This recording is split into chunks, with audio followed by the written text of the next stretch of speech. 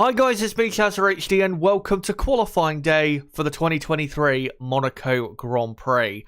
Hope you guys are all doing well on what is a very hot day in Monaco and really just Western Europe in general. And yeah, should be an exciting day, as it normally is in Monaco. Qualifying day is the main event and the highlight of the weekend. Whenever, of course, we do have a weekend in Monaco.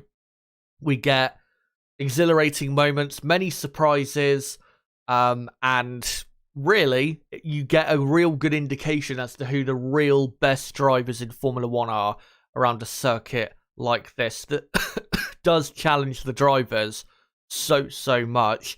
And looking at the field so far this weekend and how close it is in certain parts of the field, it's going to be a very good day today. Very exciting day as well. So yeah, it would be great, of course, if you guys could join me for plenty of stuff, of course, coming up today. We're going to be starting, of course, with practice 3, which, as you can see on the top left of your screen, gets underway in about 13 minutes from now. And then, of course, after that, we'll be then getting into, before the main event, obviously being the F1 qualifying session, we'll then be doing a watch-along for the F2 sprint race, which will be getting underway in a couple hours from now. So yeah, we'll be getting into that, watching along that and seeing how those drivers get on. Of course, there is a very close championship battle going on in Formula 2. And then once that finishes, we'll be straight away pretty much into qualifying for the Monaco Grand Prix. So yeah, that is the plan for today's stream. And I hope, no matter what time it is in your part of the world and where you're watching from, guys, hope you're all having as best today as possible, and hope that you'll be able to join me in watching along and enjoying qualifying and practice 3 and all of the stuff going on today in Monte Carlo. Now, before I get into the proper build-up for practice 3, let me just hide the timer and get into the results of practice 2, the most representative session we've had so far, to see how the pace is looking so far this weekend. So the top 10 in practice 2 was Max Verstappen in P1 with a 1 minute 12.4, about a second or 1.1 seconds slower than last year's pole position around this track, so already going pretty quick are the drivers. Charles Leclerc, who of course got pole position last year and the year before as well, he ended up just about in P2 ahead of his teammate Carlos Sainz, who of course did crash towards the end of practice 2. With Fernando Alonso in 4th, Norris in 5th, very impressive performance by Lando. With Lewis Hamilton in 6th, and then Perez 7th, Bottas 8th, Gasly 9th, and Esteban Ocon in P10. And then for the rest of the field, it is, or was, Stroll, Russell, Zhou, Magnussen, Hulkenberg, Tsunoda, De Vries, Piastri, Albon, and Logan Sargent. So, going back to these results quick, as I said in my qualifying preview last night, which, by the way, if you've not seen yet, make sure to check out before we get to qualifying itself.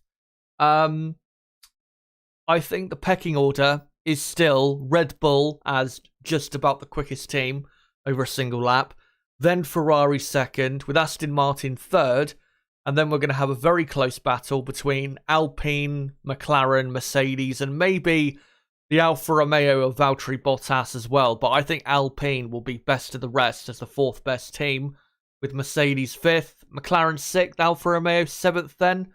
And then probably towards the back, it'll be Haas 8th, AlphaTauri 9th, and Williams in P10. That's still how I expect things to be. The things, though, I'm looking out for in this session, compared to practice 2, is can Ferrari and Aston Martin make any gains on what we saw yesterday to try and, of course, get pole position away from Red Bull? Because, of course, pole position is all that matters for the Monaco Grand Prix when it comes to winning it. And in the midfield, and you'd have to say Mercedes so far this weekend have been really in the midfield. Can Mercedes improve on what we saw yesterday, and can they pull clear of teams like Alpine and McLaren? If they can, they should get a pretty decent result today, but we'll see whether they can actually improve on what we saw yesterday. from what I heard yesterday from Mercedes, they do sound pretty happy with how the upgrade is going so far. Of course, they still need to learn quite a bit about their new car. But yeah, they seem to be pretty satisfied with how things are going. Let me just get the timer back on screen for you guys, as we've got 9 minutes now to go until practice 3 is underway. But yeah, that's really what I'm looking out for. Again, can Ferrari and Aston Martin make the gains on Red Bull to really fight and get pole position today? And with Mercedes, can they improve a bit on what we saw yesterday? Yeah, that's really all I'm looking out for. The rest of the field should pretty much stay as it is. Don't think we're going to see any massive jumps up, or jumping up in performance, rather. The only, I guess, thing to look out for from the lower part of the midfield is with Alex Albon. Of course, in practice 2, ended up 19th. He didn't do that many laps in practice 2 because had to have his car repaired after crashing in practice 1. But in practice 1, he did finish up in P10. So I'm trying to still guess with Williams as to, are they legitimately the slowest team, or are they actually quite a bit better than that? Because again, Albon did have a good first practice session. I guess we'll see today, and let's hope Williams don't have any accidents on track.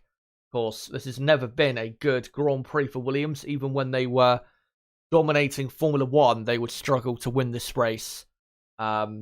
Especially in the 90s, I remember they used to struggle quite a bit here, again, despite having such a brilliant car most of the time. So, yeah, we'll see how Williams get on today, but we'll watch out to see what Alex Albon can truly do. And by the way, just want to read out quickly before we get into things, a super chat from Turbo GSR, 2 super chats from Turbo GSR, thank you very much. $5 each, these super chats. The first one says, thank you, Jazza. Any quick thoughts on the 2026 Aston Honda announcement? As I said back on Thursday, I can understand why Aston Martin are doing it, because if Honda do produce one of the best, if not the best, power unit on the grid for 2026, then they are really set up for a brilliant few years after 2026, where they'll be regularly fighting, towards the front of the field. But it is a risk, because if Honda, who have not necessarily committed, that much resources in the last couple of years to Formula 1, if Honda, coming into 2026 don't quite get it right with their, with their power unit, then they are really going to, struggle quite a bit. And the thing is, with obviously currently they're with Mercedes.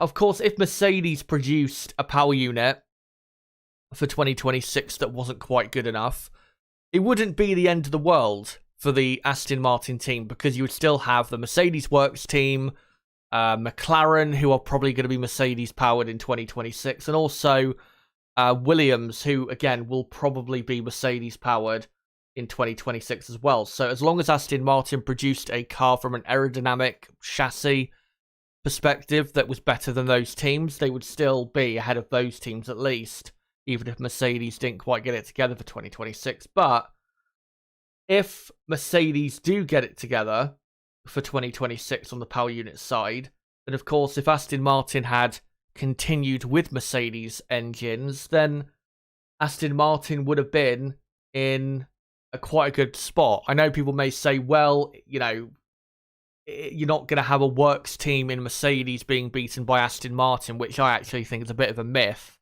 because Aston Martin, if they had the same engine, all Aston Martin would have to do at that point is just produce a better car, again, from the aero and chassis perspective, and they would be legitimately quicker, like they are at the minute.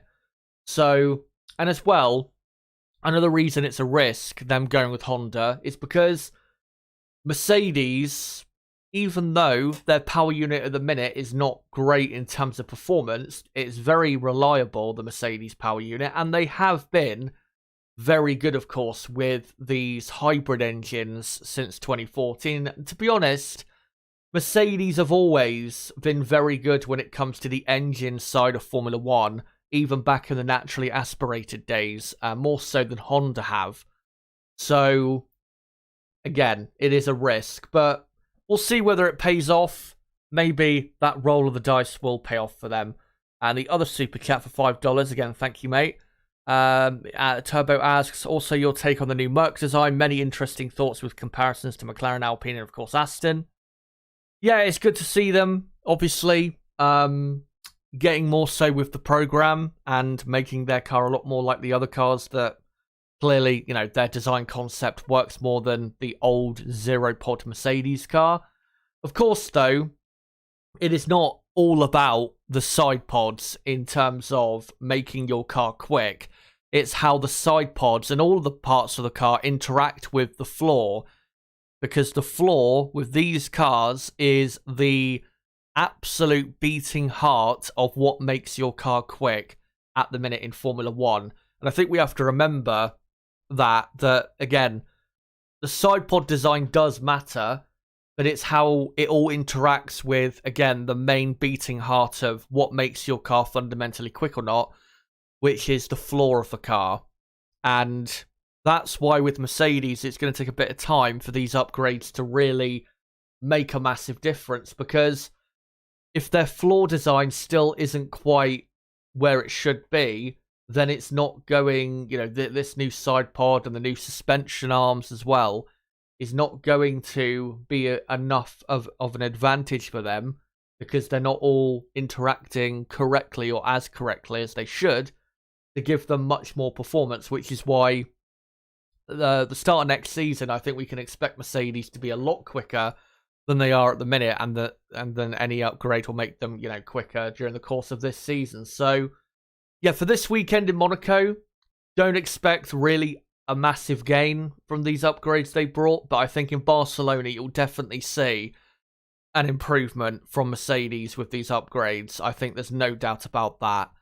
So, yeah, we'll see how they get on, of course, in Barcelona. But here in Monaco, yeah, they're really stuck in that midfield with Alpine and McLaren. But, of course, we are moments away from practice 3. Just want to say, guys, of course, don't forget to subscribe for more content like this, because, of course, I do practice 3, qualifying, and race watch-alongs for almost every Grand Prix of 2023. And of course, make sure to smash that like button. We're currently on 15 likes. Let's try and get up to, I don't know, 25, 30 likes if we can in the next, say, half an hour. That'd be good if we could. And yeah, make sure to smash that like button, of course, also because it does help the channel grow. But in a moment, I will get onto the I'll get up the graphics ready for the watch-along part of the day. I just want to read out another comment from Josiah this time, who says, I think Mercedes engines are still the way to go, considering we've seen in the past no one can upgrade an engine like Mercedes can, and when the engine freeze is lifted, I am sure they have many ideas. Yeah, I think I think I said this back in Miami when the rumours about Aston Martin and Honda came up. Mercedes is a safer bet if you were to have a deal with them rather than Honda, because Honda, they're very hit and miss compared to someone or a, you know, company like Mercedes. Anyway, let's now get into practice 3. Of course, hour-long session, and I'll sync the timer up at the 59-minute mark, as I usually do for these practice sessions. And yeah, 1 minute 12.4 was the or is the best lap time of the weekend so far. Reminder, pole position last year was a 1 minute 11.3. I would expect pole position this year to be definitely in the 1 minute 10s, maybe a mid 1 minute 10 at the absolute quickest. I think yesterday I said a low 1 minute 10, but I think realistically that's a bit too ambitious for me to say that that is a lap time that is achievable for these teams. Yeah, I think a mid 1 minute 10 is probably the absolute maximum you could see. But I put it this way, if you do a 1 minute 10 point something, you're going to be very close to pole position, if not on pole position. As Sergio Perez there in the Red Bull garage. And in his car, obviously, ready to get going. As the red light's still on and the green light will go in just a second. And there you go. Green light on and practice 3 is underway. Before we get into it, though, I'm just going to have a quick drink of water because, like I said, when I start the stream, in Western Europe at the minute, it is very hot. And it is very, very hot where I'm at. So, yeah, I'll just have a quick drink a sec.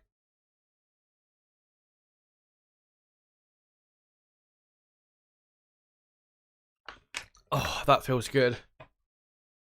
As Charles Leclerc in his special Ferrari Monaco Grand Prix overalls is about to get into his car. Of course, his home Grand Prix. Can he, this weekend, break the Leclerc curse? Sadly for his family, it's already struck this weekend because his brother, his younger brother, Arthur Leclerc, crashed in Formula 2 qualifying. I think on the exit of the final corner. So, yeah, not a great weekend so far for the Leclerc family. We'll see, though, what the main Leclerc can do. As, yeah, he's just getting belted into his Ferrari car. And I think we've already gone past the 59-minute mark, so I'm going to have to sync up the timer at a different point, I think, unfortunately. No cars, I think, on track yet.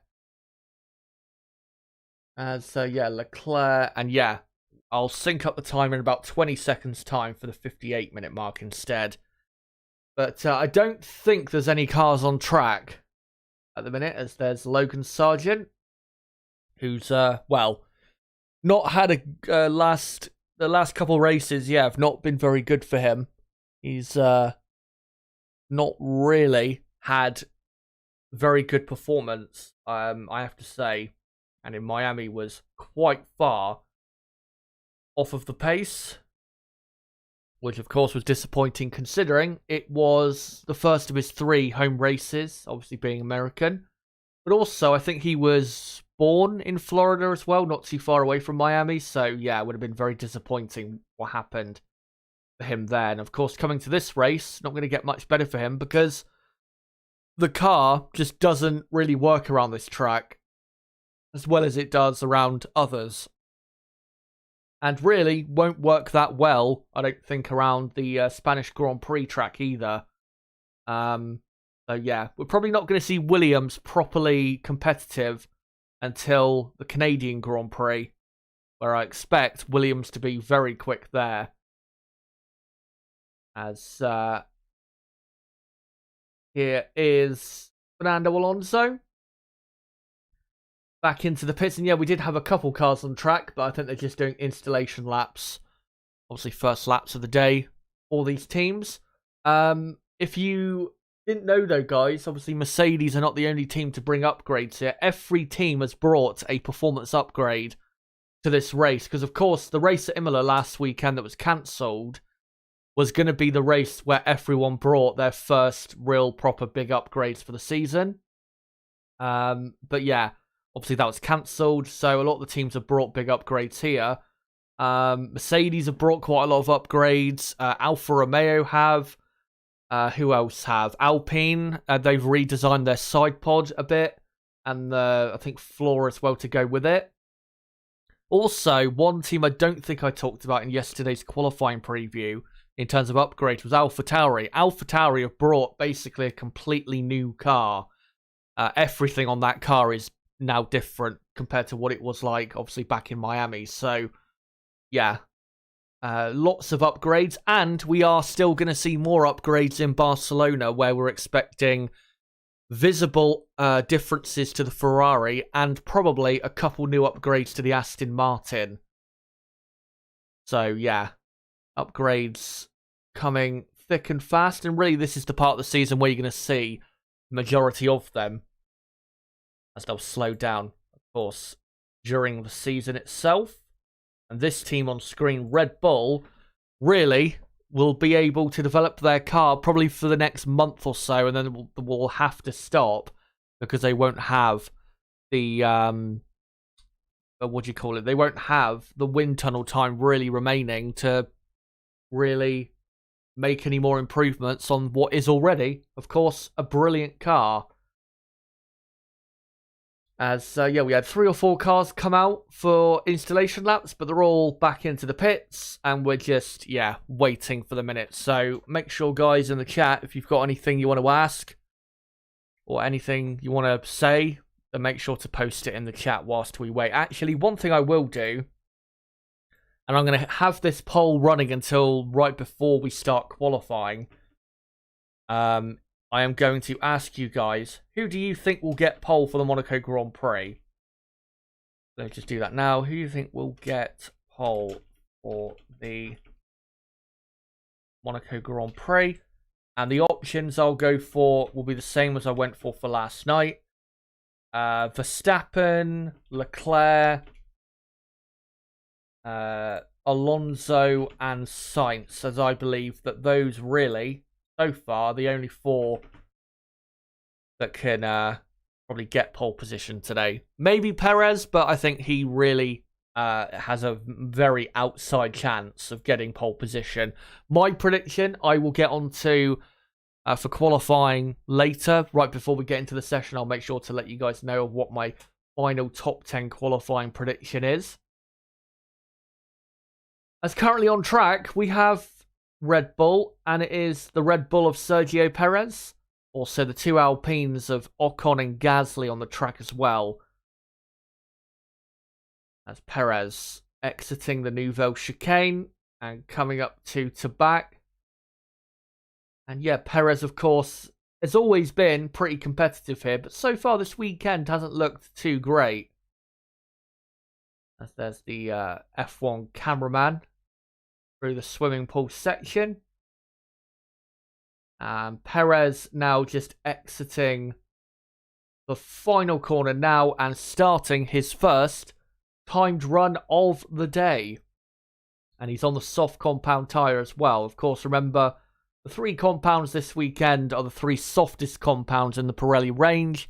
The C5, C4 and C3 compound. Normally, of course, Pirelli do bring the 3 softest compounds here because, of course, the teams only tend to do 1 pit stop. As Perez now through what used to be called the station hairpin, now it is called the Lowe's hairpin. And he's just coming into the tunnel now is Sergio Perez. As, there's a car there. An AlphaTauri, is it an AlphaTauri or an Alpine? I'm not sure. Either has stopped in the tunnel or just slowed down so much that they... and no, it is an Alpine of Esteban Ocon, who for some reason stopped in the tunnel. He's got going again, though, but he's not exactly going very quickly.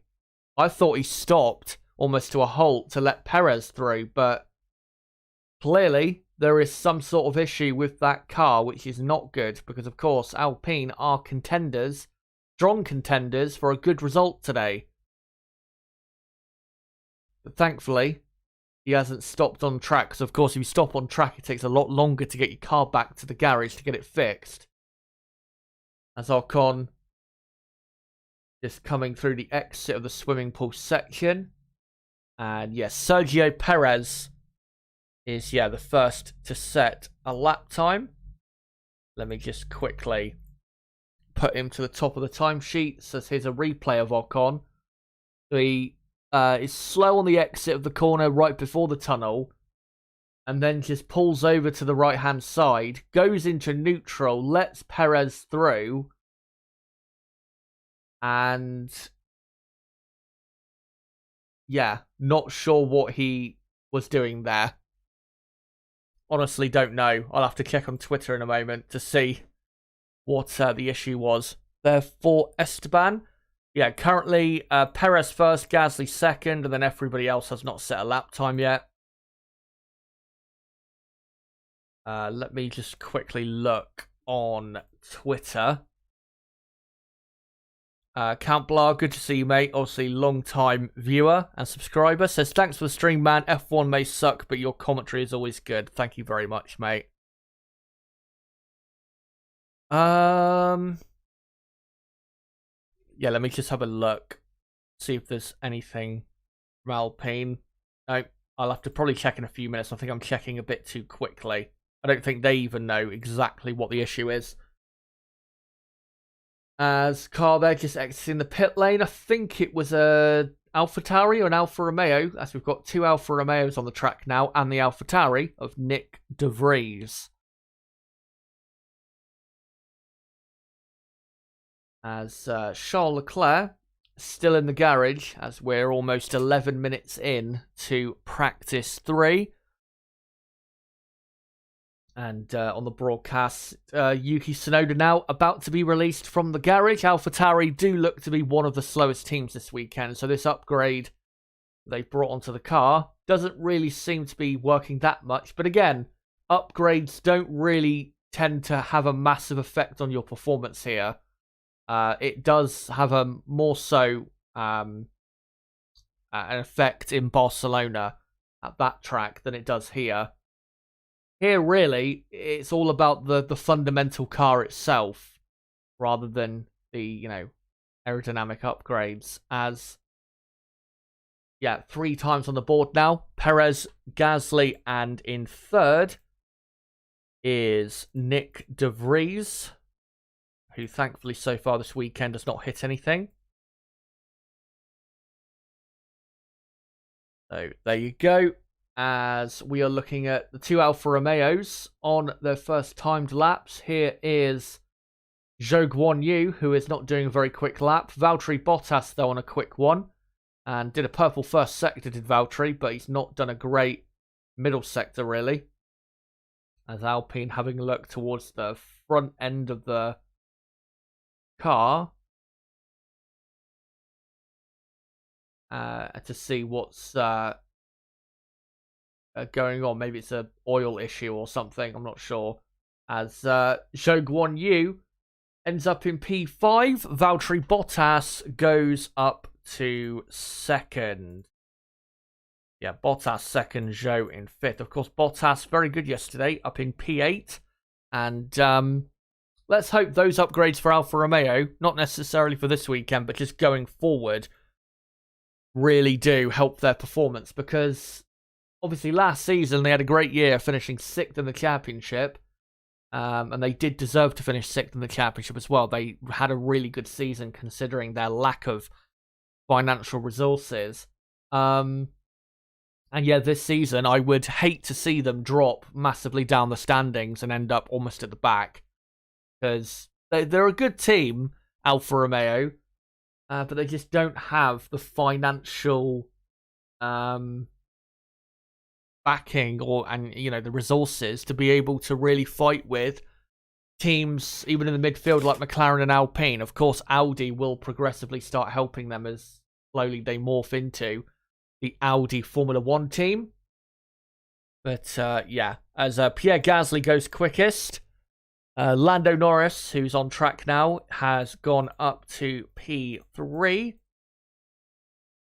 And yeah, that's all the times so far. As Sergio Perez goes back to P1, 0.6 of a second quicker than Gasly. Important to remember, though, the quickest time of this session so far is a 1:14.9, which is, 2.5 seconds slower than the best time of the weekend so far. So we're nowhere near good pace in this session. As Nico Hülkenberg for Haas F1 goes up to 5th. Lance Stroll goes up to 8th. And we've got Nick De Vries now up to P3 for AlphaTauri. And Carlos Sainz in the Ferrari up to 2nd. So let me just update that quickly. So Carlos Sainz in 2nd.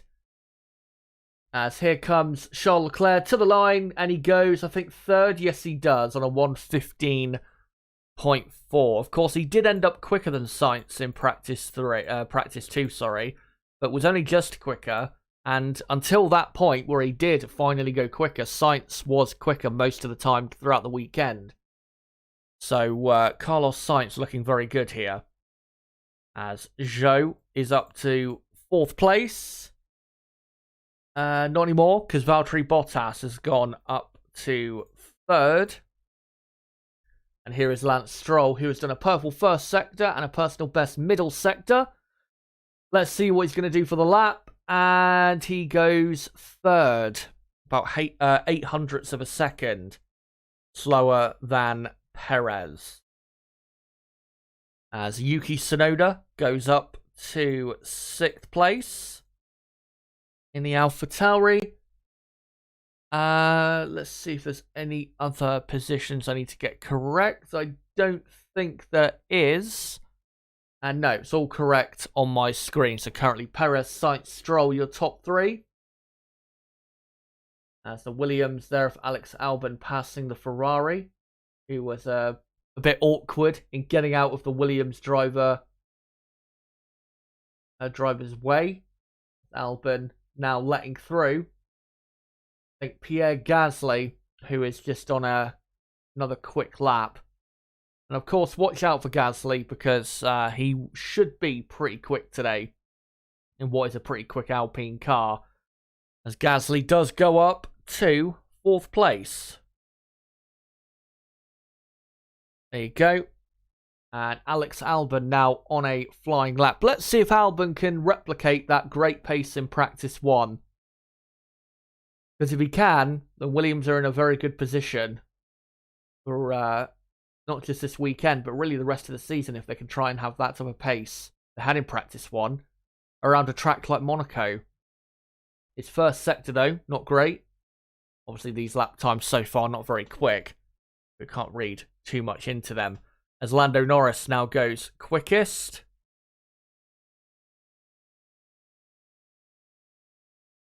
On a 1:14.9, I think. Or maybe a 1:14.8, I'm not quite sure exactly. But yeah, not that much quicker, put it that way, than Sergio Perez, as Nick De Vries goes up to 6th place. As Alex Albon is just now coming into the final corner. And let's see where Albon goes. And he goes 11th. So almost the slowest of all the drivers that have ran so far. Albon in 11th. As here comes the Monegasque himself, Charles Leclerc, who goes up to 2nd, only 6 thousandths of a second slower than Lando Norris. And the next car to come to the line, Lance Stroll, who goes quickest by a 1/10.5. Stroll has been struggling quite a bit this weekend, as Sergio Perez has done a purple first sector and is on clearly a much better lap. But yeah, we've got the top 10, Stroll, Norris, Leclerc, Perez, and then Sainz, Gasly, Hülkenberg now up in 7th, and then De Vries 8th, Bottas was in 9th, it's now Tsunoda 9th, and then Bottas in 10th, with Zhou 11th, Albon 12th, and then Magnussen in 13th, with Piastri in 14th, as Sergio Perez returns to the top of the timesheets on a 1:14.3. Again, still quite slow compared to what we saw in practice 2 yesterday. 2 seconds they are from the fastest time of the weekend. As here is Max Verstappen, who is just about to start his first flying lap. We know Verstappen normally is a driver that can come out first lap of the day and bang in immediately an amazing time. Let's see if we can do that yet again. And Red Bull car looks very good through turn 1. And now up into the Casino Square. And yeah, Red Bull car, as expected, beautifully balanced and a brilliant first sector, pretty much a third of a second quicker than his teammate Sergio Perez. As he's just coming through the final corner before the tunnel. And now into the tunnel he comes. As he just fiddles around with his brake balance before he gets to the Nouvelle chicane. There's a car just ahead of him, I think a McLaren that moves out of his way, and also an Alfa Romeo or a Ferrari that moves out of his way. And he's now half a second up on Perez after the first two sectors. So yeah, this will be immediately going into the 1:13 from not Sergio Perez, from Max Verstappen, as Lando Norris is up to second. Alonso third, I'll update that in a minute.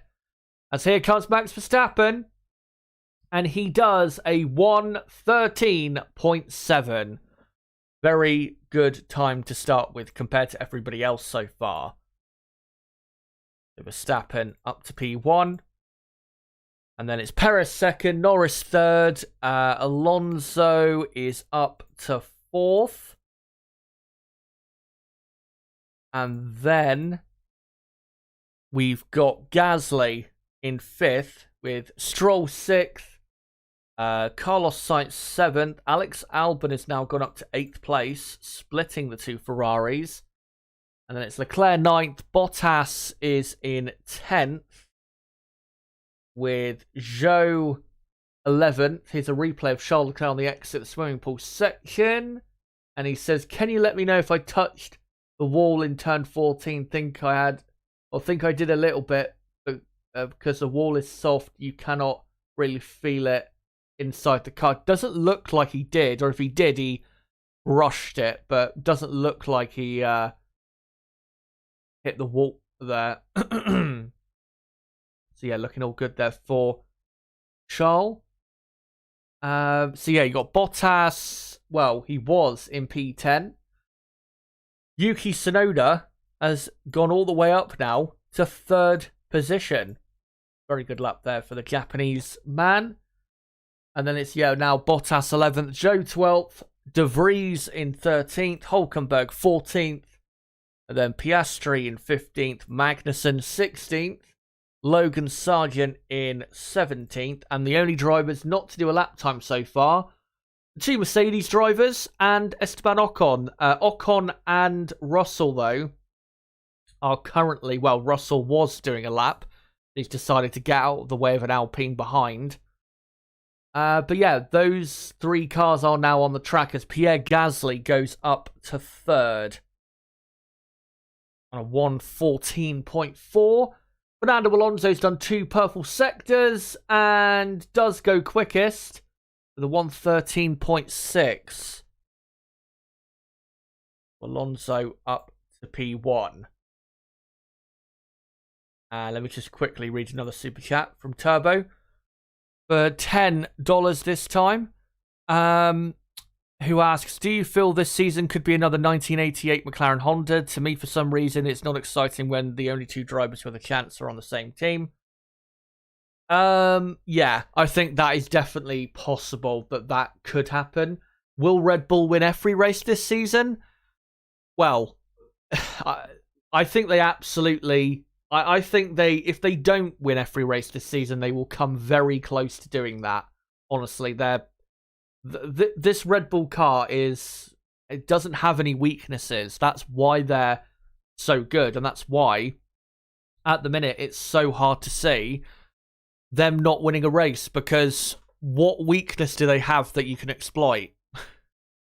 Maybe you could say in qualifying they have a slight weakness that they tend to set their car up more for the race, but they're still really quick in qualifying despite that. So, yeah, I just don't see how you can stop them at the minute.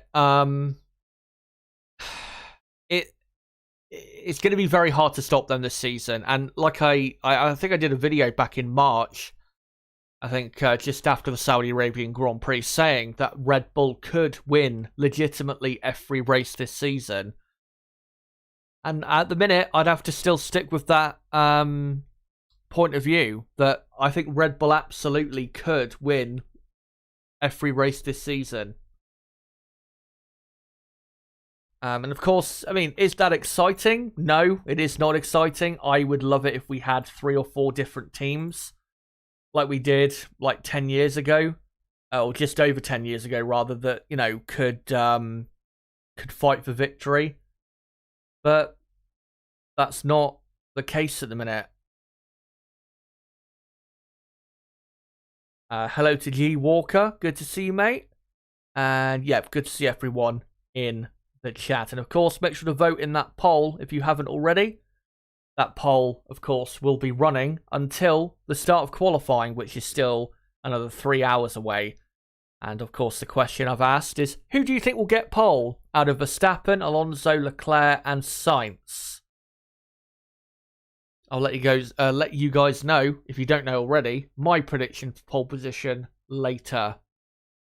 But yeah, at the minute, we've got Alonso in P1 from Max Verstappen in second, currently on an ad break on Sky. So yeah, not able to watch the on-track stuff at the minute.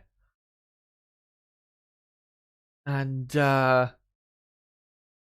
yeah, we'll see. Hopefully, much quicker lap times in the second half of practice 3, where they should really, at the very front, they should be starting to dip into the 1 minute 11s. Say a 1:11.7 or a 1:11.8, something like that.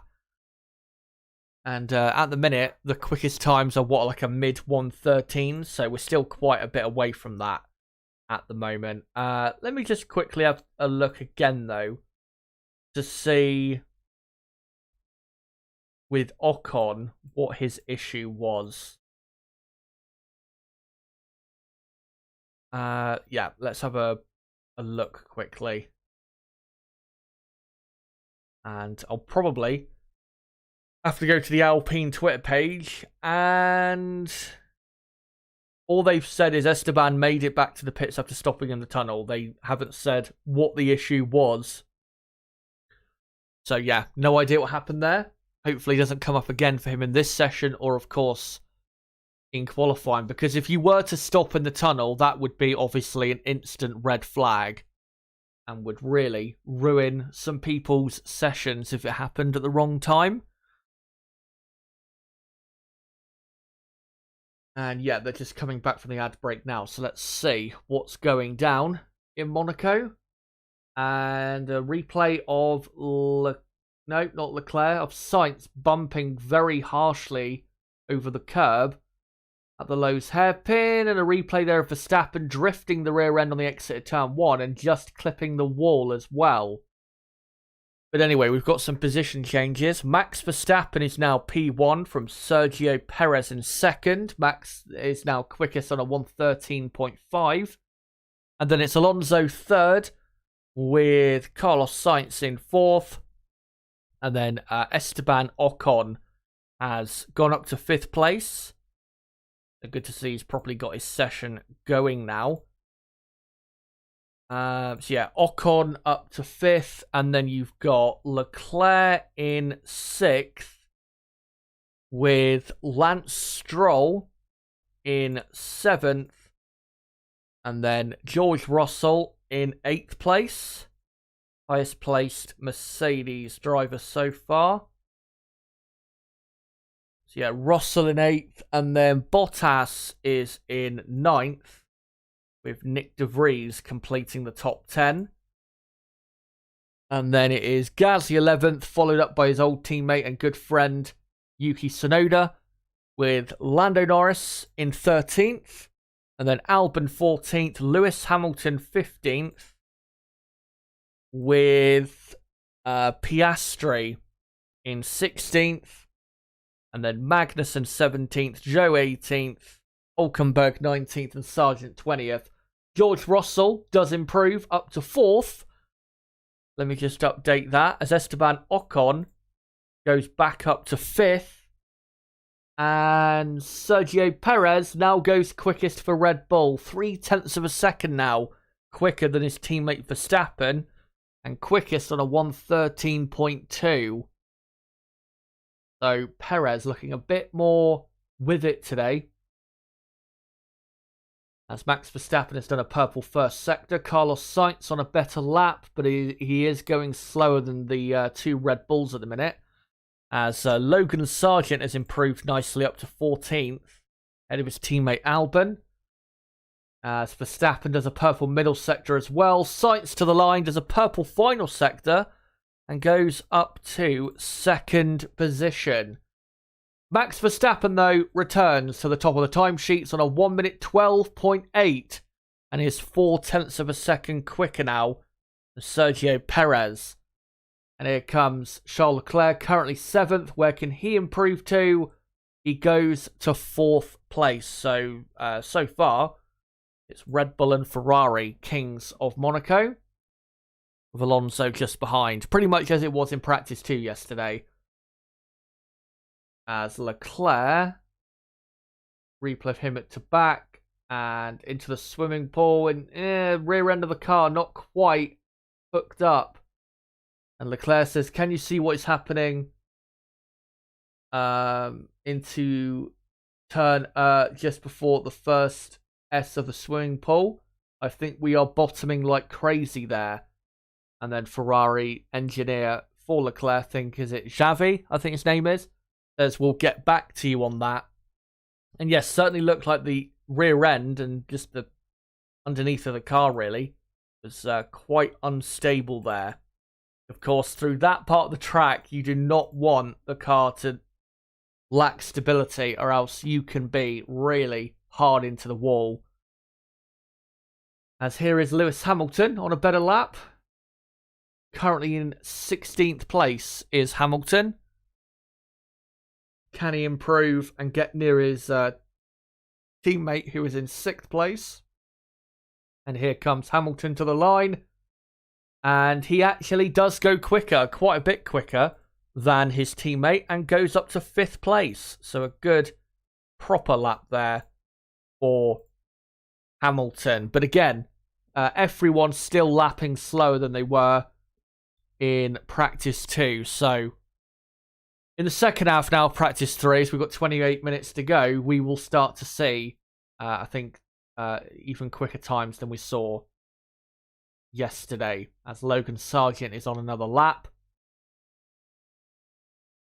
And so far for the lap, looking decent. Logan probably going to go maybe into the top 10 or just outside of the top 10. As Esteban Ocon goes up to 7th. Looking good at the minute is Esteban. As Leclerc saying we need to change the car and change something about it. I didn't quite see what he said there. Quite a long message it was. As Logan Sargent goes up to 12th position. And a good lap there from Logan. He's almost a 1/10 of a second quicker than his teammate. And it is very close in that midfield pack. As yeah, Leclerc clearly not happy with the balance of the car. They've only got a couple hours really to do the work necessary to improve on that. Good to see Nib in the chat. Says Max pole locked. Yeah, I think it is, I'm afraid. I was hoping for an Alonso pole or maybe even Ferrari, but yeah, I think from what I've seen so far this weekend, I just don't see how Red Bull and Verstappen don't get pole position. I mean, saying that, I thought he would easily get pole in Miami, and we saw what happened there. He obviously made a mistake in the early part of Q3, then the red flag came out, and it cost him quite a bit with his grid position. Still came back to win, but if that was to happen again this weekend, there is no way he would come back and win this race. So, yeah. You never know what can happen, but Red Bull looking formidable, as they're currently both on better laps again. As George Russell is up to 7th. Max Verstappen, by the way, has done a purple first sector and is just exiting the tunnel now. Perez now coming through the final corner. And Perez is probably going to stay in 2nd place with this lap. And no, he actually does a purple final sector and goes 0.5 a 10th quicker. Verstappen, though, despite not doing a personal best middle sector, is a 10th up on Perez. So still looking good is Verstappen. Yeah, car very nicely balanced on the streets of Monaco. And to the line he comes and goes back to P1 on a 1 minute 12.7. 3/4 of a tenth quicker than his teammate. And the next car back is Carlos Sainz in third, 0.6 of a second off the pace. I think it'll be a lot closer to that in qualifying, but yeah, Red Bull looking very good. As here's a replay of George Russell on the exit of the swimming pool section, now into Rascasse and touching the wall on entry. Just let his car drift a bit.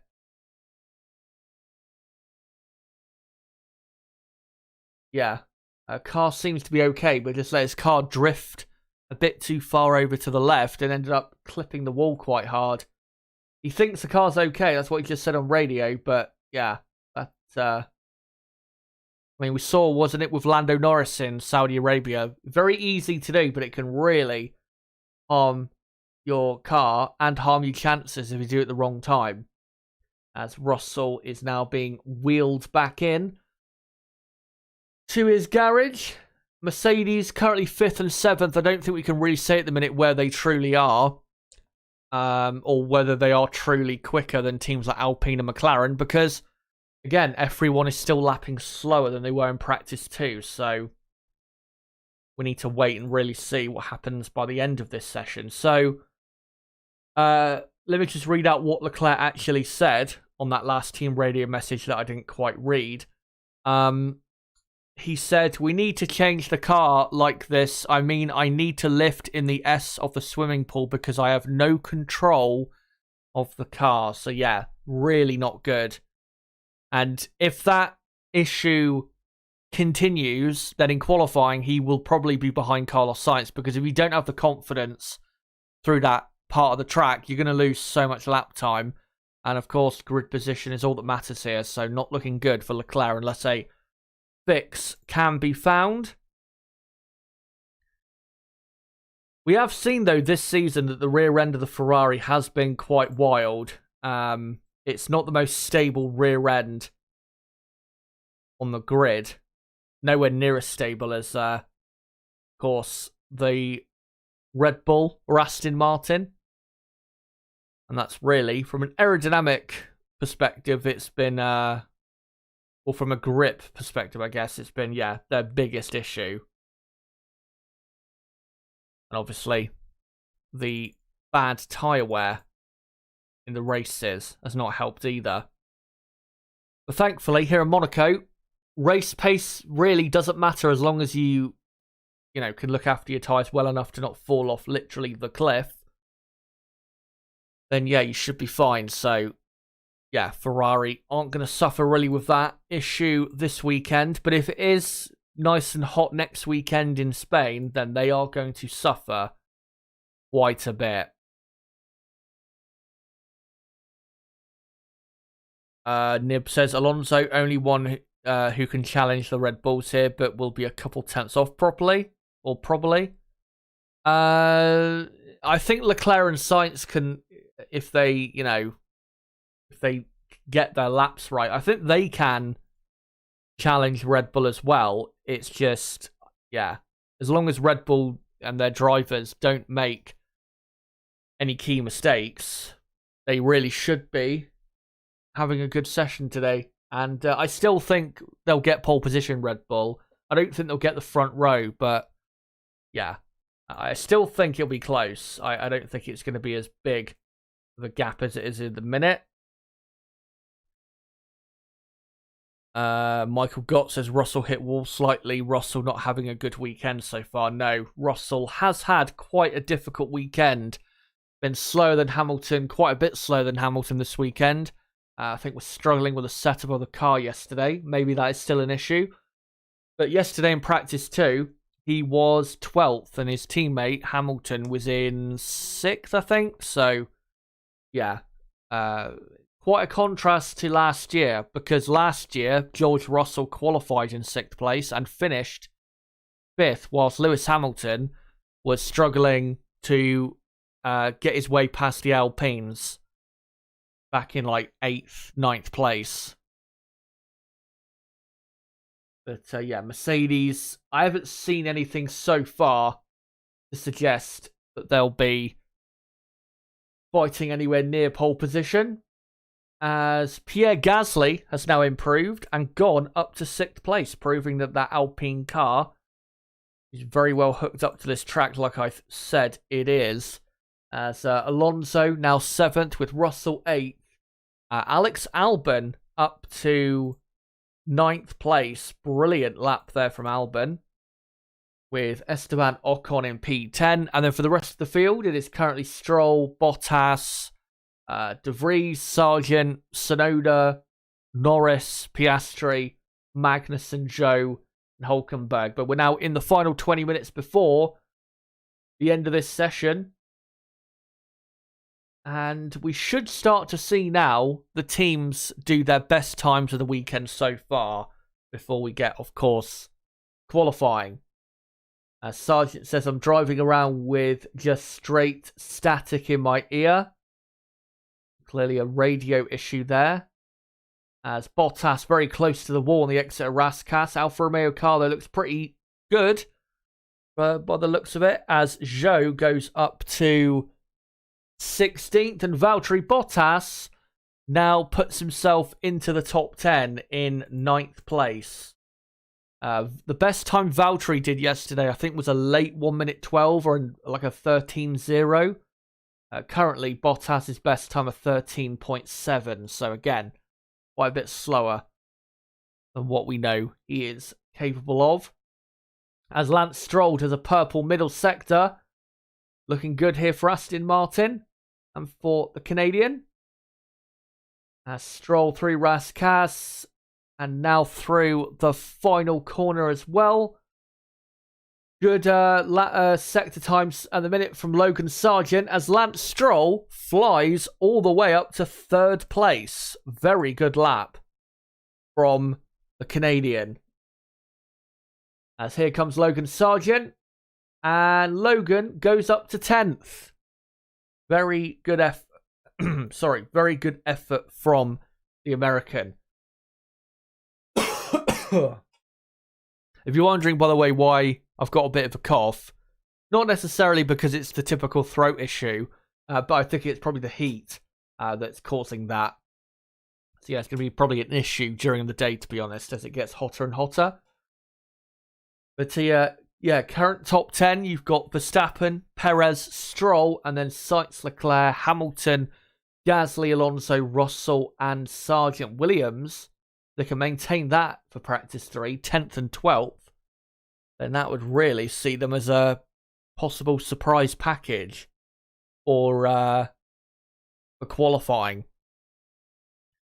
As Lando Norris starts his new flying lap in my view, very nice liveried McLaren. It's actually on my stream screen right now, and yeah, I think it looks really nice. And Lando has been, as he has always been, really, around this circuit for the last couple years, very, very good. McLaren car still not looking that great, I have to say, but Lando is doing very well. As let's see what he will do for the middle sector once he gets to that point. As Carlos Sainz has not really done a great first sector, and Lando goes deep at the chicane and backs off on his lap as Pierre Gasly now goes up to 5th place for Alpine. As here is Carlos Sainz, who is coming out of the tunnel just about now, as Zhou Guanyu improves up to 9th place for Alfa Romeo. And Nico Hulkenberg from last now goes up to 8th. So we're now starting to see those big gains of lap time that I was expecting, as Valtteri Bottas now goes up to 8th place. As Carlos Sainz, through the final corner he comes, should go back up to 3rd. And no, he doesn't. Not a good final sector, and he stays in P4. So yeah, Ferrari not looking as great at the minute, as Yuki Tsunoda improves up to 11th. As we've got Esteban Ocon, Fernando Alonso, and Kevin Magnussen, and Max Verstappen, and Sergio Perez now on an out lap. We'll see what they'll be able to do soon. Of course, Lando Norris, we should be able to see what he can do once he does a proper attempt. Here's a replay of De Vries. Exit of turn 1. I think maybe just clipping the barrier. He definitely got the rear end out of shape, and he did. And, oh, he got so close, but thankfully kept it out of the wall. But probably had to back off on that lap. As that is a close-up of a Mercedes brushing the inside wall. And, yeah, Lewis Hamilton just about brushing that inside wall of the third to last corner. As here is Fernando Alonso, currently in P10. And his best time of the weekend so far was a 1 minute 12.6, I think it was yesterday. So let's see if Alonso can improve on that and maybe get into a proper low 1 minute 12 type of range, which would see him probably go half a second quicker than the Red Bulls have so far. As Alonso passing the Red Bull, and Alonso's first sector not very good, and maybe this is a heavier fueled run for Aston Martin. We'll have to see what its middle sector is like, but yeah, first sector was not very good at all.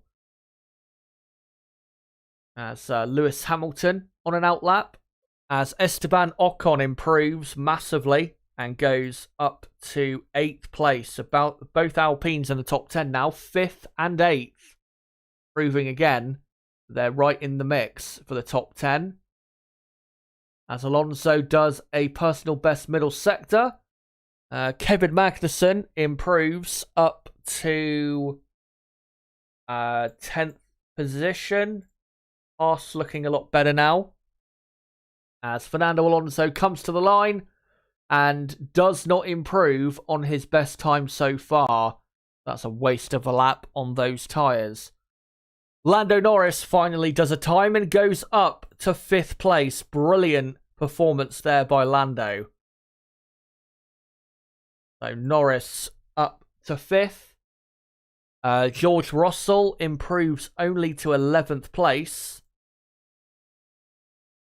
As Lewis Hamilton was on a lap and he's had to back off due to traffic. And the Red Bull behind of Perez, don't think he was on a lap either. Maybe he had to back off as well due to traffic, as there is Michael Douglas in the Aston Martin hospitality area. And here's a replay of Perez. And yeah, held up by, I think, yeah, Ferrari ahead, who just wasn't quite paying attention to what was in his mirrors. As here is Max Verstappen really flying there through the swimming pool section. He has decided to commit even harder than before, and he's done a personal best middle sector. Will it be a much better lap for the Red Bull driver? DRS opens on the pit straight. Let's see what the time is. And no, he is slightly slower. And his first and final sector, unfortunately for Verstappen, was not a personal best. So he could definitely do a better lap. As yellow flag in sector 1. And I think somebody has gone off at the first corner. And it is a Haas of Kevin Magnussen who has gone off. And yeah, just gone deep, and he's now trying to reverse his way out without obviously hitting anything. Of course, going deep at Saint-Devote is quite common. And to be honest, I'm surprised that's not happened more this weekend, because normally it is something that happens, you know, quite a bit. That's Magnussen. Now tries to get back onto the track, and, well, he's going to have to reverse again because he's not got enough steering angle to get back onto the track. And yeah, going to have to reverse again to make sure he gets back out. As a Ferrari there passing him. And can he get out without damaging his car? Yes, he can. So Magnussen, thankfully, back on the track. And he'll probably come back into the pits because I imagine those tyres will not be in a very good state anymore. And here's a replay of what Magnussen did. And yeah, I think he knew he was going to go probably a bit too wide from the apex of the first corner and decided better of it and to go down the escape road. As Fernando Alonso, I think, is maybe warming up for another attempt at a quicker lap. And he's currently in now 14th position. Well, with Lance Stroll up in third, surely Fernando can do a lot better than what Stroll has done so far. Let's see as he now climbs up to the casino square. Yellow flag in Sector 2. Who is that going to be for? Oh, it's Kevin Magnussen again, who has stopped in between. Where is that? He stopped right before the final corner, before the tunnel. And if he can't get going again, that's going to be a red flag, and that'll pretty much be session over. Maybe he can get going again. Let's see. As virtual safety car has been deployed. And I think we're just going to wait to see if Magnussen can actually get the car going. Maybe he just needs to fiddle around with the settings to be able to get drive again. But Magnussen doesn't look like he knows how to get this car going again. He's looking around kind of thinking, well, session over. And yeah, Magnussen now getting out of the car. So will this be a red flag or will they just keep it as a virtual safety car? To be honest, they may as well just keep it as a virtual safety car because his car is not really in a dangerous place. It's off the racing line and it's right next to an area where they can, I think, lift the car out of the way. Of course, the Monaco marshals are very good at getting rid of cars very quickly. And that's what they're trying to do at the minute, as we've got 7.5 minutes to go. But from what we've seen so far in this session, and obviously this is the final practice session before qualifying, my opinion really is no different in terms of who I think are the favourites for pole and what the pecking order probably is for qualifying. I still think it's Red Bull quickest and then Ferrari second, Aston Martin third with, Alpine,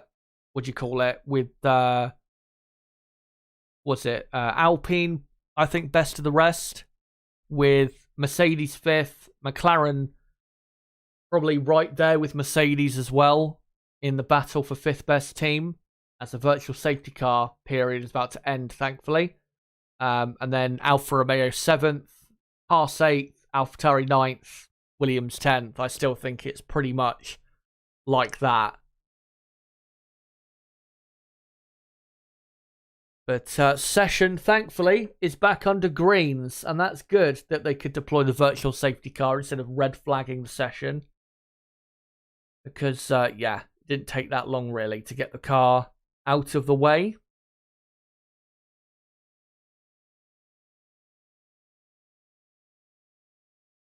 And yeah, can't see anything on Twitter at the minute in regards to any news or news as to why Magnussen stopped. As we are looking at a Williams getting out of the way of a Mercedes of Lewis Hamilton that was going. Oh, and I thought Hamilton's rear end was a bit all over the place through Mirabeau, and he's gone into the barriers. Lewis Hamilton, right where he crashed in 2009, has put it in the barriers. Has he broken his suspension? Looks like he has, and it is a red flag. Not a good time to be having a crash. And yeah, Lewis is trying to get the car out, but it looks like it's stuck in the barrier. And I thought when Lewis went through that corner of, I think it's Mirabeau, it's, turn 5, I think it is.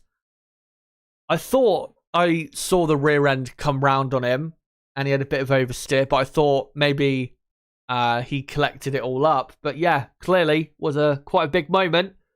And now he's in the barriers, and I think it's probably best he gets out of that car. I don't think there's anything more he can do. And let's see. So yeah, passes the Williams, turns in, rear end comes round, corrects it, and then puts it in the wall. And most likely, that car is now broken in terms of the suspension. So I don't think it's the best idea for him to drive that back to the pits. And a shame for Hamilton, because he was having a good weekend. He's been consistently ahead of Russell. Mercedes are still not looking good, really, with their car, but he's looking, this weekend he's looked better than what we've seen, say, other weekends. And, yeah, unfortunately, goes and does that. And Lewis Hamilton now gets out of his car. And, yeah, his session is over. And now the marshals will try to get that car out of the way. But the session is basically over now. Because by the time they get that car free from the barrier and get it the other side of the track, the session will have timed out and be over. Yeah, that is practice 3 over. And let's go through the final finishing order of third practice. Max Verstappen has ended up quickest from Sergio Perez second. Lance Stroll ends up third with Sainz fourth, Norris fifth, Gasly sixth, and then Leclerc seventh, Hamilton 8th, Ocon 9th, and Bottas 10th, with Russell 11th, Magnussen 12th, Hulkenberg 13th, Alonso 14th, Tsunoda 15th, Joe 16th, Logan Sargent 17th, Albon 18th, Piastri 19th, and Nick De Vries last. So as the session is basically over, one thing I want to do before we move on to the next topic, I guess, for this stream today, as let me just rename the stream to Qualifying Watchalong now, as we're, pretty much done with practice. One thing I do want to do is show on screen the gaps between all of the cars, which I sometimes do whilst I've got time. So let me just quickly do that for you guys. So, of course, the FIA now letting people know the session will not be resumed. So Max Verstappen ends the session quickest on a 1 minute 12.776. Again, that is not the quickest time of the weekend so far. The best time of the weekend was Verstappen yesterday, who went 0.3 of a second quicker than that. So yeah, they can go quite a bit quicker, no doubt about it. Sergio Perez just behind and looking a lot better for Red Bull than he looked in practice 2 yesterday. And then Lance Stroll up in third. Difficult to say if Aston Martin have made any improvements, because they haven't done a time as good as their best time from practice 2. And what do you call it? And with Alonso, of course, he didn't do, Alonso, a proper good lap towards the end. So, yeah, hard to say whether they've made the improvements necessary to be able to get pole position today. But at the minute, I would say Aston Martin looking more like the third best team here in Monaco. And then you've got Sainz in the Ferrari. I think Ferrari will close the gap to what you call it. I think they will close the gap. The Red Bull, I don't think they're going to be 0.6 of a second off in qualifying. I think that would be quite extreme if it was, that type of gap. So, yeah, if you're a Ferrari fan, don't be expecting Red Bull to absolutely obliterate, because I think the gap will come down a bit from what we've seen in practice 3, as the session now officially is over. Let me just do all of the gaps quickly. For some reason, on the live timing, Lewis Hamilton and Kevin Magnussen's time, their gap behind Verstappen is not showing for some reason. I don't know why that is. Because even though they're out of the session, they should still be showing, what their gaps are. But, in the midfield, Alpine and McLaren looking pretty competitive. Lando Norris driving very well for McLaren. Still think Alpine look really good. But, Lando Norris obviously getting the absolute maximum out of that McLaren. And, of course, maximum out of himself. And, Gasly looking good. Leclerc, big issues for him with the handling of his car and really the floor area or the rear end of the car. Clearly is having issues with keeping the car stable at high speed. And of course, Lewis Hamilton ending the session quite poorly. Still don't think Mercedes look very good here. And for me, Mercedes are a midfield team still this weekend. There is, I don't think, really any doubt about that. They're not really on the level of the top 3 teams for Red Bull, Ferrari, and Aston Martin. So let me just do the rest of the gaps quick. And just doing the last, just doing the last, I think, 3 drivers here. And then I'll get it up on the screen.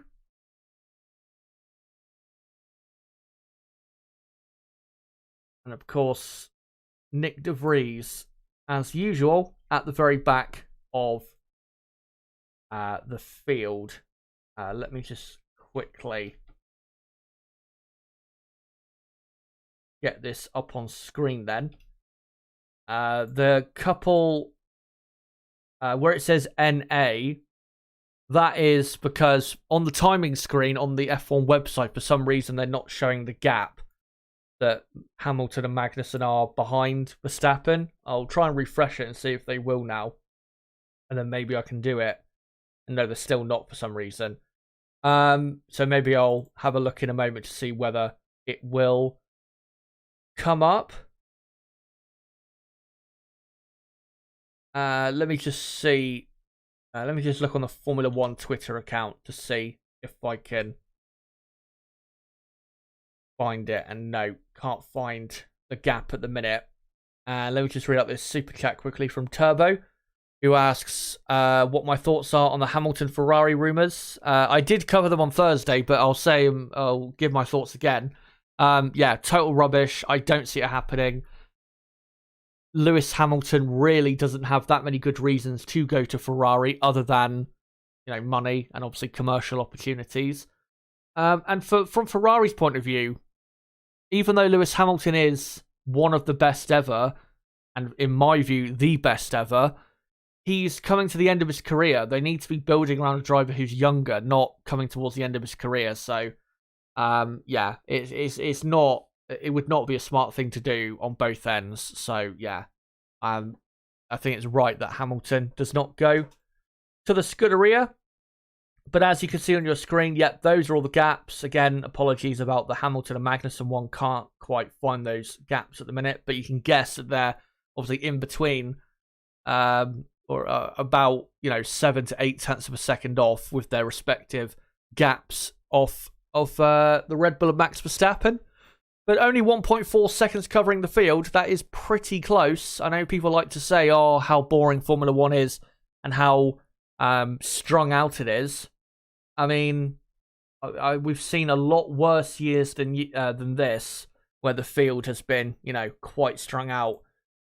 But one thing I can do quickly is actually update the gap for Magnussen and Hamilton. So Hamilton 0.710 of a second off, and for Magnussen he is 0.848 of a second off. So those are all the gaps in practice 3, and yeah, Red Bull looking good.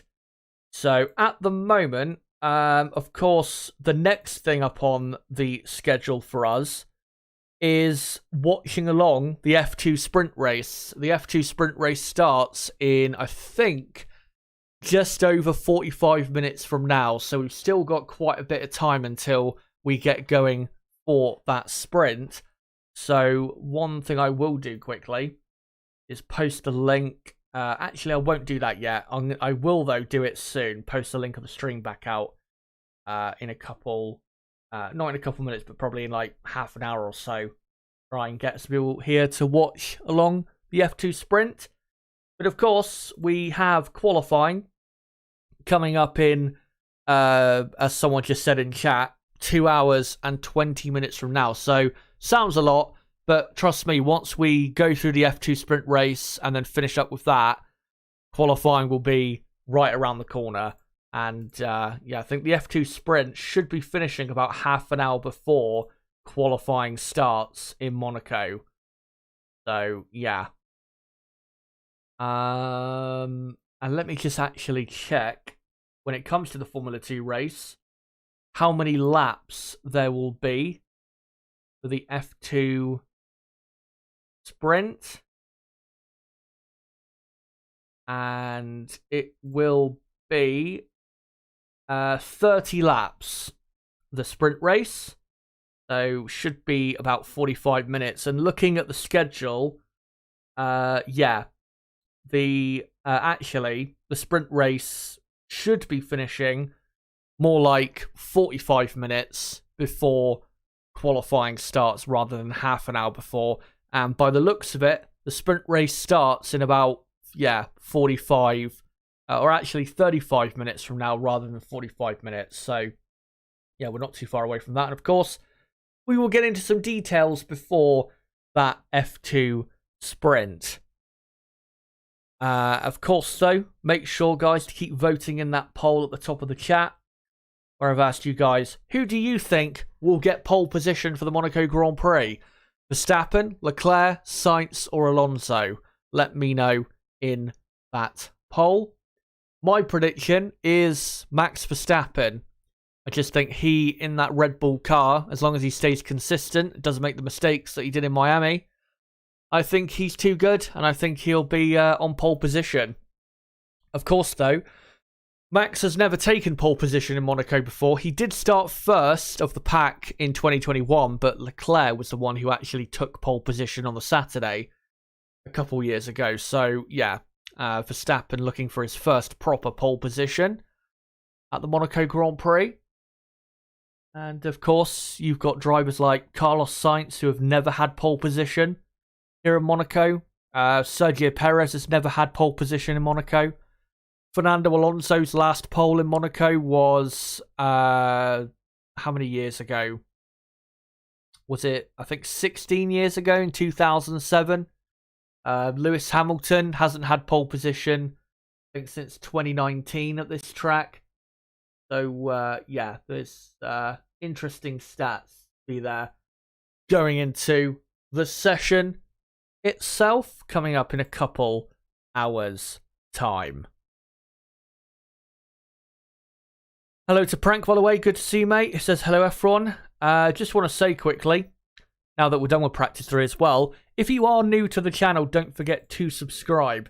for more content like this, because we do practice 3 qualifying and race watch-alongs for almost every Grand Prix in 2023. And of course, if you want to keep up to date with all the action going on, then this is the place to be. And don't forget as well to smash the like button, because of course that does help the channel grow. We are currently on 42 likes. Let's try and get up to like 50, 55 likes if we can by the time we get going with the F2 sprint race. Right, let's have a look to see what you guys are saying in the chat before we get properly previewing the F2 sprint itself. And actually, I think I will go back to these pictures and let me just change this text until F1 sprint or F2 sprint starts, and we've got what 34 minutes, I think, until the F2 sprint. So there you go. Not too long to go until we're underway for Formula 2. And we've got a bit of a mixed up grid for the Formula 2 race. And of course, I know it's hard to pass in Monaco, but the F2 cars are a lot more, it's easier to overtake in those cars. Plus, with the way strategy works sometimes in F2, you never know what can happen when it comes to that either. But before I actually read out your comments in the chat, let me just quickly have a drink and clear my throat, because yeah, very hot where I am, and yeah, throat seizing up quite a bit. You'll be back in just a second.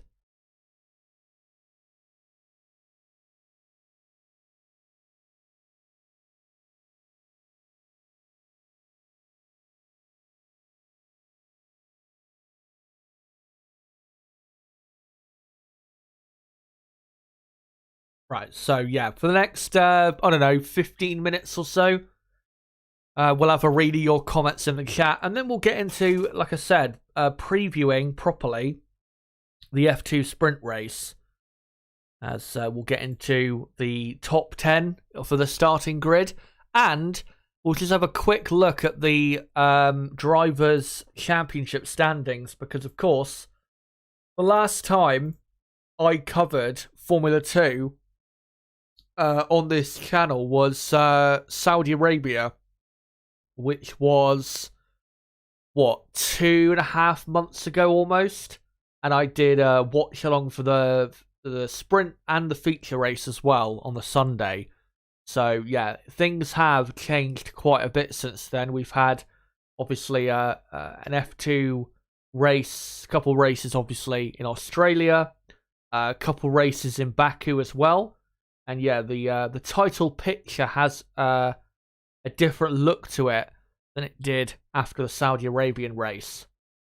And I am pleased to say that, yeah, from now on until, the Italian Grand Prix, obviously there's a big gap between the Italian Grand Prix and the Abu Dhabi Grand Prix, which is the final 2 races on the F2 calendar. But from now, the Monaco Grand Prix until the Italian Grand Prix, I will be covering F2 regularly, obviously, when it is on.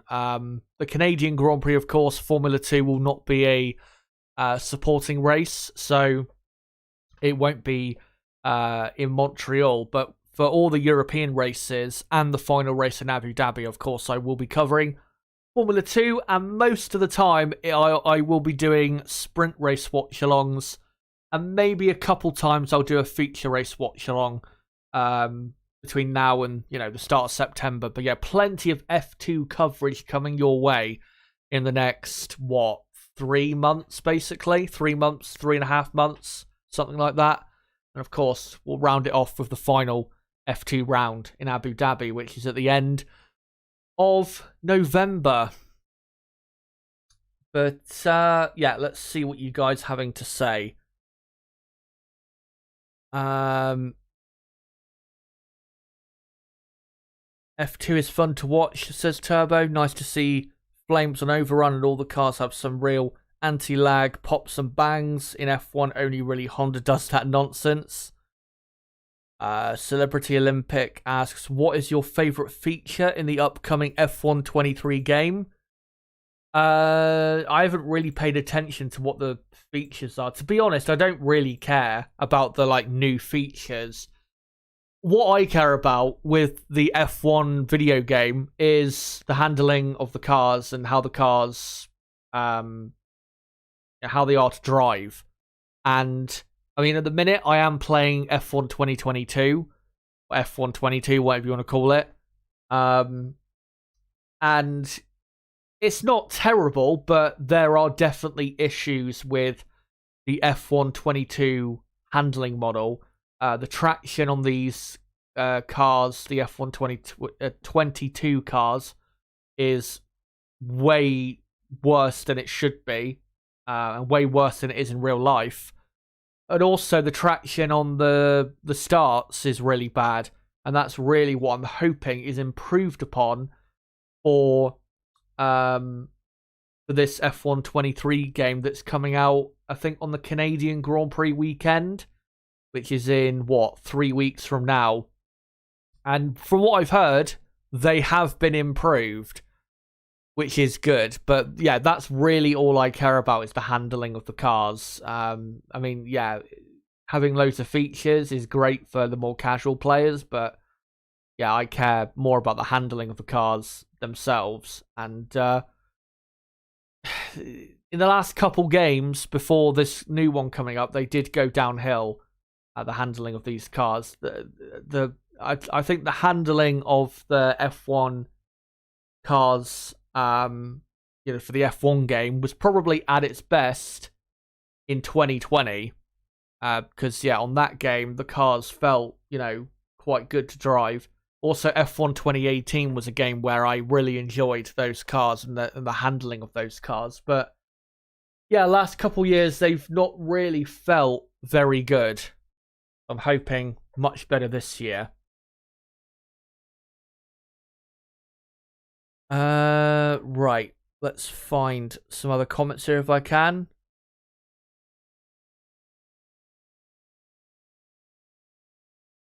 Labgura says, all the best, guys. I've liked, and I'm going off to cut the grass right now. That gives more joy than anything Ferrari does. Thank you, Chazza. No problem.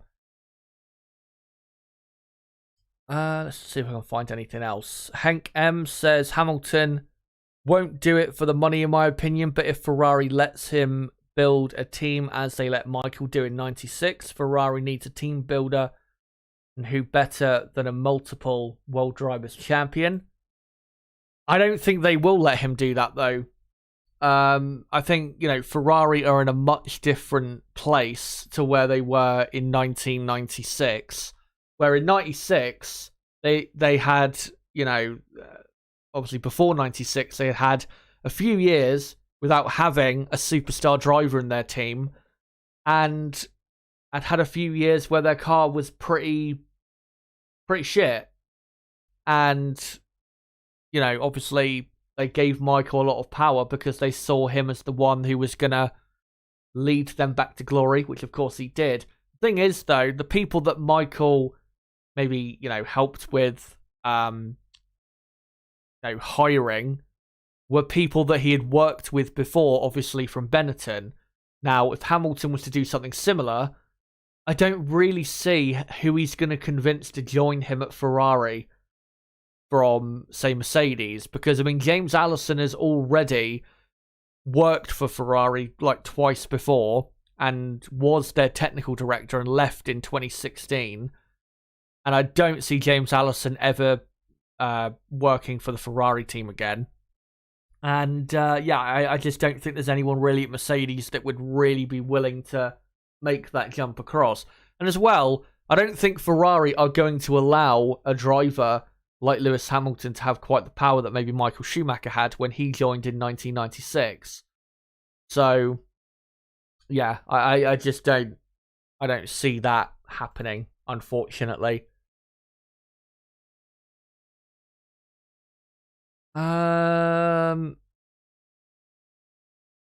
Let's Let's see if I can find some more comments here before we get cracking into obviously the F2 sprint race. Will F1 Gaming says Hamilton is not that good at Monaco, to be honest. Yeah, he's very inconsistent with his results. Obviously, last year finished 8th. 2021, he finished in 7th and had a really shit weekend where he had no pace at all. And yeah, he's only won this race 3 times and has never really dominated this race. 2008 and 2016, he won those races in the wet, and those wins were definitely not certain wins. He really had to fight for those wins. And then 2019, it was all looking nice and comfortable. And then Mercedes put him on too soft a compound, obviously, for the second and final stint of the race. And he was under massive pressure then from Max Verstappen for the rest of the race. And almost had a race-ending collision with Verstappen towards the end. So, yeah. It's never been a great place for Hamilton.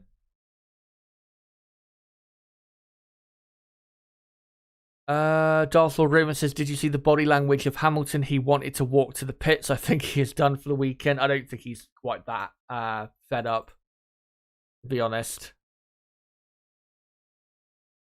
Michael Gott says, do we feel F1 drivers should have an age shelf life and be forced to retire to promote younger drivers quicker?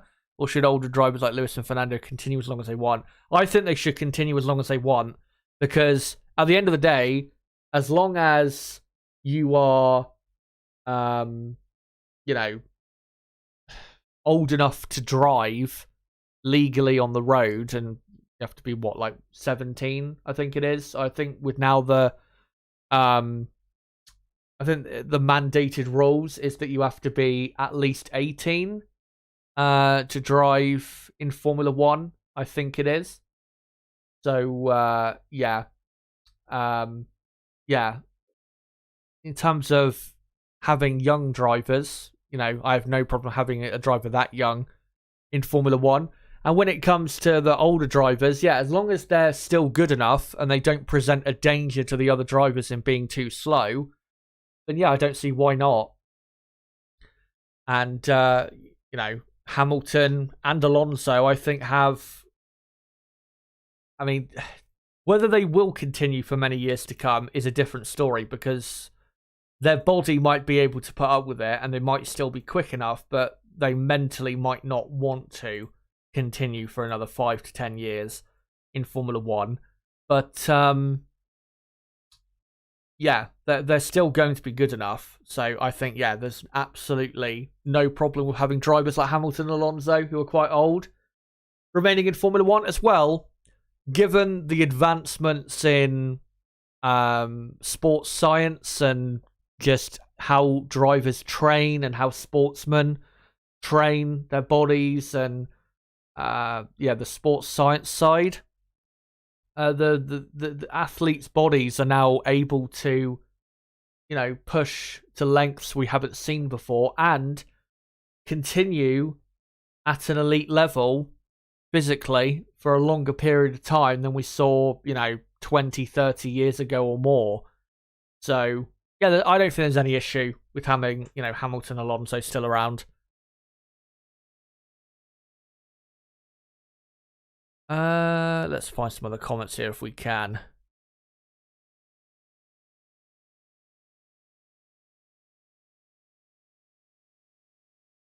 Hank M says Ferrari now is a mess and Vassar is hiring personnel. Yeah, there is currently some ongoings with Ferrari hiring personnel, and at the minute they are trying to acquire some technical people from the Red Bull team. Not anyone like really high up. Obviously, anyone like Adrian Newey or the technical director at Red Bull, who is called Pierre. I can't pronounce his last name.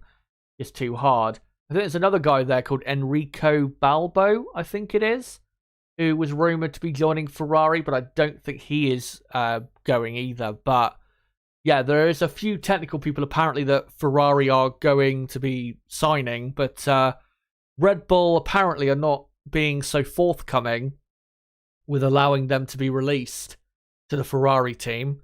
And because of that, Ferrari are now threatening to not allow Laurent Mekies, their current sporting director, to join AlphaTauri as the new team boss for 2024, which that deal has been in place, I think, for a couple months now. But at the minute, Ferrari are, trying to play games on that because Red Bull playing games with them. So yeah, we'll see how that all goes down. Carson Engler says, if you look back in the 60s and 70s, it wasn't uncommon for drivers to be driving in their 40s and even 50s. Yeah. I mean, look at Juan Manuel Fangio. Fangio was, how old was he in the 1950s? Let me just have a look. I know he was quite old. Yeah, he was born in 1911. So during the 1950s, he would have been 40 years old. 40 plus, obviously. So it's really not an issue. And obviously we had Jack Brabham, who he raced in Formula One until like 1970, I think it was, and he was in his 40s.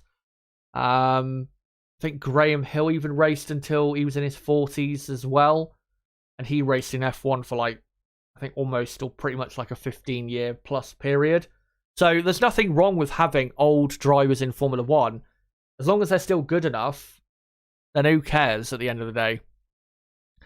Anyway, before we get on to any more comments, I'm just going to quickly post the link of the stream back out in a couple places, and then we'll get going with previewing this F2 sprint race coming up. So just give me a second, guys. So join us here to watch along the F2 sprint race in Monaco. And I'll just quickly post it out on Twitter as well. And then, yeah, we'll get into what the top 10 starting grid is and the championship standings. Which are, well, all over the place, really.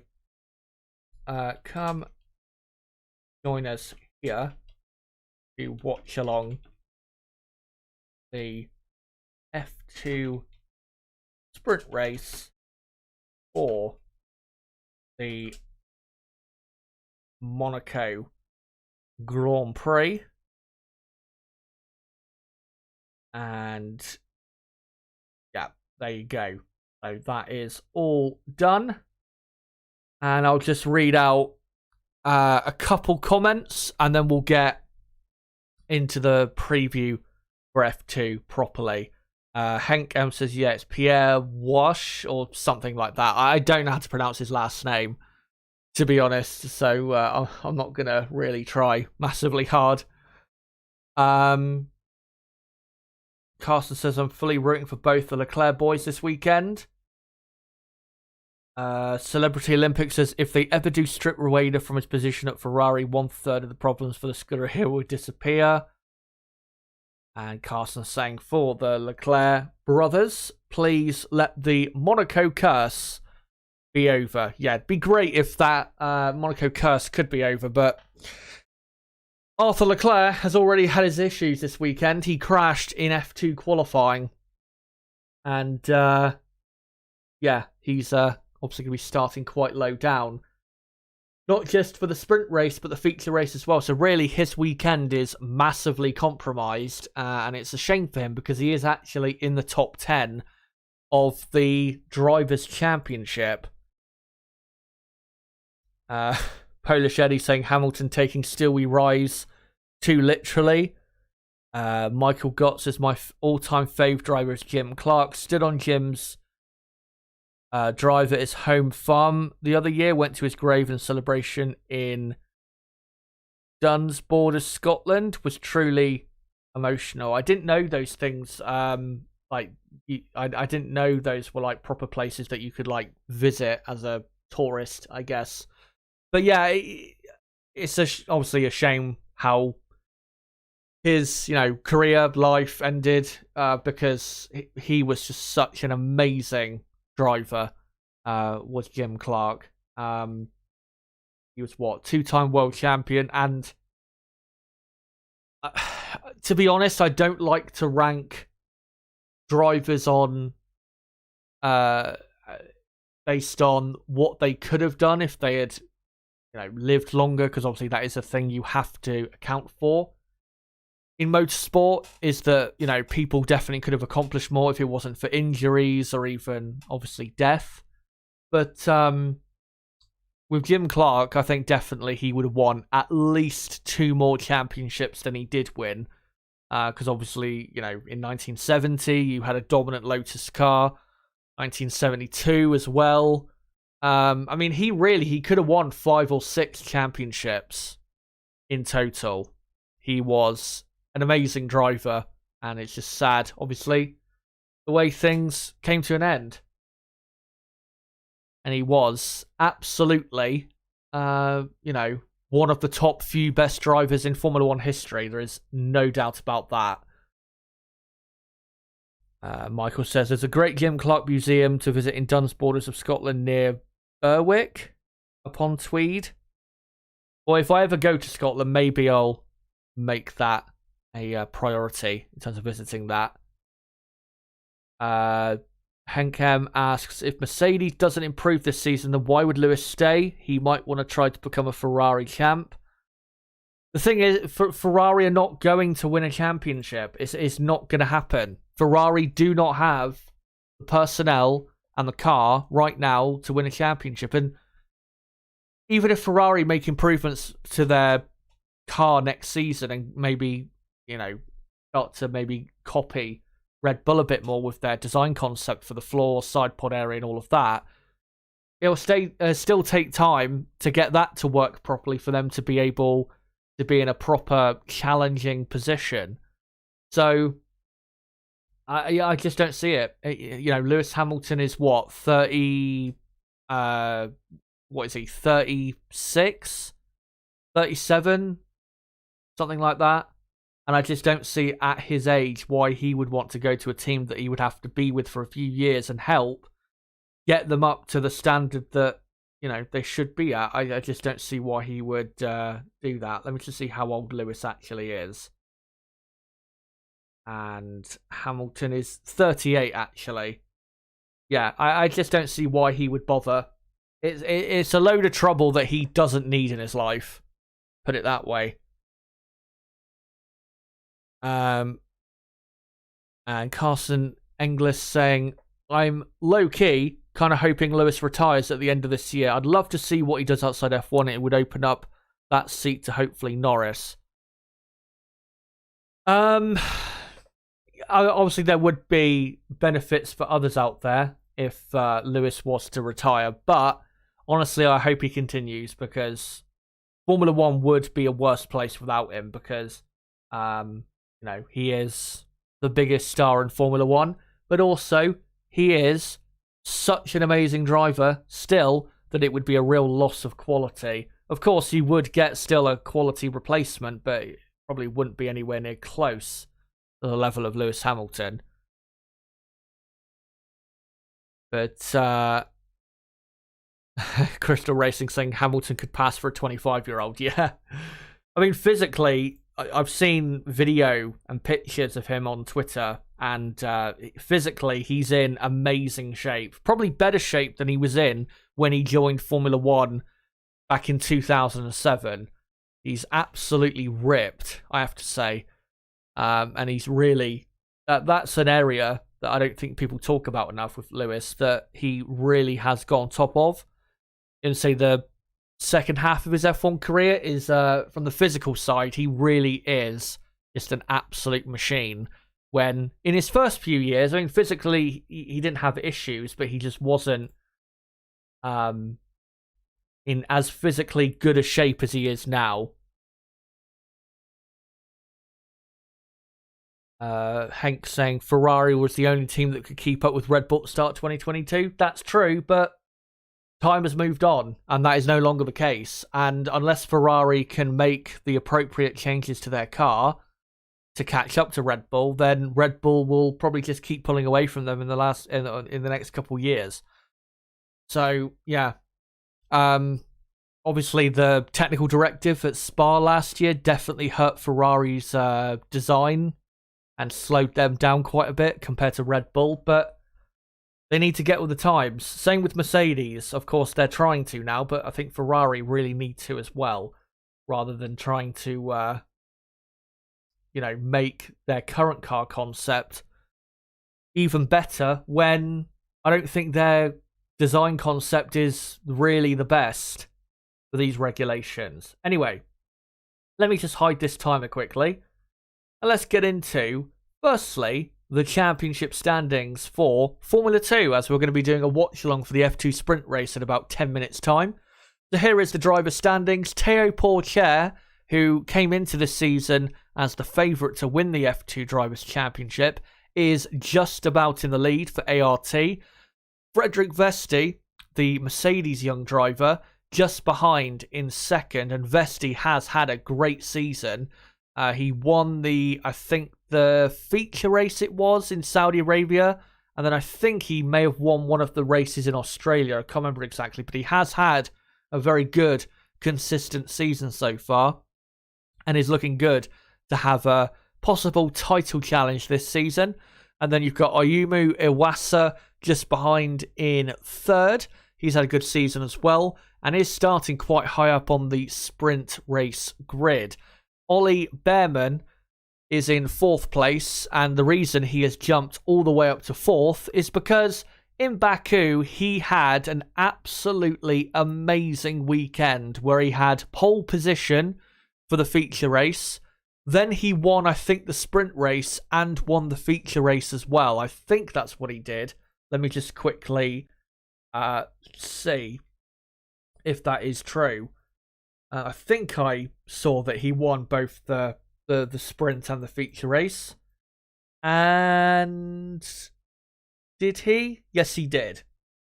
So yeah, he got pole position and won the sprint and feature race and collected in total, I think, over 40 points in the in the Baku weekend, and it's took him from almost at the bottom of the championship right up into the top four now.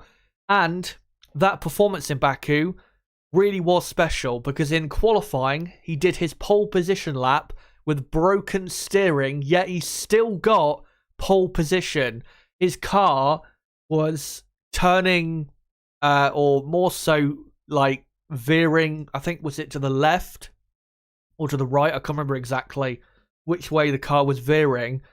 But yeah, he was having to wrestle with that and obviously, drive the car around the corners and still got pole position. A truly impressive effort from the very young Brit. I think he's only 17 years old and is part of the Ferrari Driver Academy, and definitely is a shout for a Haas or an Alfa Romeo drive, possibly in the next 2 to 3 years.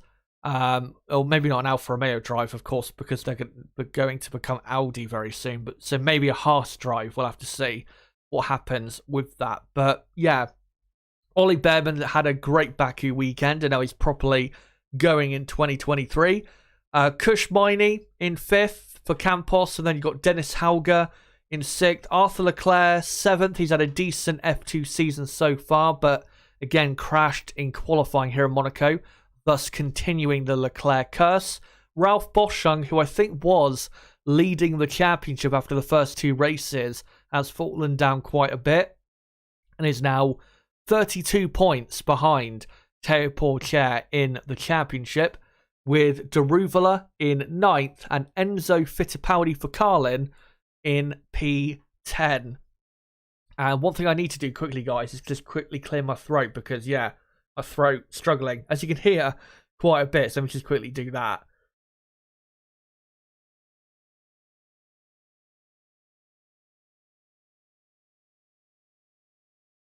Right, and now that hopefully is dealt with for a second, let's now go on to your starting top 10 for the F2 sprint race. So Hadjar in the high-tech will start on pole position. Iwasa will be on the front row in second, with Deruvala third. Jack Crawford will be in fourth, with Richard Verschoor in fifth.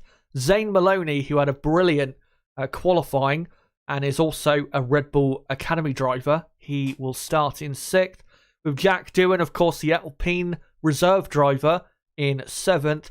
Terry Pourchaire will start in eighth, with Victor Martins, who has had a very poor season so far. Of course, Victor won the F3 Championship last season and is one of the higher prospects in the Alpine Academy. So yeah, very poor season so far. He's down in like 15th or 16th in the F2 standings and has to have this weekend a big weekend to properly get his season going, because he does have the potential, I think, to win the F2 Championship this season. And Frederick Vesti will be starting in P10. And Vesti did actually get pole position for the feature race on Sunday. And of course, that is why the top 10 is completely reversed, as it always is for the F2 sprint race. So, oh no, won't go back to that. I'll go back to this just for a second. And I'll just quickly get the countdown going again, as we've got about 4 minutes to go now until the sprint race gets going.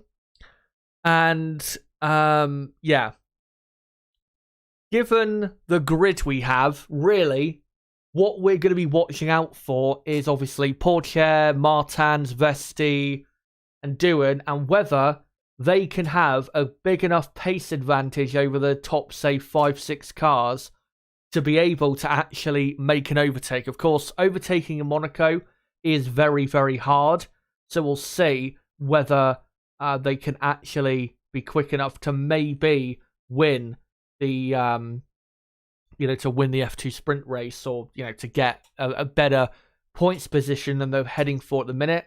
And of course, with it being a 30 lap race, even though they don't have to pit in the sprint, strategy is still important, because the tyres, especially in this heat, are not exactly going to be coping absolutely fine, and it will be still an issue. So yeah, much things to look out for in this F2 sprint race, which is just about to get underway in a few moments' time. And I think we'll come away from this and now get to this part. Let me just get rid of that and get up the, or actually, I won't get up for the minute, the F2 running order, because I will be honest, I don't actually know what the starting grid is outside the top 10. So, yeah, we'll see in a moment, of course, what it is. And let me just quickly fiddle around with the text here. And there you go. So, yeah, 30 lap F2 sprint. And I'll go to these pictures of some of the F2 cars so far this weekend in Monaco. And so they're just going through the F1 intro and showing some of the areas of the circuit, where, of course, there has been some exciting moments in the past. And I can see, by the way, we are currently on 91 likes. Thank you very much for that, guys. Let's try, and by the end of the F2 sprint, get up to 100. That'd be great if we could. And yeah, on the broadcast right now, we're looking at Isaac Hadjar, who is on pole position and is part, I think, of the Red Bull Driver Academy. And there is Ayumu Iwasa, who is second on the grid. And yeah, when I can, I will get the running order up. And they're now going through what the starting grid is. So I will just get that ready for you guys in just a second. Just need to see the drivers outside the top 10, and then I'll be able to flash it up on screen. And of course, I have to manually type the names in to certain positions. So please bear with me, of course, during the F2 sprint. And so you've got Cordial in 11th, and then Miney in 12th. 13th is Juan Manuel Correa, with Fittipaldi in 14th, and then it's Novalak in 15th, with Ollie Behrman in 16th, and then didn't quite see who was in 17th, 18th, 19th, and 20th. So I have to do that in a second, but let me just do the top 10, and then I'll just get it on screen for you guys. Yeah, Hadjar on pole, Iwasa second, and then what was it again?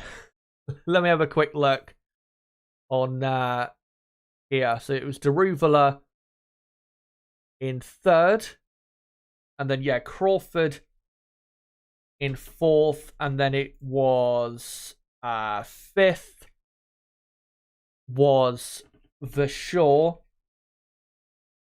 with Maloney in sixth, and then seventh was Doohan, with Pourchaire in 8th, Martins 9th, and Vesti in 10th. And I'll just quickly get that on the screen as the formation lap is going to begin in about 3 or 4 minutes' time. So a slight delay for the start of action here. So let me just get this on screen.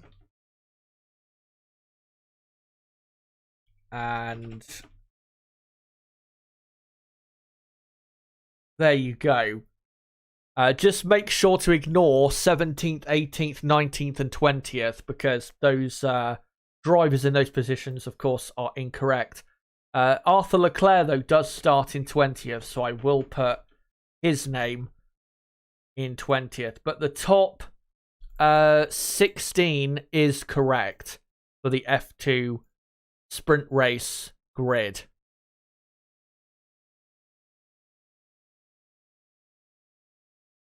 As people looking out their windows to watch the F2 race, of course, F2 is normally one of those really exciting things you can watch on a Grand Prix weekend.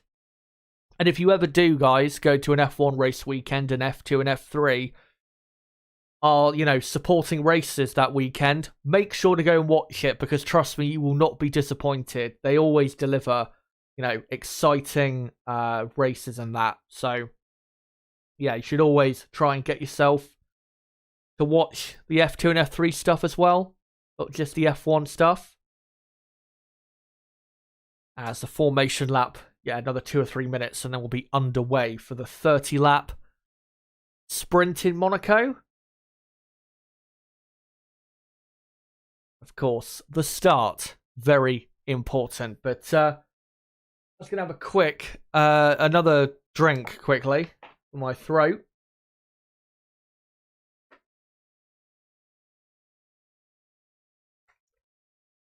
And another couple minutes, and then we'll be properly underway for the sprint. Before we get into it, though, let me just have a look to see what you guys are having to say in the chat.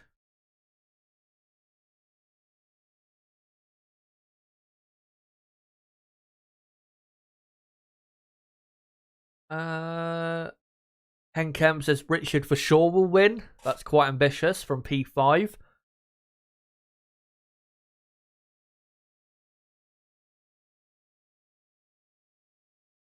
Let's see if I can find any other comments. A couple people asking, when does qualifying start? Qualifying starts in 1 hour and 40 minutes from now. And once we get through this F2 sprint race, then we'll be getting straight into building up to qualifying.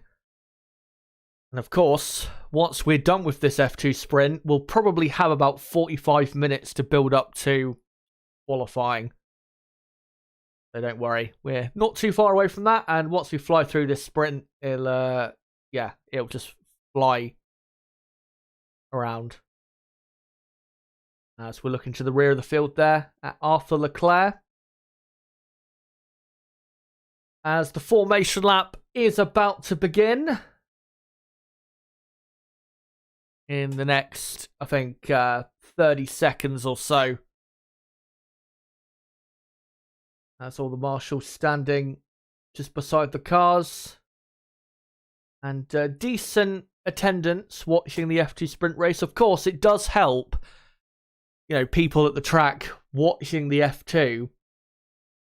It does help their attendance when it takes place in between practice 3 and qualifying. The old Formula 2 or GP2 format, I remember like 10 years ago, you would have the feature race on the Saturday and then the sprint race would be on the Sunday morning. The feature race, though, would not take place in between practice 3 and qualifying. The feature race would always take place right after the conclusion of qualifying. So, yeah, it's actually better this way. As Formation Lap has started, guys. Got underway about, 15, 20 seconds ago. And the front of the field just completing the first sector now. The man on screen, you can see on my stream, is Teo Pourchaire.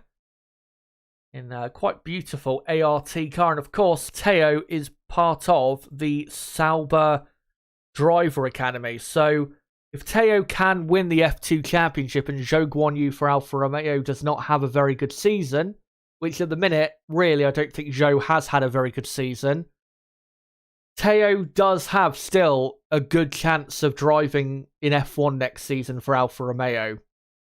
And to be honest, if Teo does win the championship and Zhou continues to have a pretty underwhelming season, which I think he has had, then I think that's absolutely the right decision, replacing Zhou with Pourchaire, because I think Pourchaire is absolutely better than Zhou Guanyu.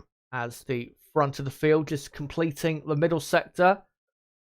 And now coming into the final sector of the lap. And yeah, we'll be underway probably in the next, minute or so. As the MP Motorsport car there just going through. There is, I think, Zane Maloney.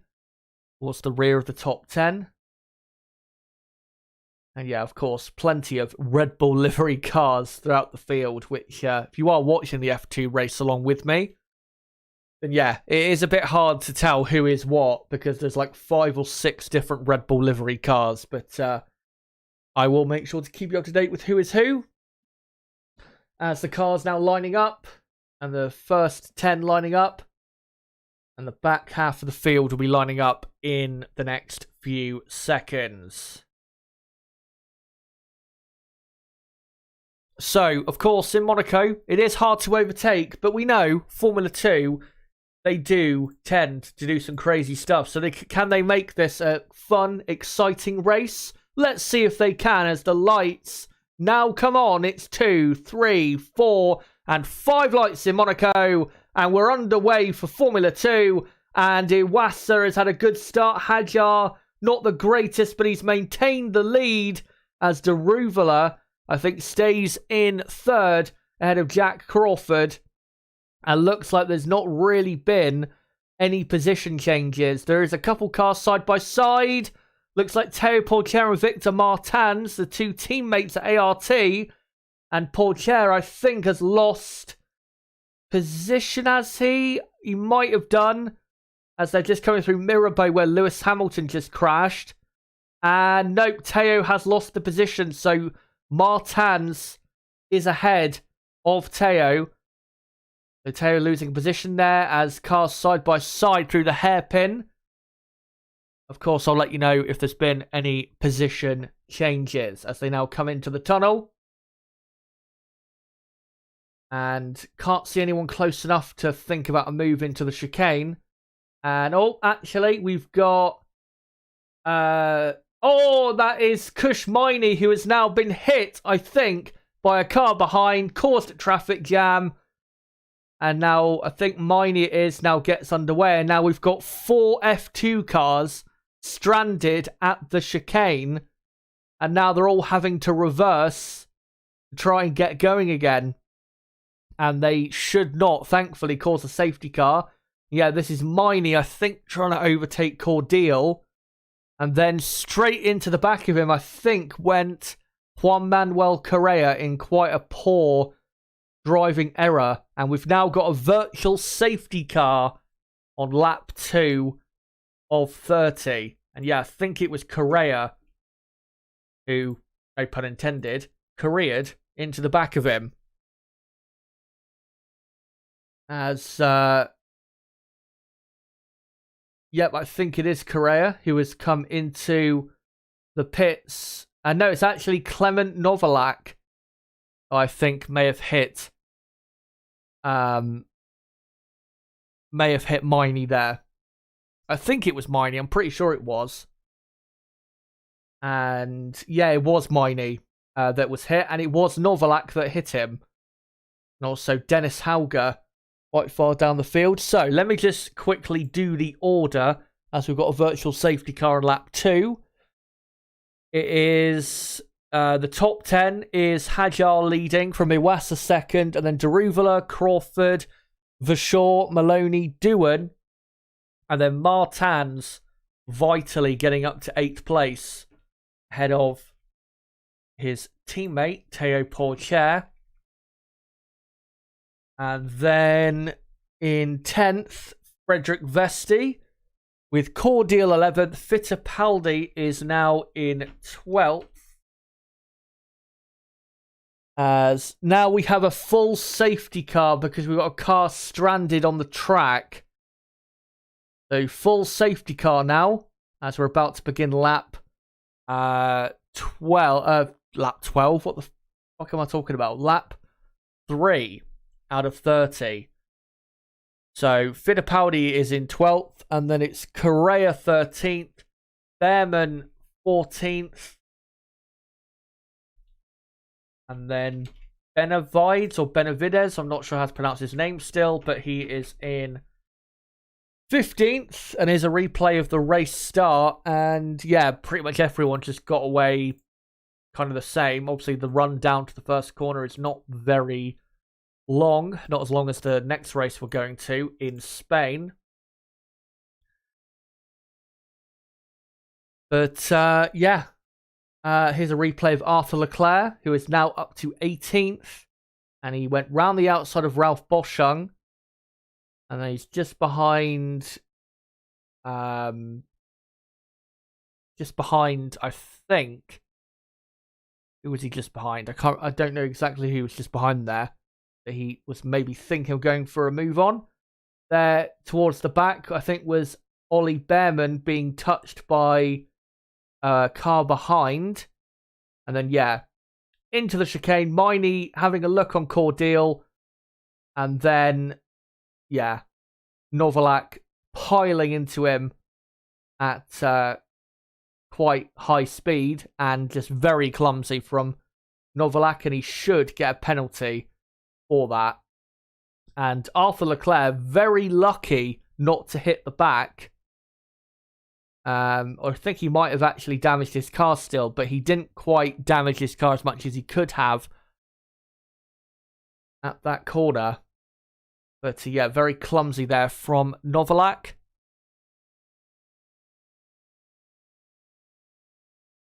And yeah, just slow-mo of that incident as we're about to begin lap 4.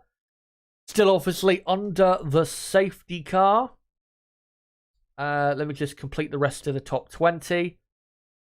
It's Stanek in 16th, and then 17th you have Miney with Leclerc in 18th, and then Novalak in 19th, and then I'm not sure who is in 20th place at the minute. going to assume it's Hauger because I saw he was towards the rear of the field. So, yeah. Leclerc 18th, Novalak 19th, and then it should be either Hauger or Ralph Boschung in 20th place. I will let you know who exactly is in 20th once I see official confirmation, as we're on lap 4 now out of 30, still behind the safety car. And let's see as they come down to the chicane whether the car that was stranded on the track is able to be cleared or not. As they're just coming down to the chicane now. And safety car will not be coming in at the end of this lap because it would have already said in this lap by this point of the circuit. And, well, I can't see whether they have cleared it or not. I think they have now. Because I can't see the marshals on track. So I think they have got rid of it. But, yeah, safety car will still be necessary for another lap as they lead the cars to start lap 5. And, yeah, hopefully, end of this lap, we will get underway for some proper racing. And, yeah, still can't see who is actually in 20th place. So I'll just leave it as Hauger for now. Until, again, I am proven wrong. That's a safety car just flying through the Casino Square section. Along with the rest of the field. And nothing so far about the safety car being in this lap.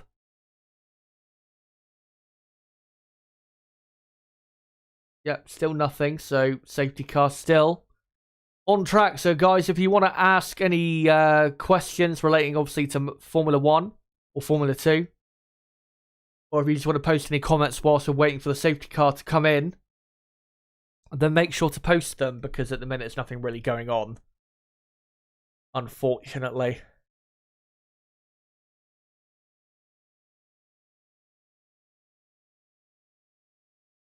Crystal Racing, why do they do reverse grids based on qualifying? I think it's just a way to mix up the... and now, thankfully, they're not going straight on at the chicane anymore, so that car is officially cleared. And the safety car is now coming in at the end of this lap. Very late, that call, to bring the safety car in, as they're already in the final sector. So yeah, very late call there by the, FIA race director. As Isaac Hadjar weaving around, of course, no overtaking until the start-finish line.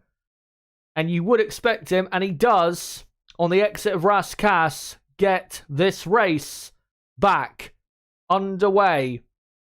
And we are back underway for the F2 sprint race in Monaco. And it is now lap 6 out of 30. So still plenty of laps to go.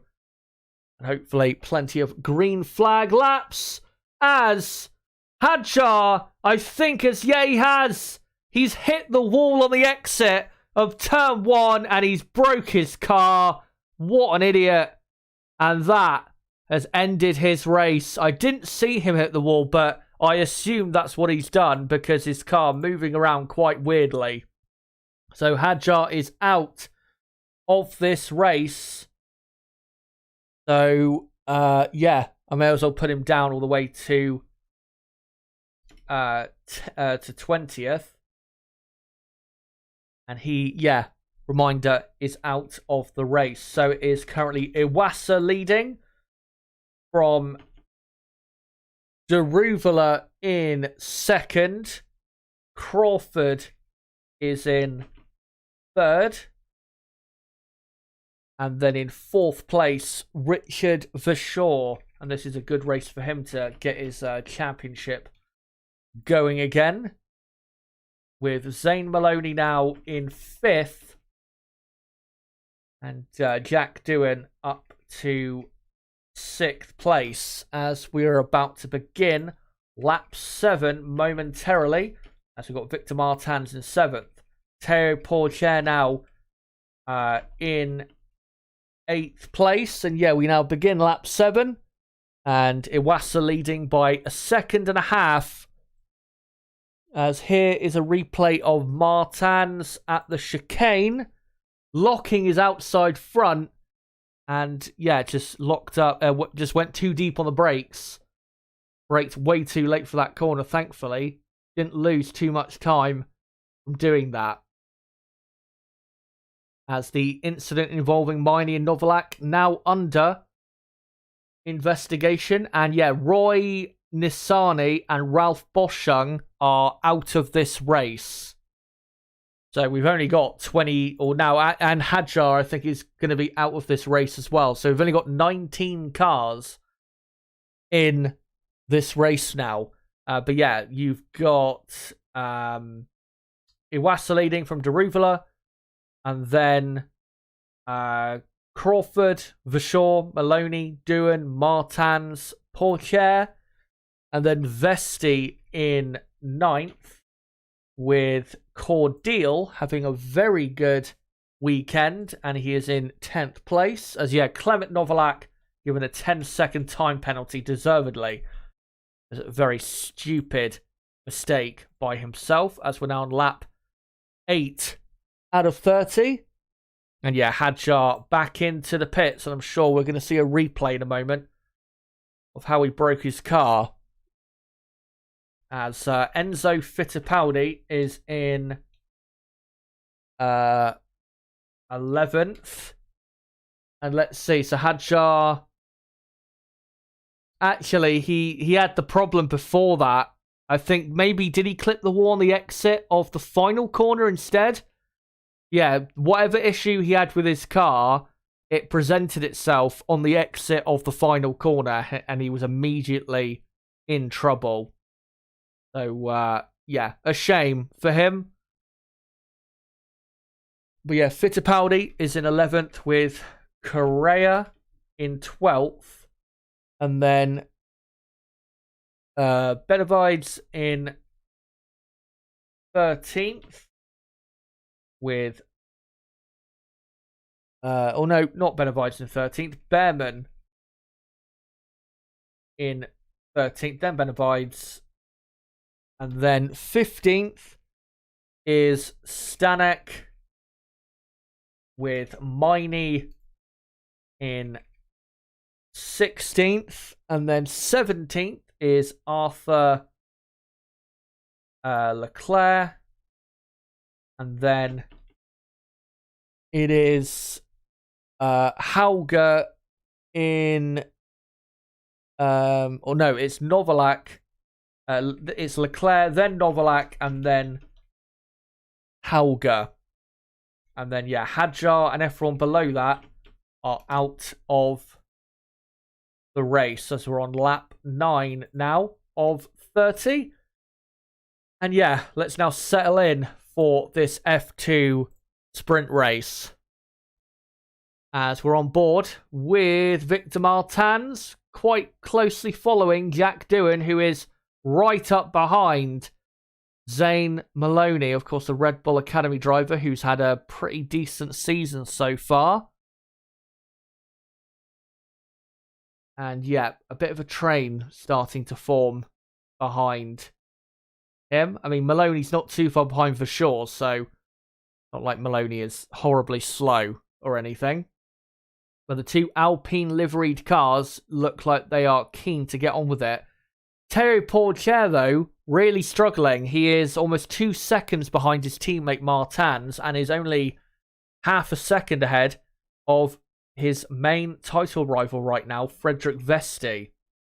So Pourchaire not really having a good race right now, and he's already 10 seconds off the lead.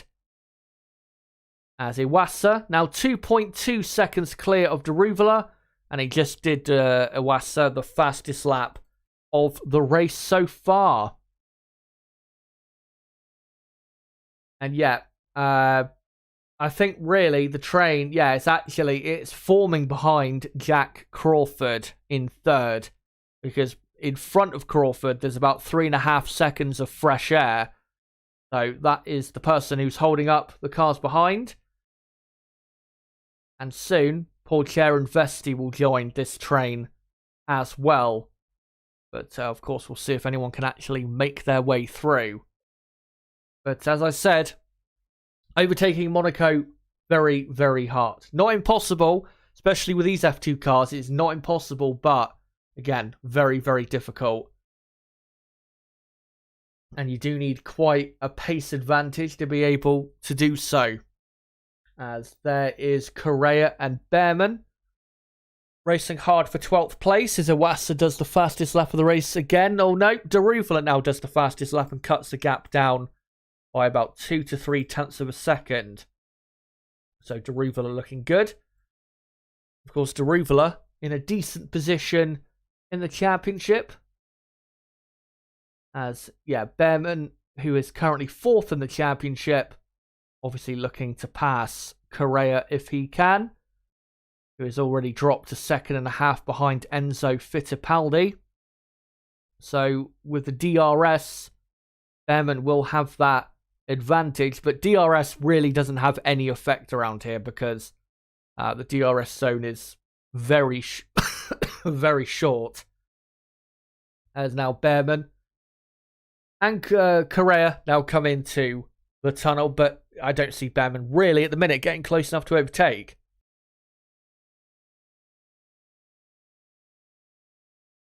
As with the battle up front, with Irasala, I don't even know what I was trying to say there, Iwasa and Daruvala. Daruvala has brought the gap down on this lap to just 1.2 seconds, so Daruvala really getting on with it now. And yeah, just did a fastest lap, obviously, on the previous lap of a 1:23.5. As now Jack Doohan in 6th place does the fastest lap as Behrman quite close to Correa. But again, not close enough to have a move into the first corner. As we're on lap 12 out of 30. And yeah, one thing that will be interesting to see, probably not yet, but maybe in a few laps, is whether the tyres really start to wear out, because that'll, it should create a difference in speed for a lot of the drivers. There's a very good save there from Ollie Behrman through the swimming pool. Rear end stepped out and held it very nicely. As Iwasa and Daruvala pulling away very quickly from the rest of the field. And they're in, really, their own race. As Iwasa, of course, has always been a superb F2 driver. And is only a few points off the championship leader, Terry Pourchaire. And of course, Pourchaire down in 8th place. So Iwasa could take the lead off the F2 championship after the conclusion of this race. So looking very good for Iwasa, a driver that, to be honest, I wouldn't mind seeing in Formula 1. I don't think he'd do that bad. He's always been consistently a competitive driver in Formula 2. As he exits the Casino Square section, now down into Mirabeau. As we're on lap now 13 out of 30.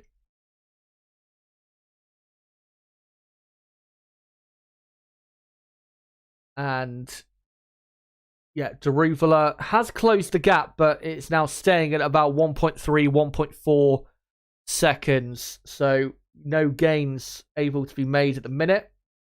As another battle to look out for is Richard Verschoor, only half a second behind Jack Crawford in the fight for third.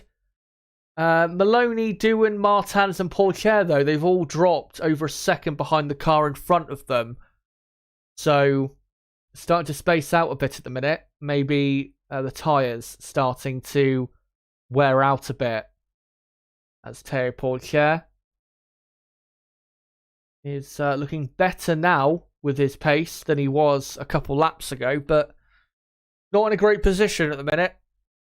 really. I mean, I know his main title rival right now, Frederick Vesti, is behind him on the track, but now he's in the lead of the championship. He needs to really, this weekend, be pulling away.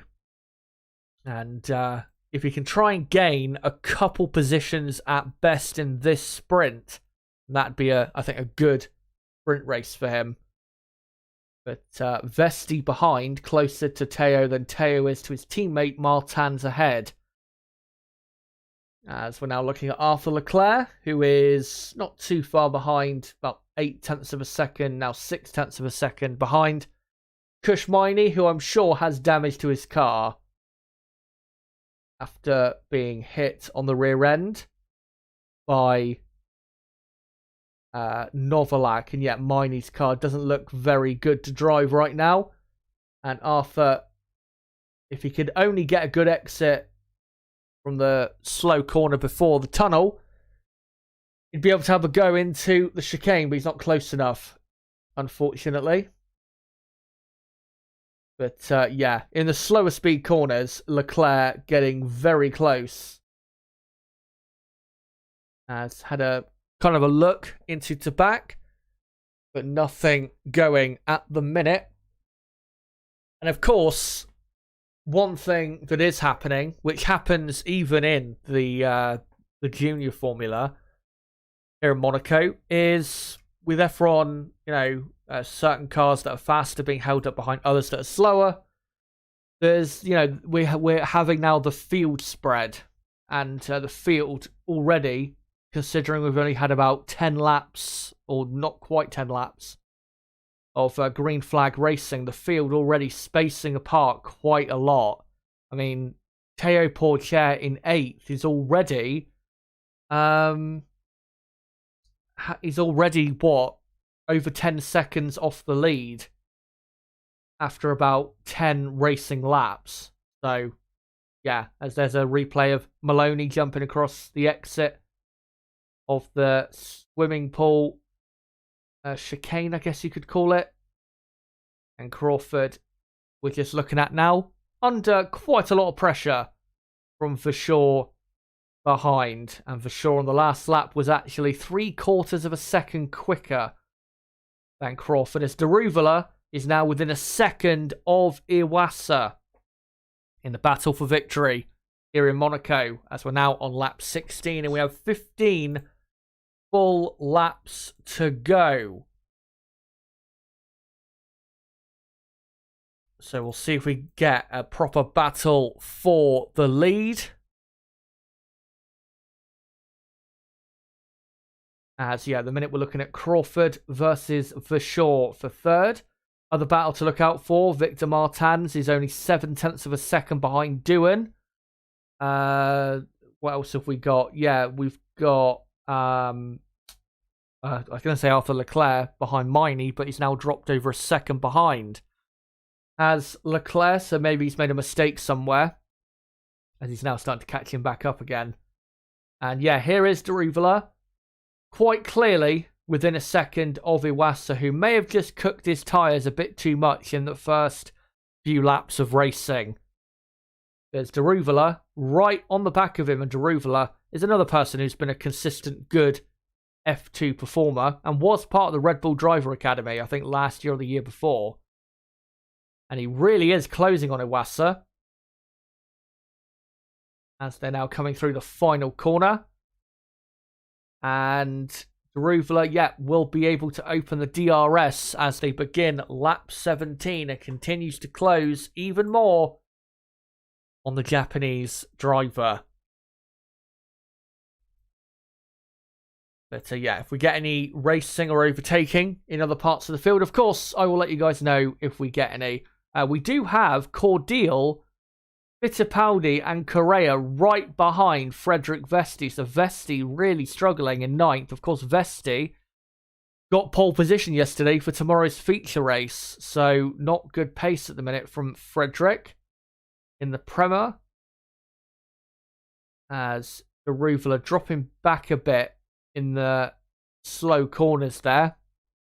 And has now fallen over a second behind. Not a great lap so far for Deruvala. Maybe just cooling off a bit to save his tyres.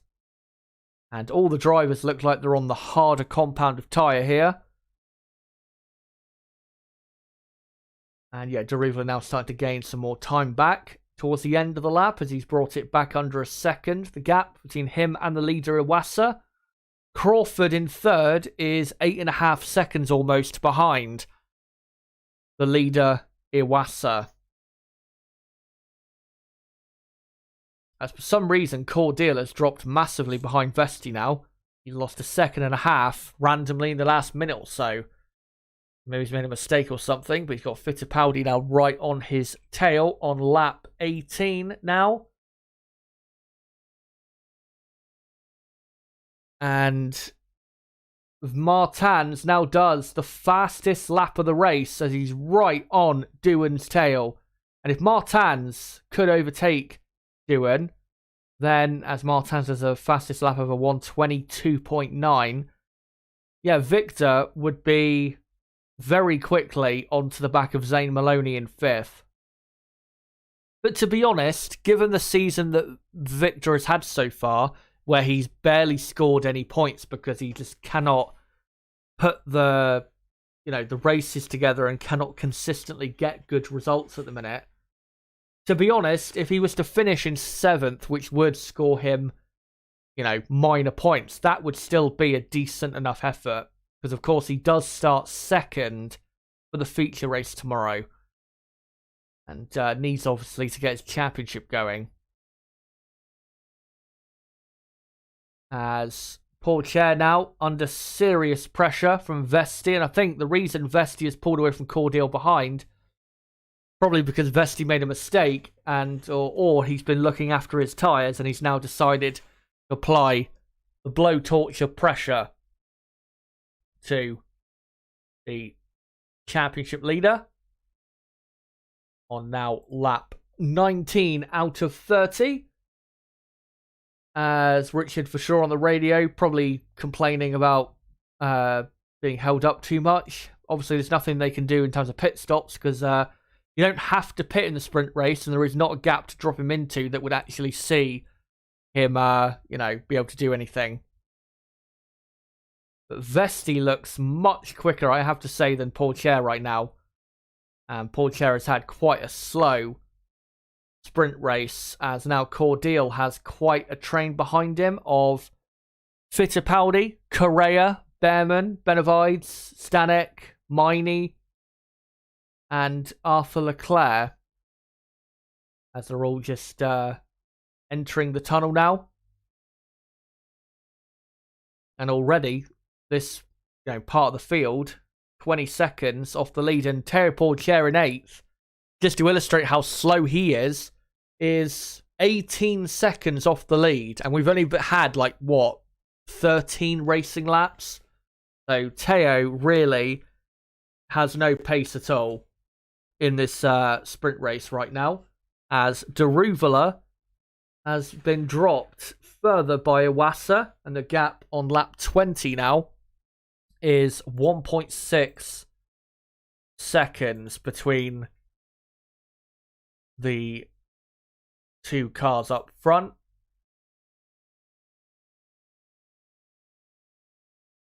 As Vesti continues to follow Teo Pourchaire quite closely. But unless somebody has a big tyre drop-off, I just don't see really at the minute what's going to happen, or anything else that could happen in this race. Because, again, nobody is able to overtake. And the only thing that could cause, really, positions to change, as we see in other F2 races, is the tyres starting to fall apart. But of course, because you don't have to pit in the sprint race in F2, and because they're all on a harder compound tyre, I believe, that's why they're going to be able to get to the end of this race without, tyre wear being an issue. But as it stands, with all the positions as they are, Ayumu Iwasa, who is leading, and begins now lap 21, as we've got 10 full laps to go. Iwasa is heading for the lead of the championship at the minute.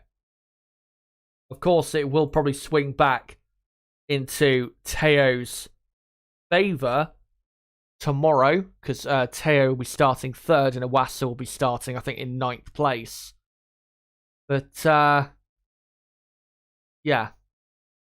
And we're now just seeing, actually, Victor Martin's now starting to struggle as he's got Teo Pourchaire just 0.8 of a second behind. And Martins may have just cooked his tyres a bit too quickly in this extraordinary Monaco heat. And the track temperature, I think at the minute, is about 45 degrees Celsius. So the track is very hot. And that's why it is, an area to look out for this race. And also for the F1 race tomorrow, because the weather is going to be the same tomorrow, very hot and sunny. That is something to look out for, because if the tyres, fall apart around here, you can lose really like 3-4 seconds a lap, because obviously with teams not willing to pit once their tyres start to go off, you can end up literally falling off the cliff with your tyres. As now we're on lap 22 out of 30. And Iwasa 1.7 seconds now clear of Deruvala. We're now looking at Crawford and Verschoor fighting over third. And Fittipaldi has just overtaken Cordial at turn 1. And Correa, I think, is side by side with him. And is unable to overtake. So, yeah, Fittipaldi up to P10. No points for 10th in the sprint.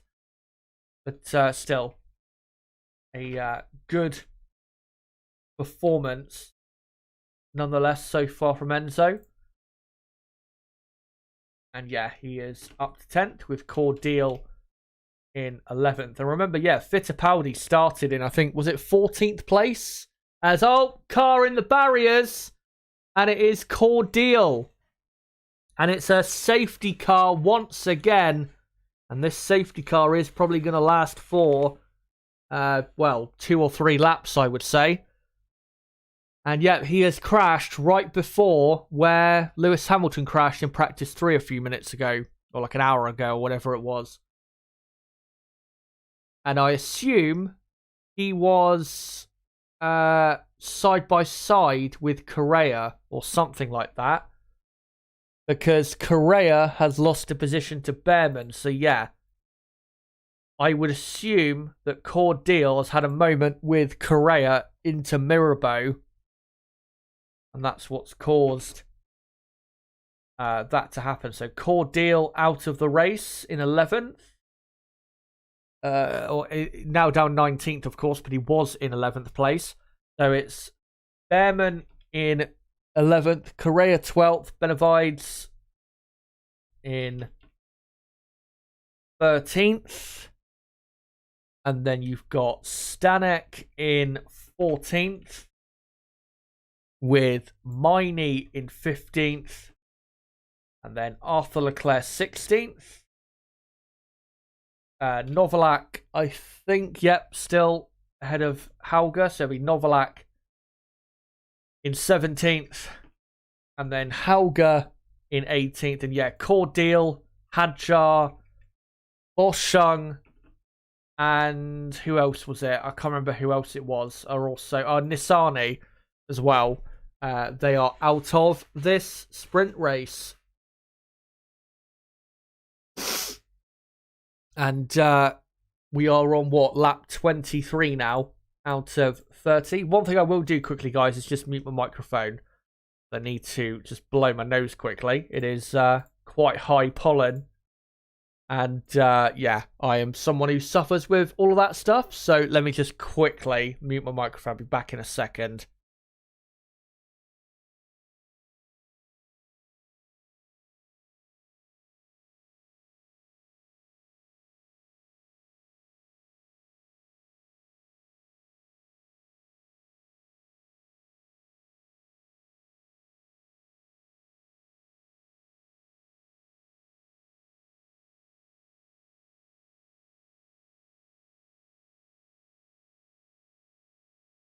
Right, so sorry about the length of time that I was muted, but yeah, that should be okay for the minute. I just saw a replay of Cordeal going into the barriers. They didn't quite capture... they didn't quite capture like what exactly happened to him, but it did look like Correa and Cordeal were side by side, because on the exit of that corner we saw Behrman around the outside overtake Correa into the hairpin. So yeah, looks like that's why Cordeal ended up in the barriers. As, yeah, safety car still out for the minute as we're on lap 24. And now safety car ending at the end of this lap. So we will get, 6 racing laps left. We will get 6 racing laps until the end. As, of course, Iwasa will be the one leading the pack away. Let's hope he doesn't suffer any issues like Hadjar did on the restart, as the Aston Martin safety car coming through to back. And now Iwasa will become the safety car. And yeah, live Drivers' Championship position currently, as it stands, heading up to first. Can he hold on for what would be a very important result for his championship challenge? As the safety car is now in, and really, it would be best if Iwasa just got on with it, and he does, and he's left Daruvula, kind of for dead there, and also Vershaw has been left in the background a bit too much, as Crawford kind of having a look at Daruvula ahead. But Iwasa now begins lap 25 out of 30, and we are back underway here in Monaco. And Behrman drops down the field. And has he had to pit? I did see smoke coming out the back of his car. And yes, he has pitted. And I think he has some sort of engine failure or something. But shame for him. Obviously, he's going to have a real struggle tomorrow to score any points. I think from 15th or 16th he'll be starting tomorrow. So, Behrman, yeah, out of the race. So it's Correa now up to 11th. Benavides in 12th. 13th is Stanek, with Miney in 14th. And then 15th is Arthur Leclerc, with Novalak in 16th, as Iwasa, by the way, has pulled a 3.3 second lead on Daruvula. He's flying out front. And yeah, Novalak is in 16th now, with Hauger in 17th, and 18th is Behrman, who is out of the race. As Iwasa now leading by 3.6 seconds. And Daruvula, yeah, truly left for dead on lap 26. And surely Iwasa is going to win in Monaco and take the lead of the F2 Drivers' Championship.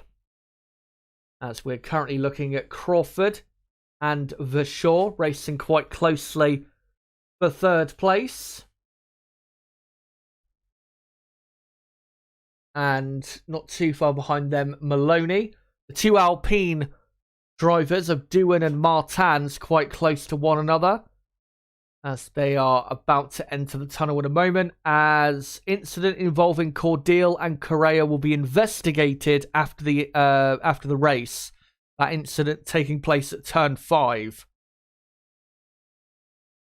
As, no overtakes going on into the chicane. Is Iwasa now 4.4 seconds clear, really pulling out an amazing gap over the rest, as Vesti here under serious pressure from Fittipaldi behind, who's looking very racy.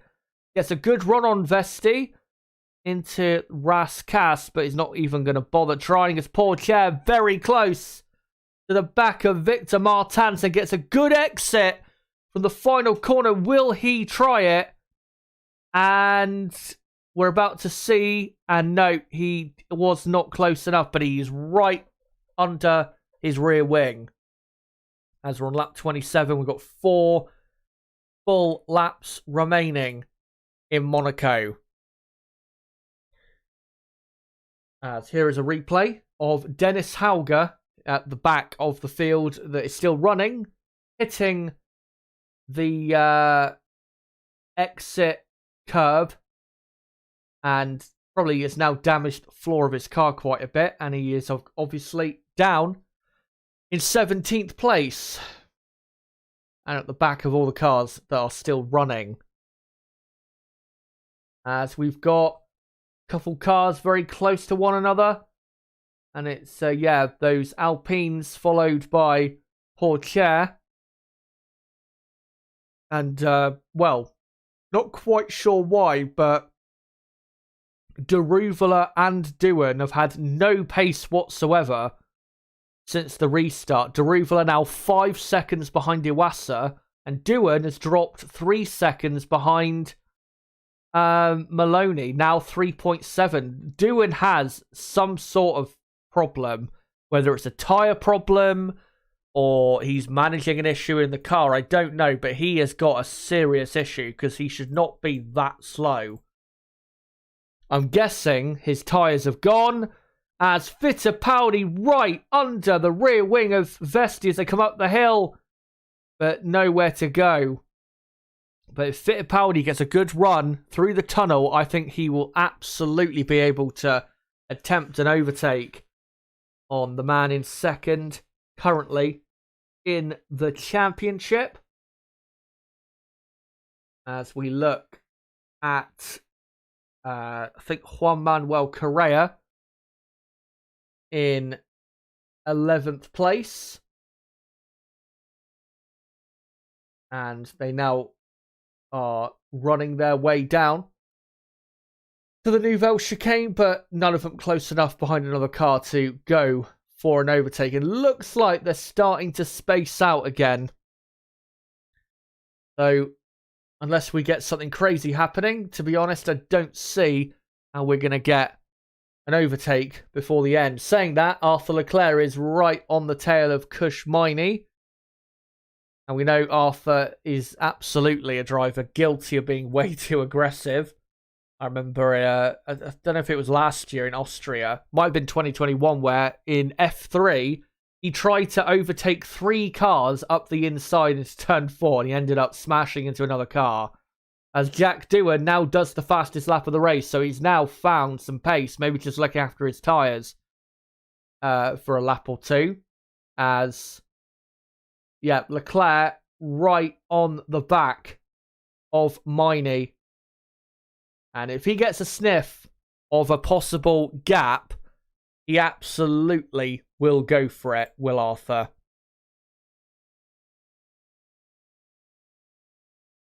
As now quite a bit of a train behind, I think Stanek it is, towards the rear of the field, as we've got about a lap and a half, guys, to go of this F2 sprint race. Remember, as soon as we're done with F2 here, we're going to be going straight into building up to qualifying for the Monaco Grand Prix. So don't worry, we'll be getting straight into that very, very soon. As Iwasa is about to begin his final lap of the sprint race, and he now begins it now. What a drive from Iwasa, now over 6 seconds clear of Deruvela. And even though qualifying yesterday wasn't great, and he is going to have quite a fight on his hands tomorrow to get a good amount of points from, I think, 9th on the grid. Yeah, this has been a brilliant performance by Iwasa. A bit lucky with what happened to Hadjar, but he produced what he had to, and that's all you can ask of him. As Vershaw still really closely following Crawford, but just cannot get close enough to be able to maybe go for a move or even force Crawford to go offline and get a better run on him that way. He does, though, get a very good run on him through the tunnel now. Will he think about a final little dive bomb? No, he is still too far behind. As we should be seeing Iwasa in a moment, who is almost now 7 seconds clear of Daruvala. Here he is, coming into Raskas now. I've said before how much I like this guy. He is a very, very good racing driver, and he has proved it once again by winning the sprint race in Monte Carlo. There you go. Ayumu Iwasa wins the F2 sprint race in Monaco. Jayan Daruvala will finish in second. Jack Crawford, great result for him to finish in third. Vashaw finishes fourth, with Maloney fifth, Doohan sixth, Martin 7th, Pourchaire 8th, Vesti 9th, Fittipaldi finishes in P10, and then it will be Correa, Benavides, Stanek, Miney, Leclerc, Novalak, and Hauger completing the rest of the field that finished the race but did not finish in the top 10. And then your retirements are Behrman, Cordeal, Hadjar, Boschung, and Nissani. So there you go. Wasn't the greatest race, of course. It is Monaco. That's unfortunately what you get. But there is the F2 sprint race in Monte Carlo. And let me just quickly set things up. Or, of course, qualifying coming up soon. But let's go back to this now and get ready for the main event, not just of today, but really the main event of the weekend, which is qualifying for Formula One in Monaco. And we have, let me just get up on screen quickly. We have 48 minutes to go, guys, until qualifying begins in Monaco. So don't forget to let me know in the chat how you think qualifying will go and who you think will do well and not so well and all of that stuff. And of course, I'll make sure to read your comments before I get into the session itself in just over 45 minutes from now.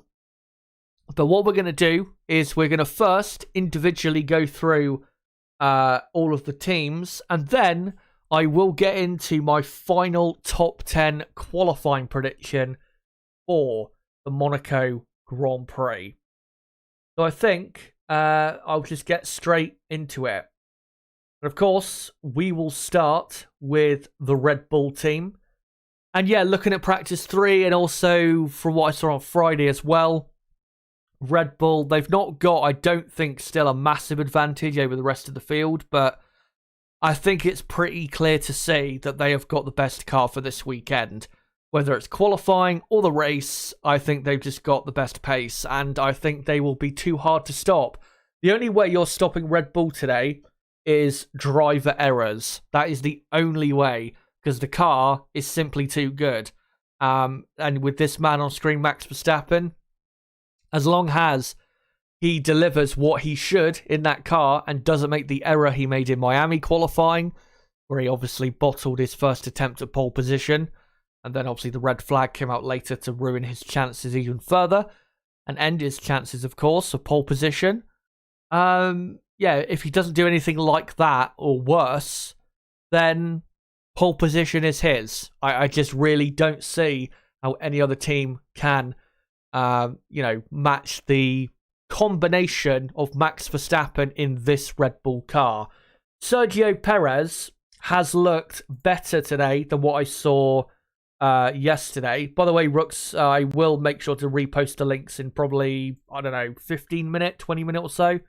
So yeah, don't worry, I will do that. Thanks for reminding me though about that. But for Sergio Perez, he has looked better today and looks a lot closer to Verstappen than what I saw yesterday. But I still think over a single lap around these streets in Monaco, I still think he's going to be lacking that real key ingredient that you need to be able to get pole position.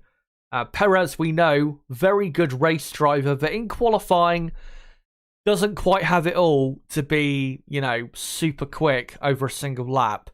So I think really the best Perez can hope for is second place.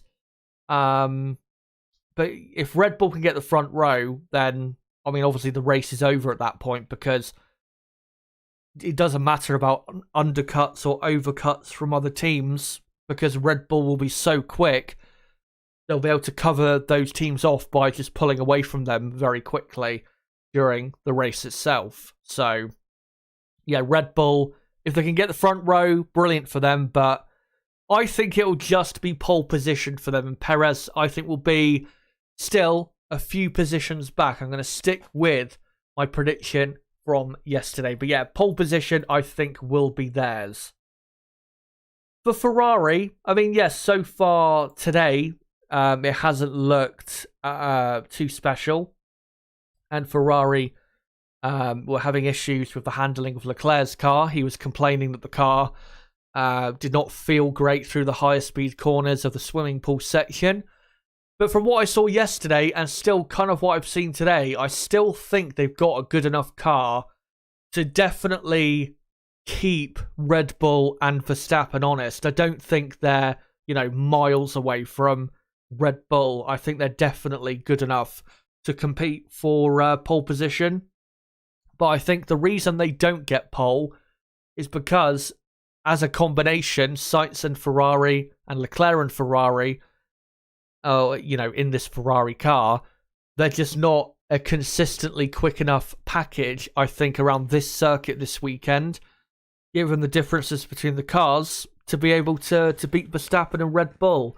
We know, of course, Leclerc always has a mistake in him when he pushes as hard as he does. And even with Carlos Sainz, we saw yesterday him crashing at the exit of the swimming pool section. So, yeah, I just think Ferrari will lack enough speed to get onto pole position. But I do think they will end up second and third. I don't think they're going to be that far away from Verstappen and Red Bull ahead. But, yeah, I think they're definitely going to be still having a good competitive session. But, of course, they had pole position here last year and the year before. So anything less than pole position this year really will be considered and feel like, for Ferrari fans, a failure. But if they were to finish in second and third, really, I don't think that... I really don't think that would be a bad result. Because I don't think many people expected them to be as competitive as they've been so far this weekend. So, yeah, Ferrari look still good, but I just still think they won't be quite good enough to fight with Red Bull. We'll quickly dip back into the midfield for a second. And yes, I do mean Mercedes when I'm talking about the midfield as we go on to them.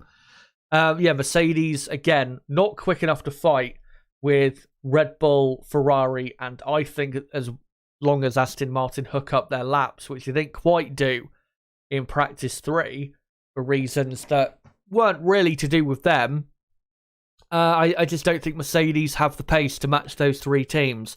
The teams Mercedes are fighting are Alpine and McLaren, and maybe Alfa Romeo if Valtteri Bottas out of nowhere pulls out a brilliant lap. But most likely, yeah, Alpine and McLaren are the drivers that Mercedes are fighting. And of course, Lewis Hamilton crashing at the end of practice 3 really is not great right before qualifying. His car will be fixed and will be ready, of course, for the session, but not great for his confidence and also for Mercedes and their confidence going into qualifying. And the best I can see for Mercedes really is like a third row starting position. Most likely in 6th place, and I think that's where Lewis Hamilton will end up.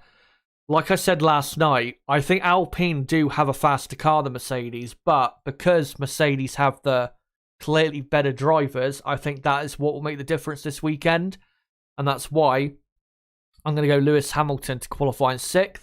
George Russell, though, has been struggling in the second Mercedes, and I think he will qualify in P9. So, yeah. Russell, unless they magically fix whatever setup issues he's having with the car.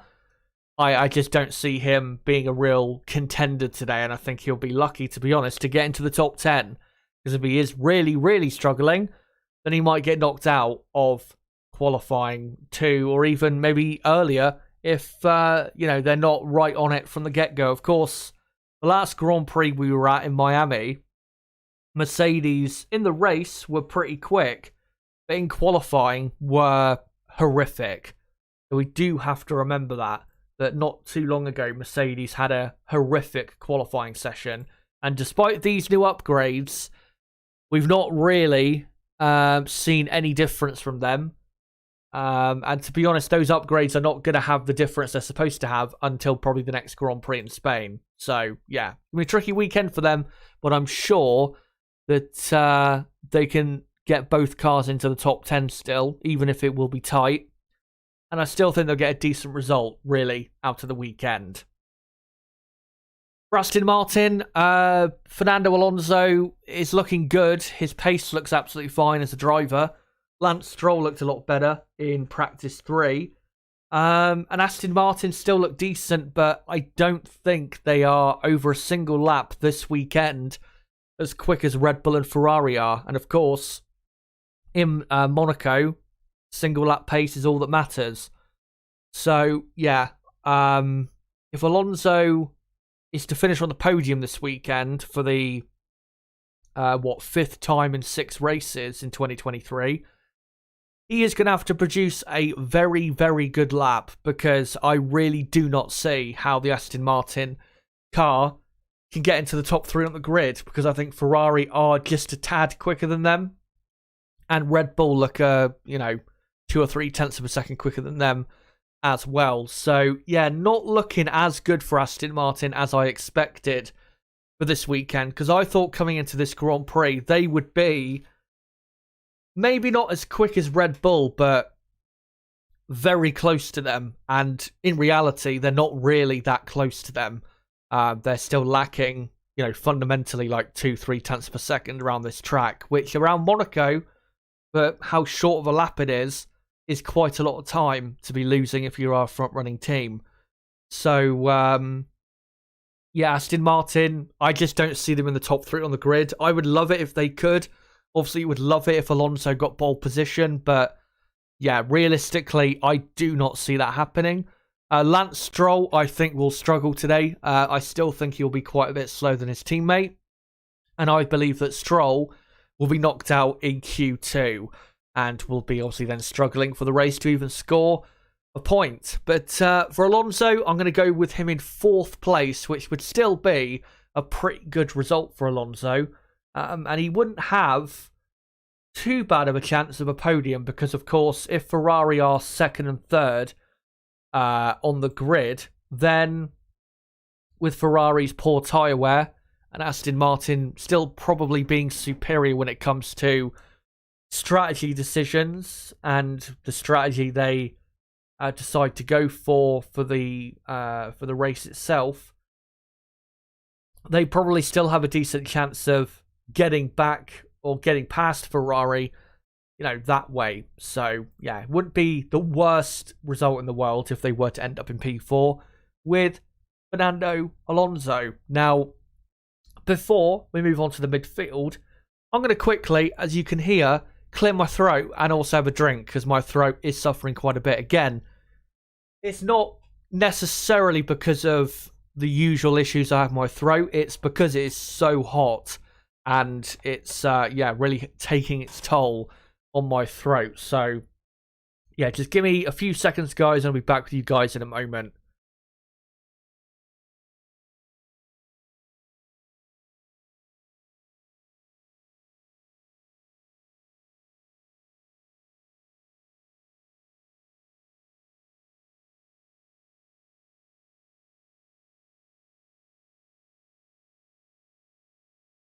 Right, so there you go. That should be better for the next few minutes or so. But those are the more so front-running teams. I guess for 2023, not necessarily Mercedes this weekend. But yeah, let's now go on to the midfield teams. And Alpine, I think they've got the best car out of that midfield pack. The only issue is, again, like I've said time and time again this season, they don't have star drivers, proper, superstar drivers like Lando Norris or, Lewis Hamilton or George Russell level, of course, that can get the best out of this car, because so far this weekend they've had good pace, but they've always been just about beaten in practice by Lando Norris or Hamilton, Russell, and the reason, again, they've been able to get the better of them a lot of the time is because they're getting the best out of what they've got, when the two Alpine drivers, they're still lapping quickly, but they're not quite maximising, I think, the true potential of the Alpine car, which is a pretty good potential, I have to say. This season, Alpine have had a pretty good car. I just don't think they've maximised the results that they should have got in 2023. But so far, this weekend, Pierre Gasly looks to be the quicker Alpine driver. Esteban Ocon probably will be, if he does get into Q3, and really he should, I think he'll probably be like 9th or 10th, to be honest. We have to remember with Esteban, really since the Australian Grand Prix in Melbourne, he hasn't had good qualifying sessions. Gasly has been, I think, maybe not in, it wasn't in Baku, but really, since the Australian Grand Prix, Gasly has been better than Esteban. So, yeah, I think that's going to remain that way. Of course, Esteban did have a small issue in practice 3, but did seem to resolve itself, thankfully, for the Frenchman and the French team. But, Gasly will be ahead of Ocon. He's always been very quick here, Pierre. So is Esteban, but Pierre looks to be the quicker driver so far. And if Pierre really pulls out an amazing lap, I don't see why a 5th or 6th is impossible for him. He's qualified, was he 5th here, I think, in 2021 or 6th in 2021? I can't remember exactly, but he was on the 3rd row here, I think, that year, and has always been pretty fast around the streets of Monte Carlo. So I don't see why he can't get onto the 3rd row, and I don't see why it's impossible. But for Esteban, given his current speed, I think he's probably likely to be 9th or 10th on the grid, which wouldn't be the worst result in the world, but I think, Esteban going through a bit of a difficult time compared to Pierre. But Alpine, to me, look very, very good, so watch out for them. For McLaren, I think really the only reason McLaren look competitive is because of Lando Norris. Lando doing a brilliant job for McLaren. McLaren do have a good car in that midfield. They look competitive to a certain extent, but I just don't think their car is as good as the Alpine or the Mercedes car, most likely. So, I think really Lando is, I wouldn't say outshining the car, but he's making it look a lot better than it actually is. This McLaren car just fundamentally isn't very good. But I think Lando will get into the top 10, and I think he will qualify in 8th place. I forgot to say, actually, with Pierre Gasly, even though I think he can get onto the 3rd row, I think he will just miss out and qualify in 7th position. That's my prediction for Gasly and Alpine. For, McLaren, I think Lando will get onto the 4th row of the grid and qualify 8th. For Oscar Piastri, he's looked really slow this weekend. I don't know what's going on, but, he's had no pace this weekend. In practice 2, he was quite a few tenths of a second behind his teammate Lando Norris, and then in practice 3, he was, I think, yet again a few tenths of a second behind. Let me just have a quick look to see how far behind he was. And he was 6 tenths of a second behind, which around Monaco, that is a lot of time to be losing. So really poor performance by Piastri so far this weekend. But maybe in qualifying we'll see a much better performance from him. But yeah, if you're a McLaren fan, don't expect too much. I think the best you really can hope for is that Lando puts the car in the top 10 and then, gets a decent position from that. But McLaren, in my view, have the 6th best car here in Monaco. But the only hope really for them is that Lando Norris produces a brilliant performance to get, say, the 4th row of the grid or onto the 3rd row of the grid here in Monaco. And the final 4 teams we go on to, Alfa Romeo look a bit better this weekend. Valtteri Bottas has looked good. Zhou Guanyu not so much. He doesn't look to be very confident with this car. New upgrades on the Alfa Romeo. Not sure if that's necessarily why the car looks pretty decent, but yeah, they do look like they could be contenders for getting into Q3. So watch out for Alfa Romeo. They're definitely a team to look out for in qualifying. And yeah, with Valtteri Bottas, someone who is quite hit and miss around this circuit. If he does hit today, then I think he could absolutely get a 9th or a 10th. I think that's definitely possible. I think he will just miss out and he'll probably qualify in 11th or 12th place. But yeah, Alfa Romeo look nice and competitive and a top 10 is definitely possible, but I don't think they will get it. They'll just miss out. For Haas F1, yeah, they don't look that great. Magnussen had a bit of a moment in practice 3 and obviously stopped on the track. Hulkenberg hasn't looked very quick this weekend. Yeah, Haas F1 just don't look very quick. They're one of the worst teams on the grid here. And really, their fight is with Williams and AlphaTauri for getting, say, both cars into Q2, I guess. And AlphaTauri, really, the same goes for them. They've got a massive new upgrade package, which is now on the car. Basically, a new car. They've changed fundamentally the car, top to bottom, and maybe we'll see some improvements. Proper improvements at Spanish Grand Prix more so than here.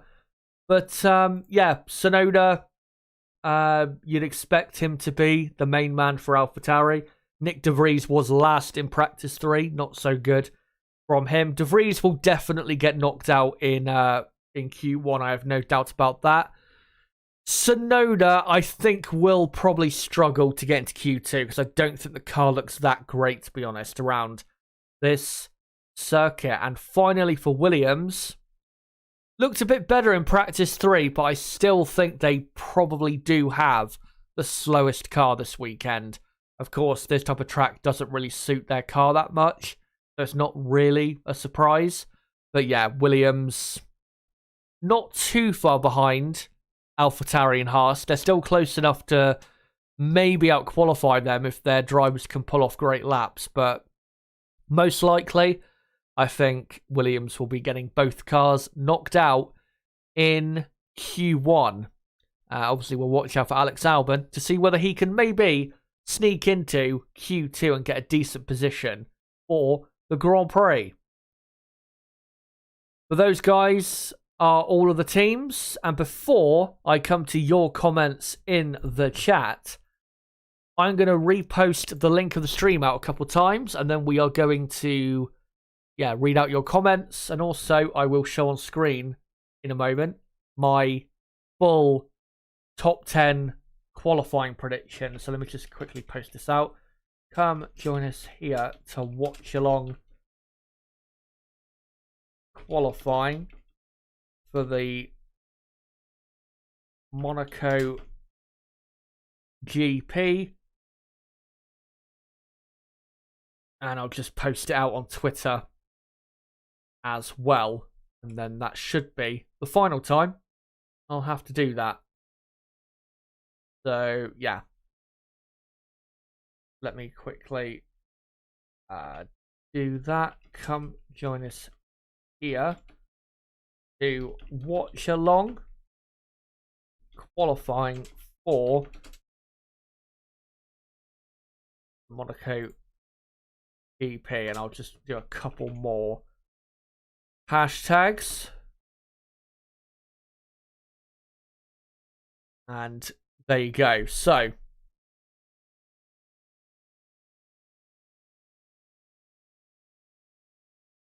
I just actually just seen maybe why Piastri is so slow this weekend. Apparently, Piastri has been saying that he has no confidence in the car this weekend. Well, doesn't matter how good you are, if you've got no confidence in the car and what it will do, you're going to be slow. That's a big reason why Ricciardo was so slow for McLaren last year and the year before. I don't think Ricciardo is genuinely that slow compared to Lando Norris. I think at the end of the day, they are building their cars for Lando Norris because he is their clear number one driver. And they're building it to his, what he wants.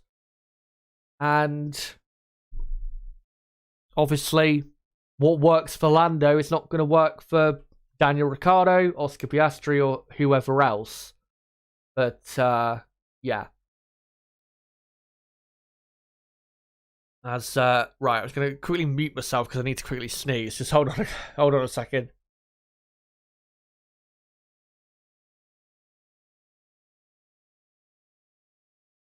Right, that should be better now. Anyway, yeah, let's read your comments for the next, say, I don't know, 15, 20 minutes, and then we'll properly get into this session. Of course, the poll is still running in the chat. We've had almost 1,000 votes on that poll. And the question I've asked is, who do you think will get pole for the Monaco Grand Prix? Of course, there is still 23.5 minutes to go until qualifying starts. So you still have time, if you have not voted already, to let me know, out of those 4 options of Verstappen, Leclerc, Sainz, Alonso, who you think will get pole position. Right, so let's see what you guys are saying. Dane says, no wonder why Audi buy Alfa Romeo. The fact Alfa Romeo hasn't closed the gap from McLaren and Alpine is the reason.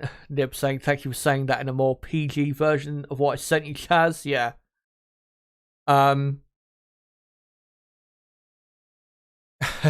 Yeah, I just saw you say, read this on stream, please. Yeah. Again, it's true. It doesn't matter how good of a driver you are. If you don't have confidence in your car, you're going to be a lot worse performing than you would be if you had full confidence. I mean, look at Lewis Hamilton in the last year or so. Lewis has not been as good as he was, obviously, pre-2022. And a lot of that is because he doesn't have the confidence in the car that he did in 2021 and before that. And it's a big thing. I've seen other drivers suffer from, not having confidence in what the car will do. Kimi Räikkönen is someone who, in the past, if the car was set up deliberately or not, in a way that he didn't like, he would not have, the great pace that we normally could expect from him, and wouldn't have the confidence that, he had previously in a car. He had that plenty at Ferrari in his first and second spell. And that's why Raikkonen at Ferrari, even though he did win Ferrari's last World Championship on the driver's side, and obviously did contribute to Ferrari's last Constructors' Championship, which is Ferrari's last championship period, in 2008, Raikkonen did not accomplish, say, everything that he could have whilst driving for Ferrari. Not really, I think, because of himself, but because the team set the car up in a way that he didn't like. And that's a big reason why in 2008 especially, Raikkonen was unable to defend his world championship because, the Ferrari team decided to start setting the car up differently. The story is that it's because they signed Fernando Alonso for 2010, midway through 2008, and they wanted basically to get rid of Raikkonen. So they, turned the tide against him, essentially. And I think there's long stories about what happened with that. If you ever want to go and check out the story behind that. But yeah, that's why Raikkonen in 2008 and even 2009 to a certain extent didn't quite look like the amazing driver he did at McLaren, because the car didn't suit him. It wasn't, the car just wasn't acting the way he wanted it to. You buying F123, Chaz? Yep, I will be. And yeah, let's hope the handling of the cars is legitimately a bit better than the F122 handling model, which really was disappointing. But maybe you could argue with that handling model, it was because of, it being new cars, and maybe they just got it wrong with the handling and didn't anticipate certain things. Let's hope this year they can produce something better. Let me see if I can find some other messages here. Nib saying, Chaz, I'll be getting this F1 game after playing the beta. Good to hear. Dane says somehow Alonso was suited in every car and is performing astonishingly. It's not a coincidence that every car he drives suits him, because he's always been the clear number one driver for the team, for pretty much for every team he's raced for, except for when he raced for McLaren in 2007. So, that's always been a big reason why Fernando has not had seasons like Raikkonen has, or Sebastian Vettel had a couple years ago for Ferrari, where the car was set up in the complete opposite way to how he likes. And, he obviously struggled a lot because of that. Alonso has never really had that, because he's never been in a position where the team have set the car up in a way differently to what he likes.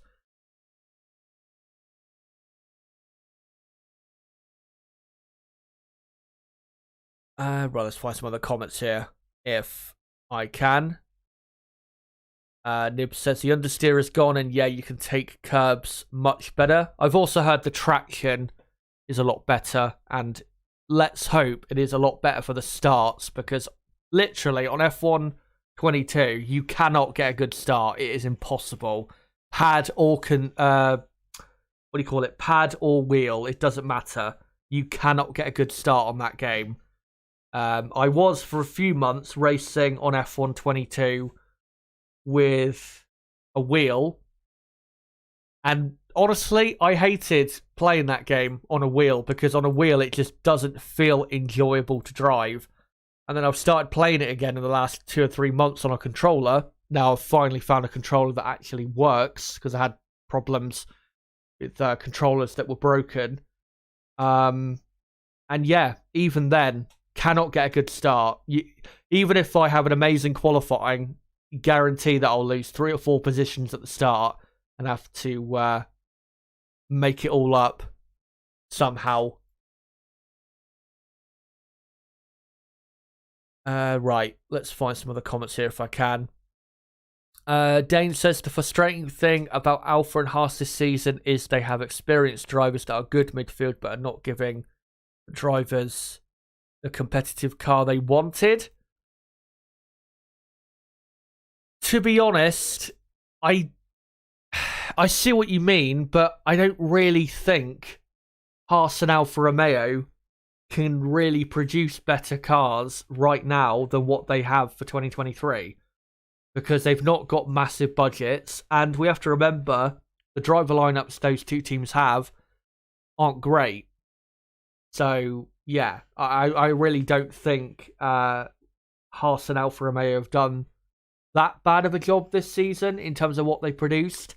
I think Alfa Romeo, you could definitely say that they have produced a bit of a underwhelming car this year, but I mean, they are still 8th in the championship, and they have still scored points a couple times this season, so not the end of the world. And for Haas F1, there's been a couple races where they've been quite quick.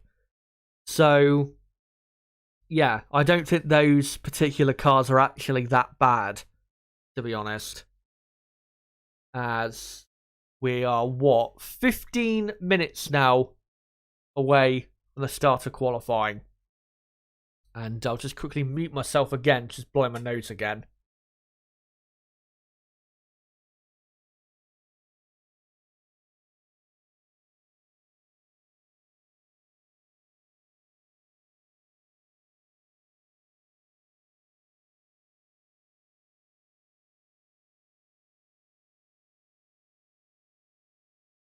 Right, that should be okay for now.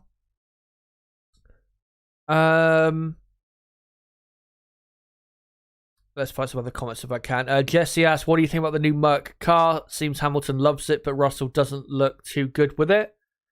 I wouldn't say Hamilton loves it. I think he's more so pleased with the car, but really, we can't say at the minute really what. I don't think any of us at the minute can say really what we think of the car, because you're not going to see the benefits of these upgrades here in Monaco. You're going to see them, I think, in Barcelona next weekend, but this weekend they're not really going to have much of an effect. So, yeah. Can't really say anything at the minute. So, yeah, I guess, ask again next weekend after the race or whatever, and we'll see. But my hope is it would give them an extra 2, say, tenths of a second, which, I mean, doesn't sound great, but it would be, a good gain of lap time, because if Aston Martin don't massively move forward with their upgrades, then Mercedes should be, maybe not quite on the pace of Aston Martin, but very close to them if these upgrades, do work. And maybe in qualifying they can be not too far away from teams like Ferrari, who do tend on a Saturday to be super, super quick. As, yeah, not too far away now from the beginning of action.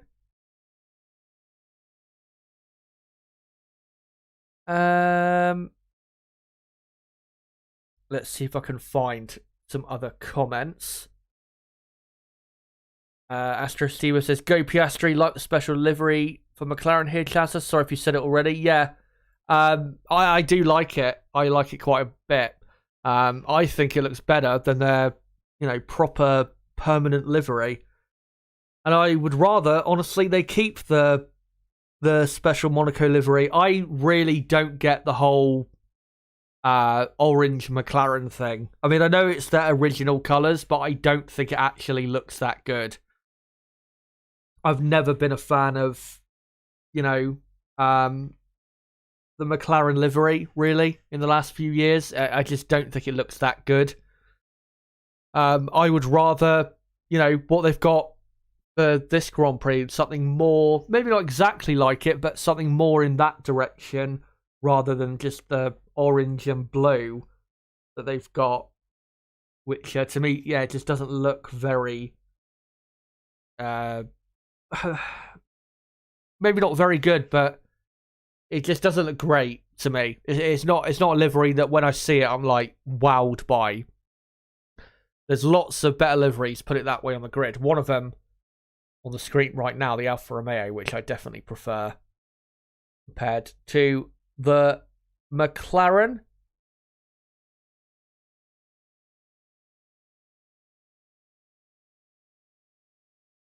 Let's find some other comments here if I can.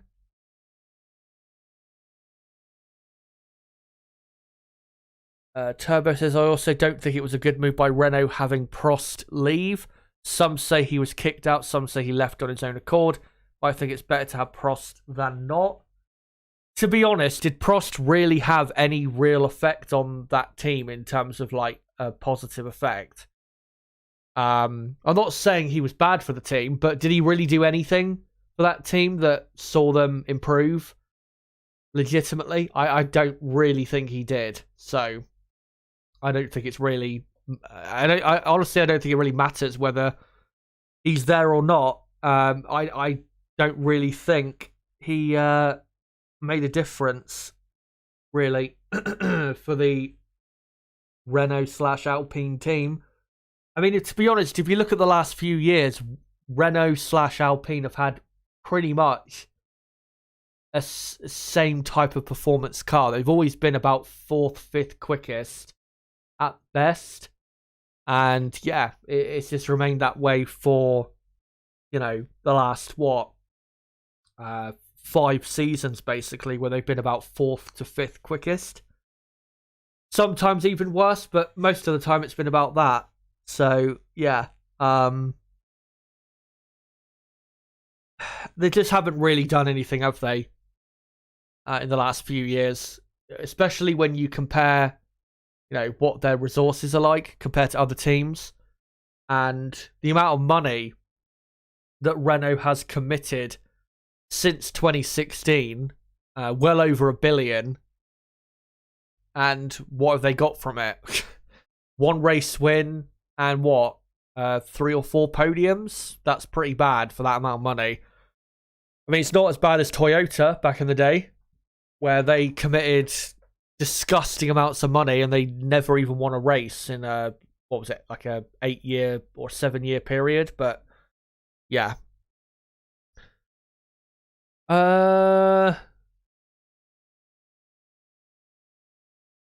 Let's see if I can find how long have we got? Right, 8 minutes. I'm going to try and find, if I can, a couple more comments to read out, and then we'll get onto this session.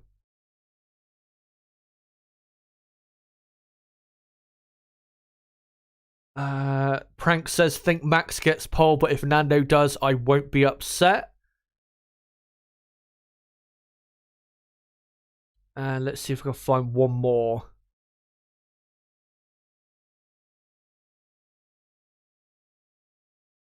Just trying to find another good one I can end on before we get into qualifying.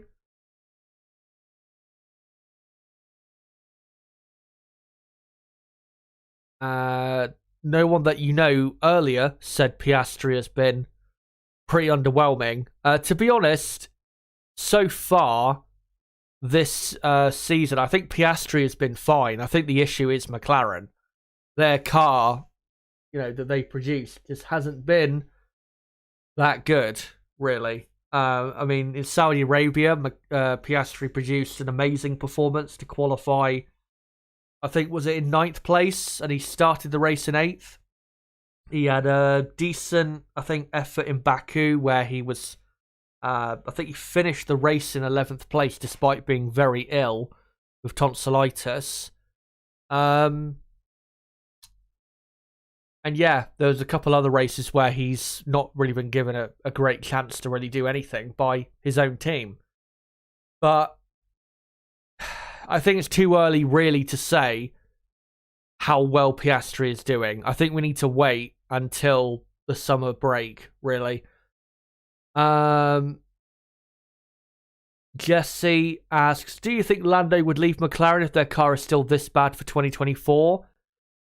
Well, his contract is up at the end of 2025, so if McLaren don't improve next season or really the season after, I think absolutely he should be looking to leave, because I don't really see in 2026 how they're just going to magically produce a championship-winning car. I just don't see that, being the case. So, yeah, I think Lando absolutely has to look to leave McLaren if they can't start producing a properly good car.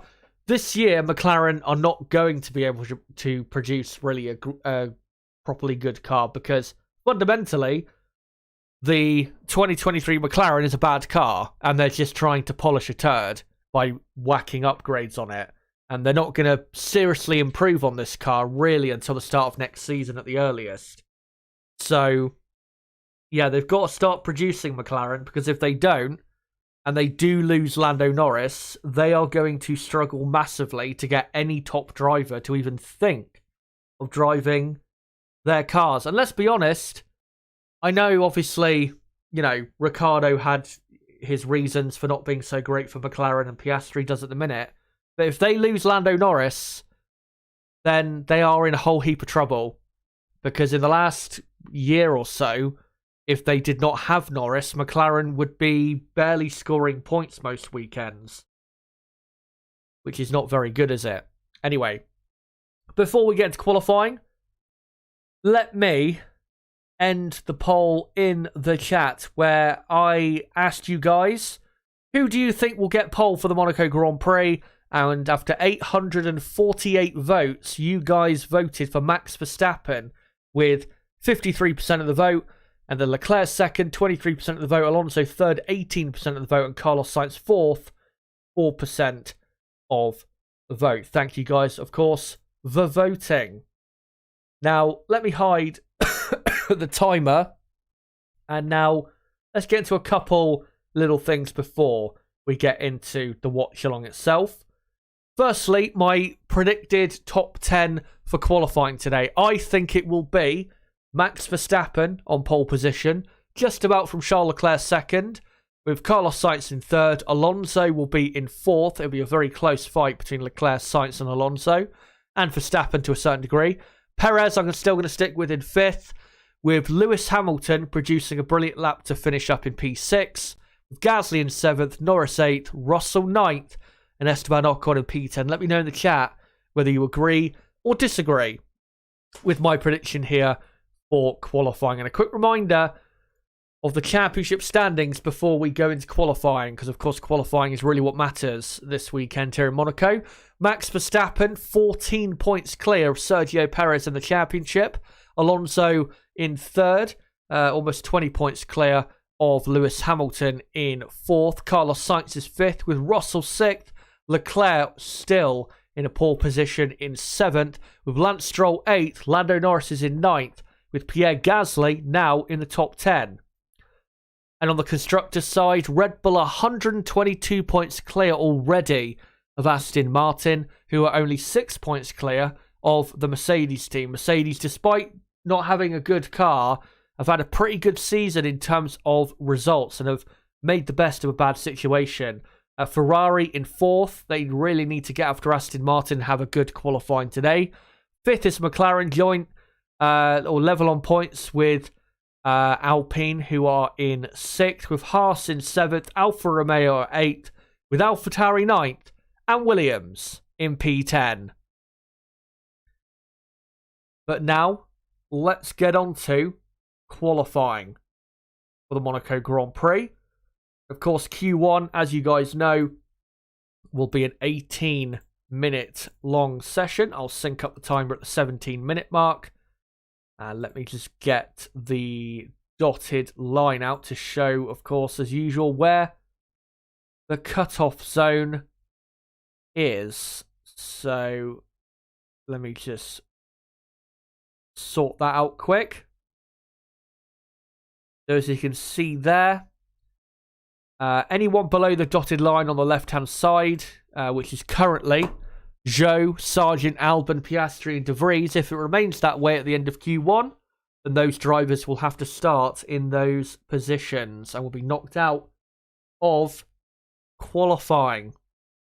As all the yachts are ready in the harbour. You can even say a yacht, see a yacht there with, I think, an old Ferrari car. Old road car, of course. Parked on the yacht itself. And, of course, with Monaco being so close to Italy, plenty of Ferrari fans here. And, of course, the home race that they would have had last weekend was cancelled. So, and I've just remembered, these are F2 cars. Let's go on to the F1 cars. There you go. So, yeah, obviously plenty of Ferrari fans here.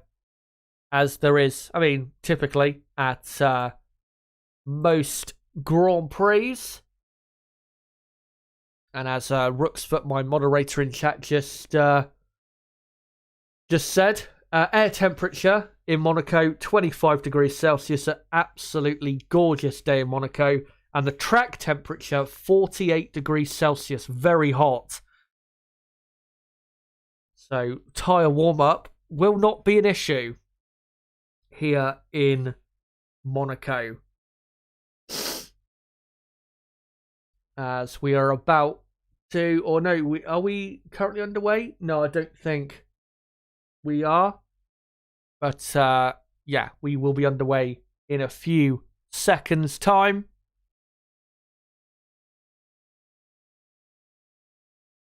As, yeah, they're just doing an aerial shot on the TV broadcast currently of, again, the beautiful Monte Carlo area, which looks incredible on a beautiful day like it is. As there is Fernando Alonso in the Aston Martin garage, eagerly awaiting to get out there. Of course, Aston Martin do tend to send their cars out quite late in Q1 for their first lap time, so don't think we'll see Aston Martin straight away, as we've got a couple cars waiting on the exit of the pit lane as the green light is now gone and we are underway for qualifying in Monaco. And the two cars I think were a Williams, and now we've got the two AlphaTauris coming out. And yeah, we'll see what they can do straight out of the blocks. The quickest lap time of the weekend so far is a 1 minute 12.4. That's from Max Verstappen in practice 2 yesterday. So we'll keep an eye out for the lap times in terms of how quick they're going, because I expect pole position to be a late 1 minute 10. To be honest, even a mid 1 minute 10 I think is possible here today, but most likely 1:10.8 or something like that I think is what we'll see for pole position, as I've actually annoyingly missed the syncing point for the timer, so sorry about that. I'll get it synced up at the 16-minute mark instead, as pretty much everyone is now coming out onto track. And yeah, the Red Bull there, a Ferrari as well, coming out.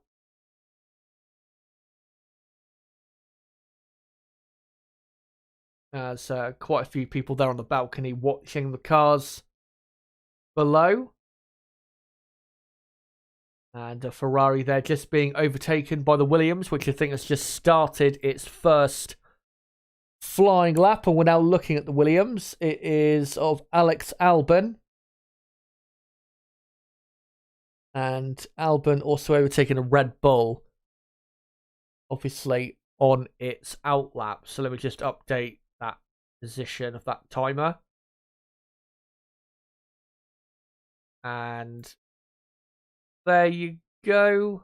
Actually, let me just adjust it slightly. Yeah, I think that's better now. So yeah, about 15.5 minutes to go in Q1. And I know it's, you know, a rare thing to expect, but let's try and get through this session with hopefully no red flags. But yeah, I know that's pretty much impossible to expect around Monaco. As Lewis Hamilton exits the final corner and begins his first lap of qualifying. And will he be able to forget about what happened at the end of practice 3 and deliver a great lap today? Normally, he does, as he is now coming to the area of the track where he put it in the barriers, and looks all good this time, as Nick De Vries is quickest now for AlphaTauri. Let me just update that. So De Vries up to P1, not anymore. It is now Esteban Ocon who is up into first position, as Max Verstappen has done a purple first sector. Valtteri Bottas is now up to second place. Not anymore. It is now Lando Norris who is up to second, of course, who has looked pretty quick this weekend. Then it's Bottas third, Piastri fourth. Good first banker for the Australian. And Lewis Hamilton comes to the line and only goes fifth fastest as Russell goes third.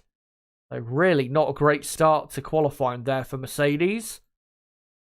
Got to say, though, the lap time's not really that quick at the minute. As Max Verstappen goes quickest on a 1:13.7, which again is quite slow. And Charles Leclerc goes second on a 14.0. Perez now goes second.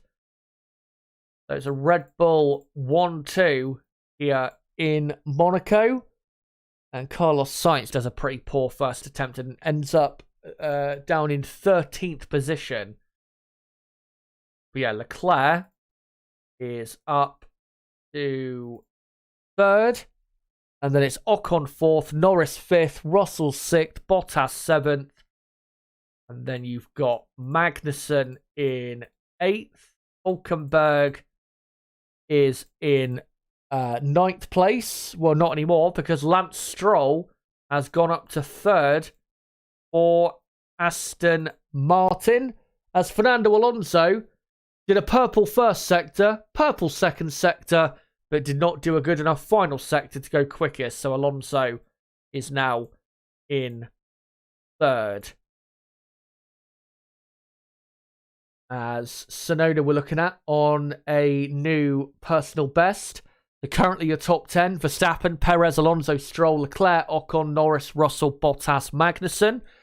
And then you've got Hulkenberg 11th, Lewis Hamilton is in 12th position with Piastri 13th, Zhou 14th, and then Sainz in 15th. And then in the drop zone, well, not anymore. I'm going to say Nick De Vries, but De Vries is now up to 13th. Logan Sargent goes up to 14th. Yuki Tsunoda now goes up to 8th place. Brilliant lap by him as Pierre Gasly goes up to 5th place. Let me just update all of that.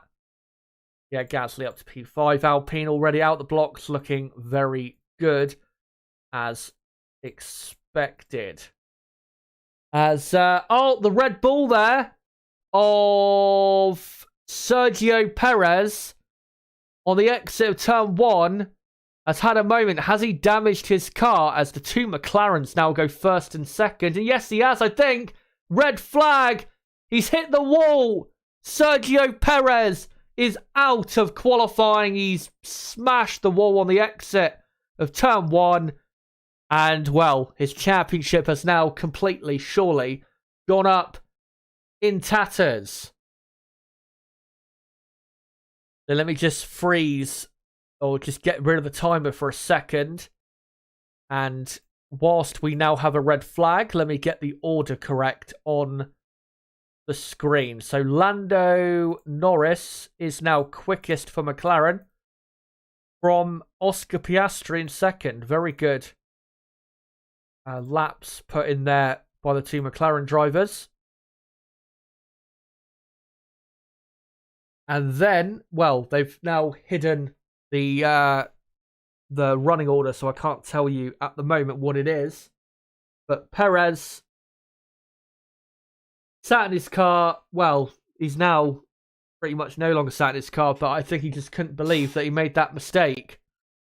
Yeah, through turn 1, rear end was sliding into turn 1, and he just drifted straight into the wall and smashed his car against against the barrier. And to be honest, he'll be very lucky if he's not broken not only the gearbox but even the chassis, because that was a very hard hit into the exit of turn 1.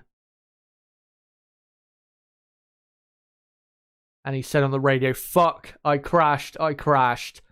Just like he did in Melbourne.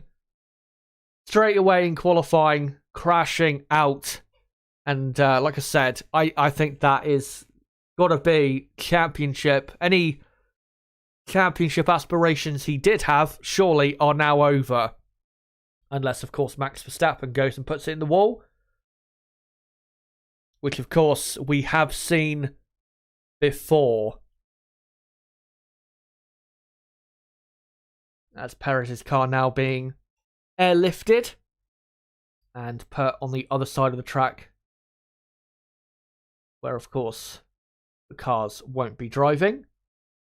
And a nice shot there for the other engineers to look at, the floor of the Red Bull car.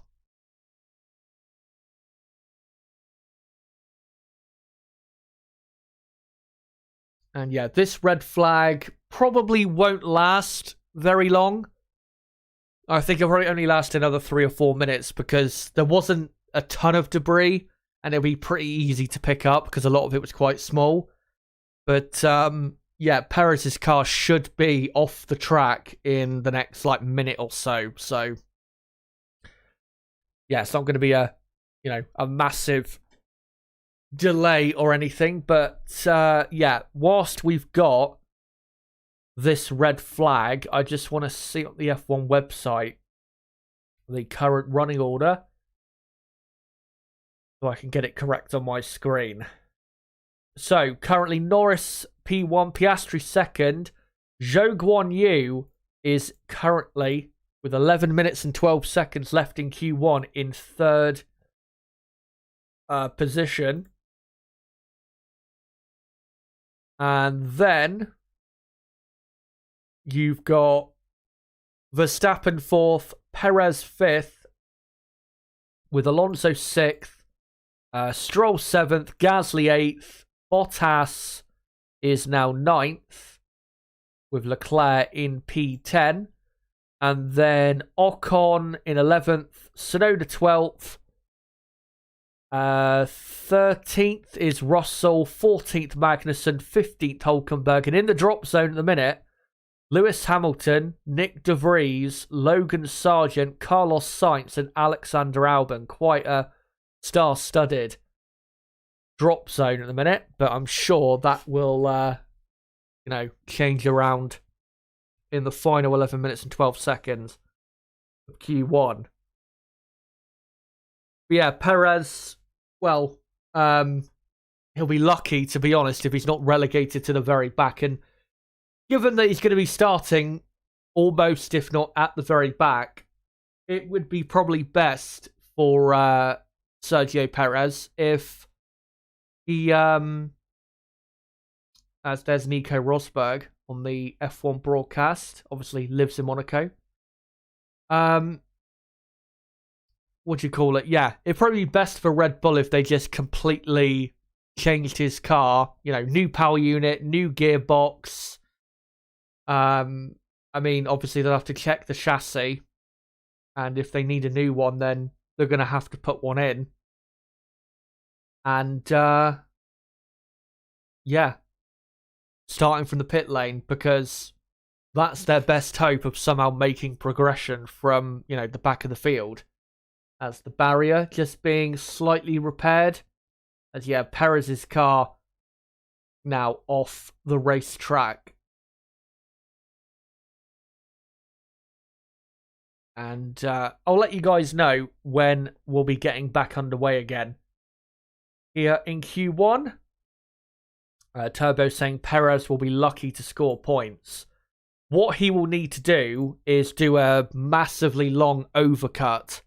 Which, to be honest, if he starts on the hard tyre tomorrow and the people in the back end of the top 10, like Ocon and maybe Norris and people like that, if they pit, between lap 20 and 30 and Perez can go until lap 50 or even longer on a set of hard tyres, Perez should have the pace to do an overcut on those cars.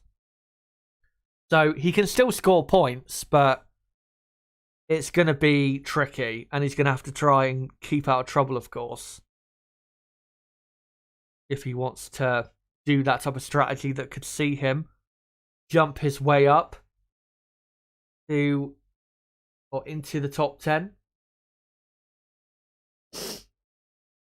But yeah, I'll let you guys know when we get back underway again here in not practice in qualifying.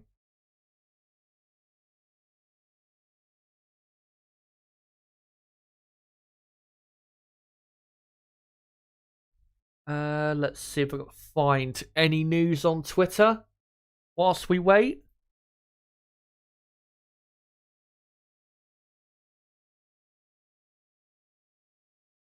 No, can't see anything at the minute.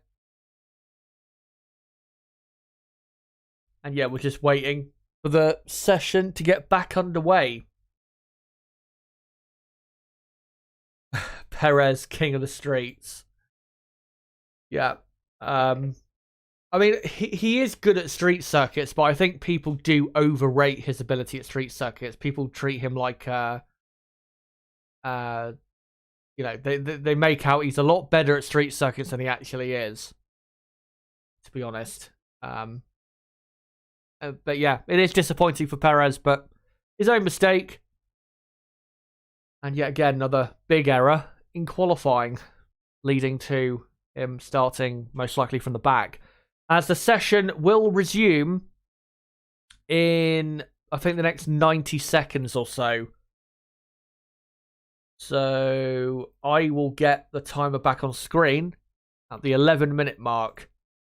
Of course, 11 minutes and 12 seconds exactly to go in Q1. And yeah, 90 seconds now to go until Q1 gets back underway.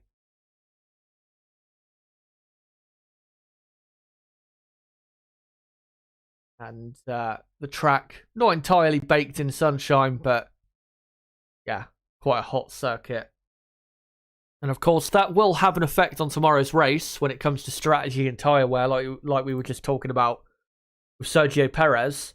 Because, you know, if anyone decides to start even on the C5 compound, which I really doubt that's going to happen, but if they did decide to, then in this heat, those tyres will probably suffer quite a bit. And that's really the only way you're going to get overtaking opportunities here in Monaco, is if you have a big tyre difference, whether it's tyre life or the compound or whatever. So, and yeah, Perez, just a replay and a very hard hit against the barrier. Just went way too quick into Saint-Devote and did what many have done. And yeah, surely will be knocked out in Q1. I don't see him staying, to be honest. In staying in for Q2.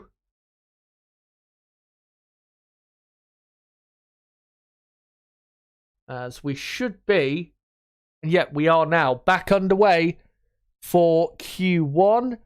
And there you go. Timer back on screen. 11 minutes to go in Q1. Let's hope we get through at least the rest of Q1 without a red flag. As Leclerc here just parked behind his teammate as they're all just coming out of the pit lane now.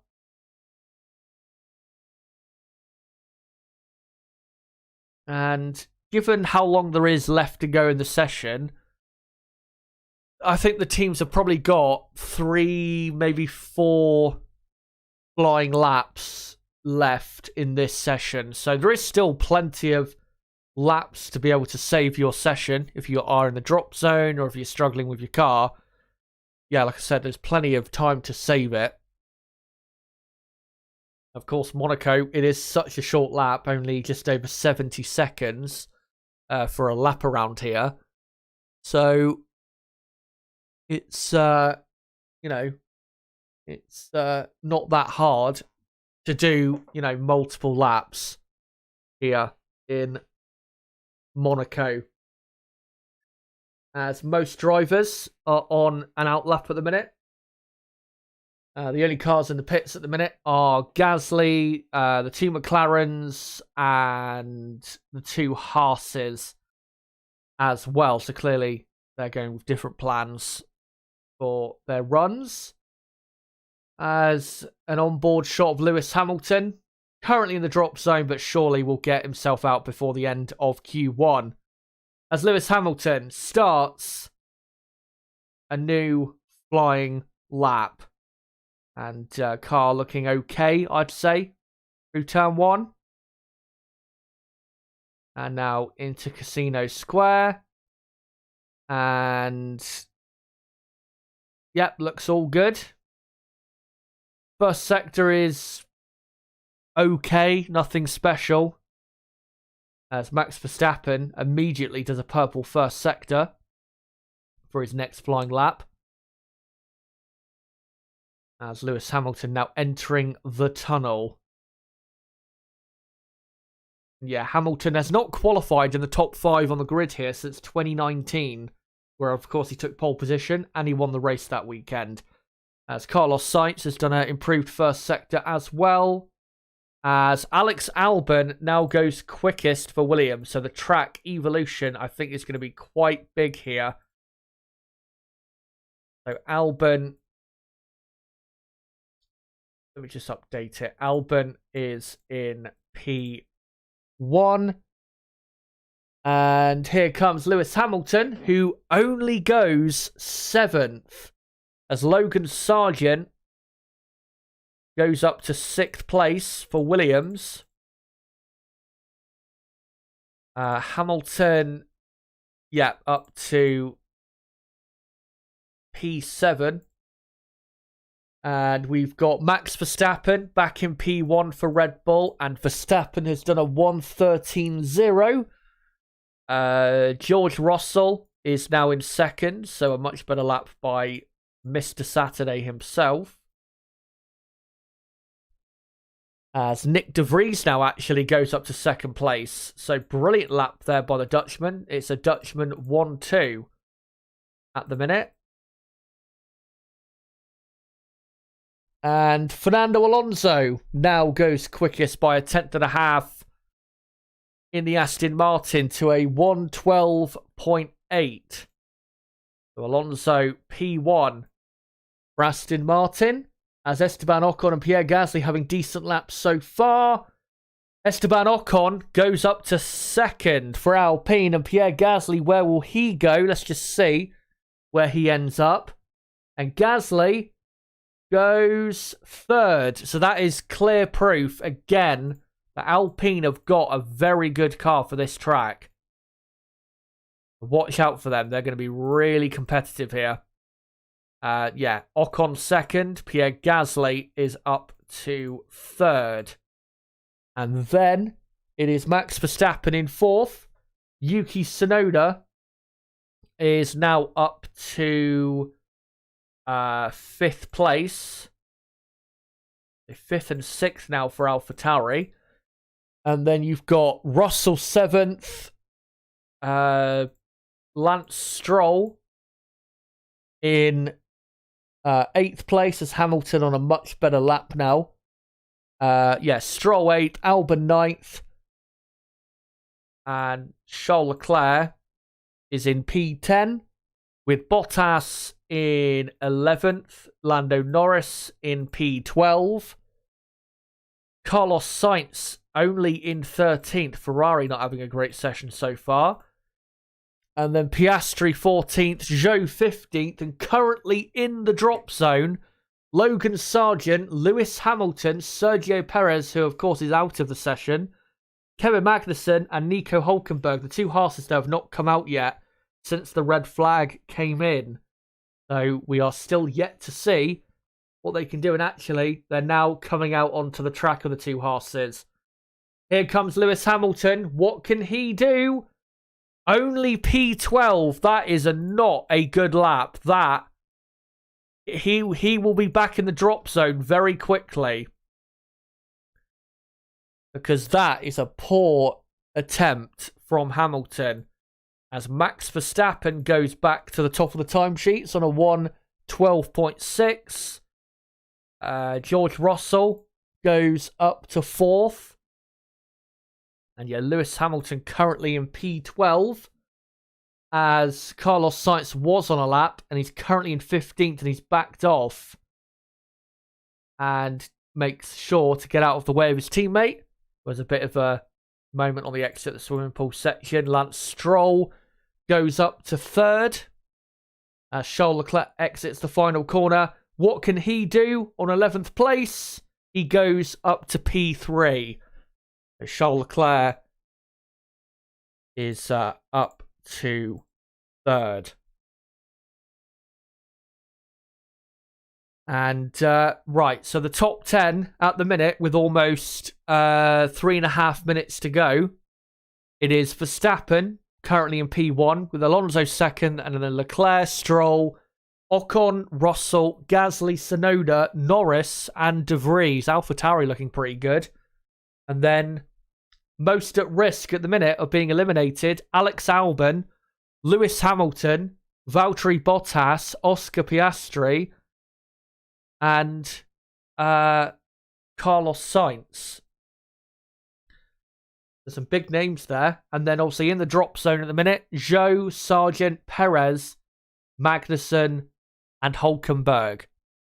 So this could see some real big names and big teams fall by the wayside in this session. And to be honest, Lewis Hamilton, who is currently on an outlap, I think he is absolutely at a big risk of getting knocked out here in Q1.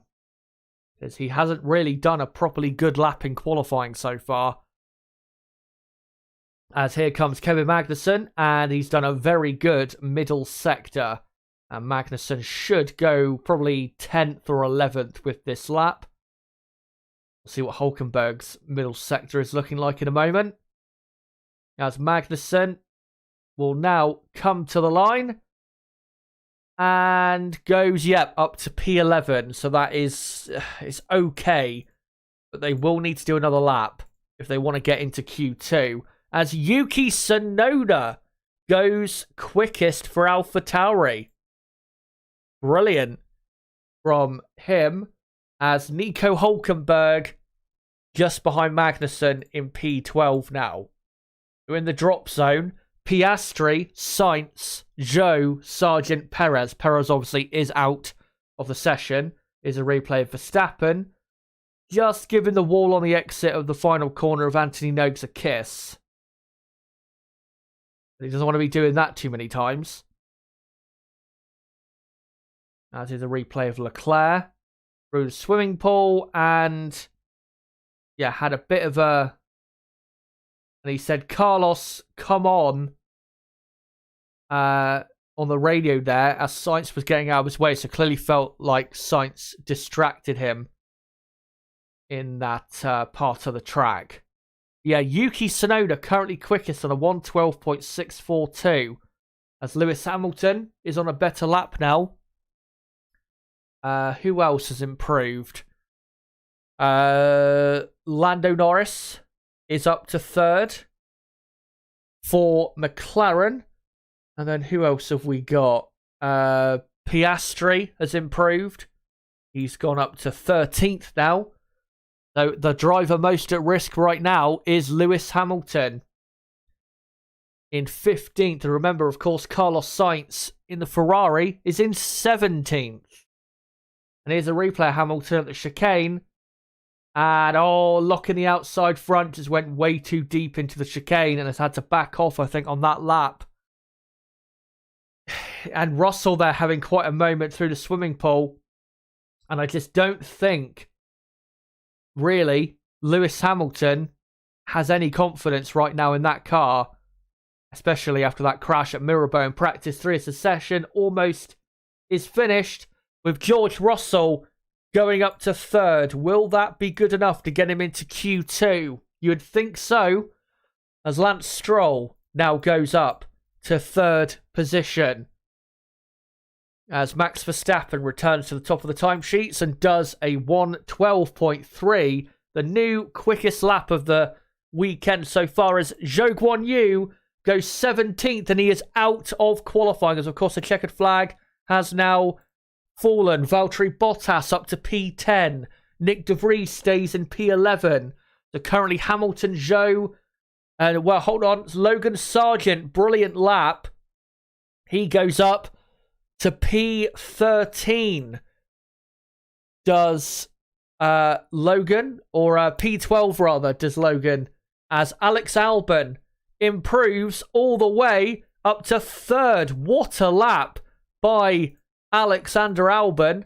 And he's up to P3 as Carlos Sainz now goes up to fourth. Can Lewis Hamilton get into Q2? Yes, he can. He is up to P7. Let me just update it all. So you've got, and Oscar Piastri gets himself out of the drop zone. So both McLarens through to Q2. So Carlos Sainz is up to fourth. Lewis Hamilton improves up to seventh. And I'll update the rest of the positions in a moment. So Verstappen ends up P1 from Tsunoda, Albon, Sainz, so then Stroll, Russell, Hamilton, Norris, Alonso, Leclerc, Ocon 11th, Piastri 12th, and then Gasly 13th, Bottas 14th, and De Vries in 15th. So those are all the drivers that are on their way into Q2 and knocked out, guys, in Q1. Logan Sargent, Kevin Magnussen, Nico Hulkenberg, Zhou Guanyu, and Sergio Perez. And now, of course, we will get ready for Q2. Gotta say, brilliant job from Tsunoda and Albon. Some incredible pace from those two that came out of nowhere, really. Of course, Q2, 15-minute long session, and I'll sync up the timer at the what do you call it? The 14-minute mark. Let me just get the other dotted line out and position it ready. And there you go. Of course, anyone in between those two dotted lines at the end of Q2 will be out in those positions. And at the minute, it's Ocon, Piastri, Gasly, Bottas, and Nick De Vries. But yeah, Lewis Hamilton, in the end, got himself out, but he does not seem confident with that car. He really does not. And, I mean, Alpine, I don't think actually really improved that much on their final lap times. So I think Alpine could have gone quicker, really, in Q1. I mean, at least ahead of the McLaren of Norris, but then go and look at Tsunoda and Albon producing incredible pace out of nowhere that we did not see coming. So, yeah, not looking great at Mercedes as we expected, though, unfortunately for them.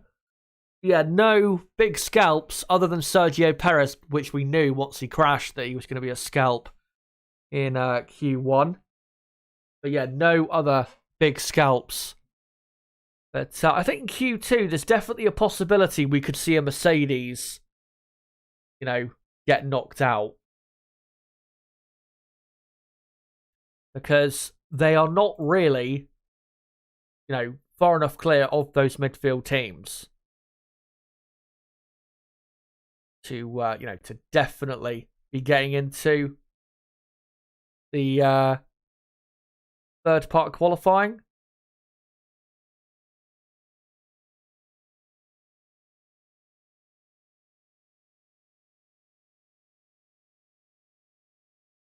Turbo saying check Tsunoda for steroids. Well, he's had a great season, hasn't he, Yuki? So maybe it's just him continuing on his, you know, great confidence, great form. Remember, though, AlphaTauri have brought, like, a completely new car here. They've upgraded so much of their car. So maybe that will have an effect for them. I don't think it will have a massive effect because, again, Monaco doesn't tend to be a place where you can really showcase upgrades and their, you know, their improvements really that well. But yeah, maybe that's to explain for why, you know, Tsunoda was so quick. But yeah, of course, has had a good season. Let's see if we can find some other comments here in the chat whilst we wait for Q2 to get over, or to get underway. And I don't think I can see anything at the minute. One thing I will say is if you are new to the channel, don't forget to subscribe, of course, for more content like this, because we do qualifying and race watch-alongs all the time. Formula 1, of course. And, of course, tomorrow I will be live at 12 p.m. UK time, 2 hours, that is, for the race starts for the Monaco Grand Prix of 2023. And I will be joined, of course, by my co-commentator, Niblo. So, yeah, make sure to join us for that, to keep up to date with the Monaco Grand Prix itself.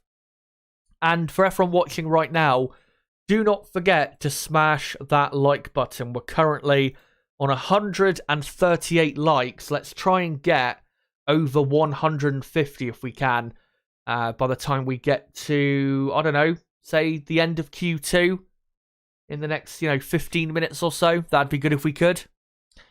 Yeah, let's see if we can do that. As Q2 about to start in the next few, I think, seconds. May have already started. But currently we're seeing a wide shot of the Monaco harbour and the city, of course. And red light's still on the exit of the pit lane. And yeah, 30 more seconds to go until we get underway for Q2. As Leclerc just trying to get a bit closer to the cars ahead. And I think actually what I'll do is sync up the timer for the 15-minute mark instead. As I think we are now officially, underway for Q2. Will we see some big scalps like we did in Miami 3 weeks ago, where of course we had Lewis Hamilton knocked out in 13th, I think it was.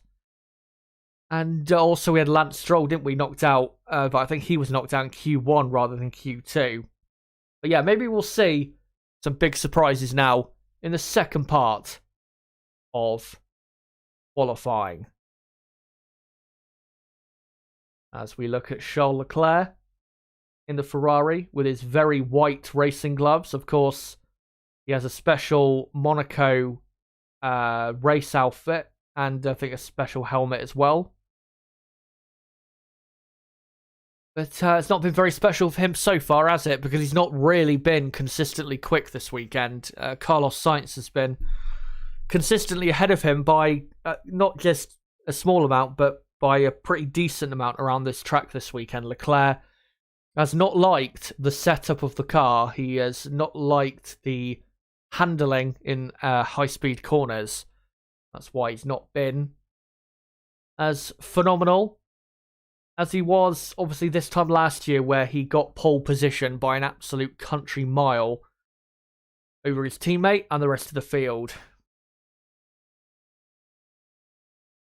As Leclerc is just coming towards the end of his lap to start his first proper lap of Q2. As he now exits the final corner. Let's see what he can do. The best time in Q1, by the way, was a 1:12.3 from Max Verstappen. So I would expect the front runners to be going into the 1:11 11s. Now, I am surprised they've not already, to be honest, gone into the 1:11 11s. As Max Verstappen now braking hard for the Nouvelle Chicane. And of course, we'll see what he can do. And he was the first man on track, Verstappen, so he will be the first one to set a time. As he comes to the end of the swimming pool section. Very quick, but controlled from Verstappen. As through the final corner he comes. Looks very good. No car corrections at all. The car feels perfect. And he does a 1:12.0, does Max Verstappen. Here comes George Russell, who does a 1 minute 12.8. That is, 8 tenths of a second down. That's quite a lot around this track. Be losing as Lewis Hamilton goes up to third. Charles Leclerc now goes up to second on a 1:12.3, a third of a second slower than Verstappen. As Carlos Sainz now goes second, continues to stay ahead of his teammate. And Fernando Alonso has done a purple first sector. By the way, great lap from Esteban Ocon, who has gone up to second. Brilliant from him.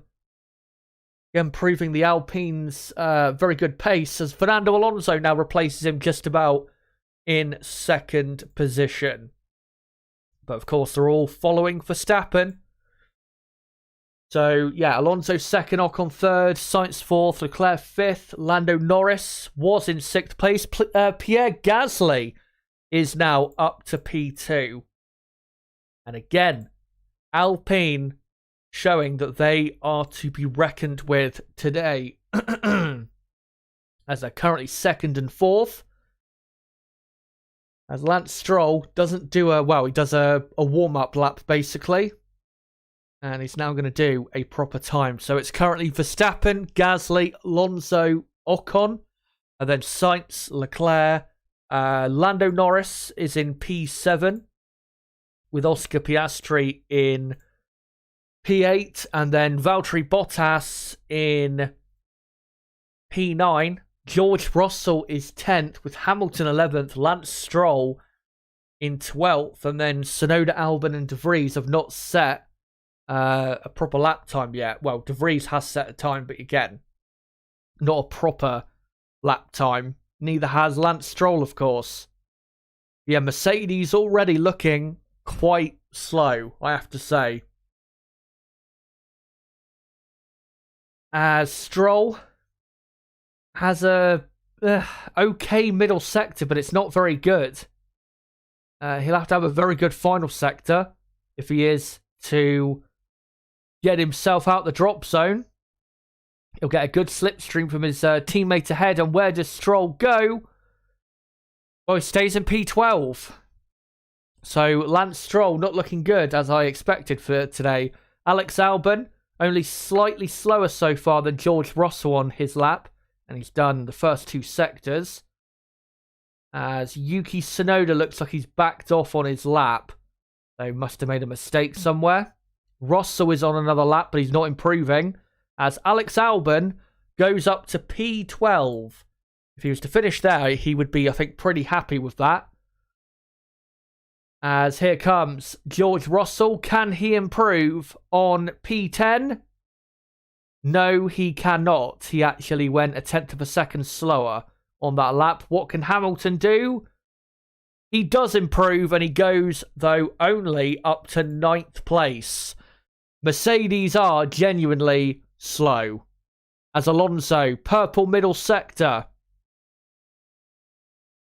And let's see whether Fernando can get into P1 here to absolutely secure himself into Q3.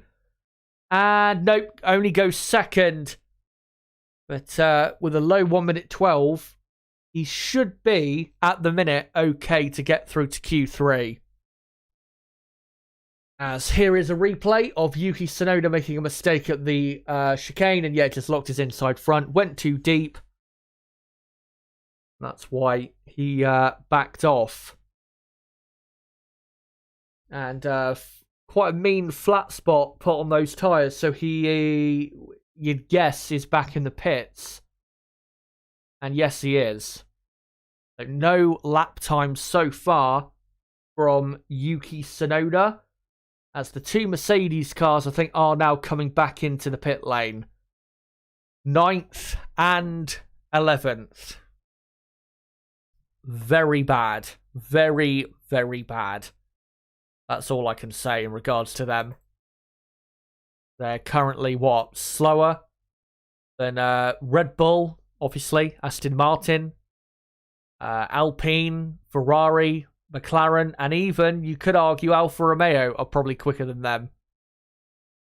So, yeah. Not good at all. Just trying to see if there's anything on Twitter I can find news-wise. Valtteri Bottas is currently on a lap. Let me have a look, see what he's doing with that. So a bit bulked there with Bottas by the McLaren on the entry to Raskas, but he's still improving on this lap. Can he improve on P10? You bet he can. He goes up to P9. As Max Verstappen, I've just seen, has improved on to now a 1 minute 11.9. We are into the 1 minute 11. So remember, pole position last year was a 111.3. There's a replay of Ocon just touching the barriers on the exit of turn 1. And yeah, he'll need the car to be checked over. But Alpine looks super quick. 3rd and 4th at the minute.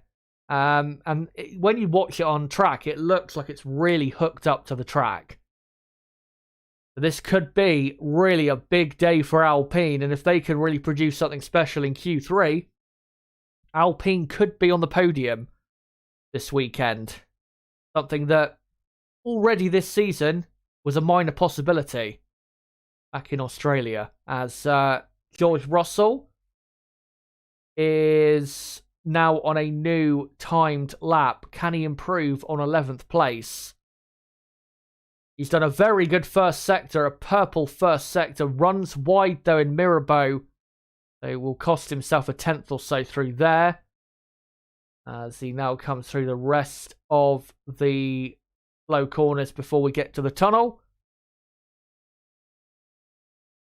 And let's see what he can do for the middle sector. It's really the middle sector where Mercedes are losing the lap time.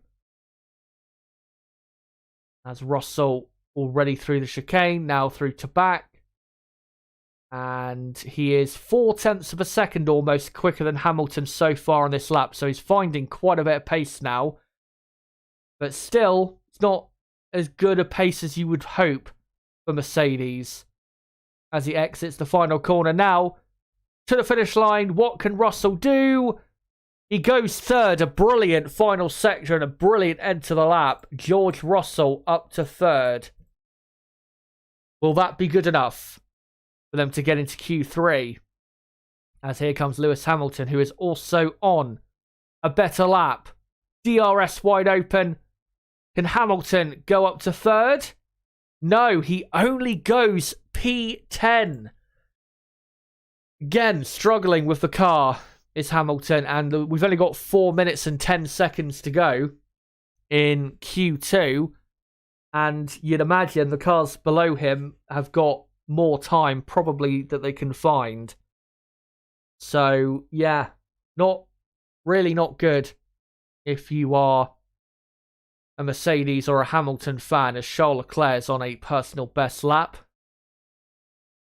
Got to say as well, shout out to Oscar Piastri, who, despite having a bad weekend for lack of confidence in the car and all of that, currently on his way to Q3. Of course, not over yet, but his chances of getting into Q3 at the minute are looking pretty good, as he's 0.3 of a second clear of Valtteri Bottas, who is in P11.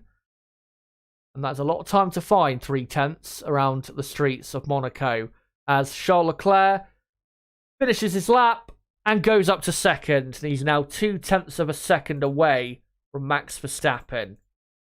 So that should be good enough now for Leclerc. To get into Q3 is a replay of Hamilton. And a bit of oversteer on the exit swimming pool section. Just gently grazing the barrier on the exit of the swimming pool area. But, yeah. I mean, occasionally you can see why Hamilton is having a struggle, but most of the time the car looks fine. But clearly just isn't confident in the car. As Yuki Tsunoda produces a brilliant lap and goes up to 7th place. What a lap by Yuki. As Lando Norris has gone wide at back. He's still going, but he's smashed the barrier on the exit to back. He's broken part of his front wing off and probably his floor as well. And he will have to get back to the pits. And that is a rare and costly error from Lando Norris. Will they throw out a yellow or red flag for the debris? If they do now, it's going to really make things pretty tight at the end here of Q2. But Lando is now, you have to say, well, not out in Q2, but he's not going to be doing any more running in Q2. That is for sure. And yeah, he's been wheeled back into the garage as Lance Stroll does another lap time, but stays in the drop zone and is in P12. Here's a replay of Norris now. In to back, and yeah, understeered wide. And do you know what I think he did? I think on the exit of the chicane, he touched that barrier as you come through the chicane. He touched the barrier on the, yeah, we're going to see it on the broadcast. Yeah, he broke the left front suspension, and that's why he went understeering to back. So I remember yesterday in practice, there was a slow-mo replay of him getting really close to that barrier. And, well, leaving it too fine. Doesn't really need to take a chance of that corner with the barrier. Nothing really to be gained by going that close to the barrier on the exit of the chicane. And he is now in P9 in the pits and hoping that the cars below him don't knock him out in Q2. Lewis Hamilton, currently in the drop zone. Can he get into Q3? Let's see, as he now comes up into the Casino Square section. And Hamilton looks okay so far. What's his first sector time like? It's not a personal best. As Lance Stroll has been noted for failing to stop for weighing procedure. So that will get a penalty. That'll be a penalty for Stroll. As somebody has improved. Nick De Vries has gone up to P11. But he is now out in Q2 because obviously the checkered flag has now fallen. Alex Albon up to 13th. As here comes Hamilton. Middle sector, 2/10 off on Piastri.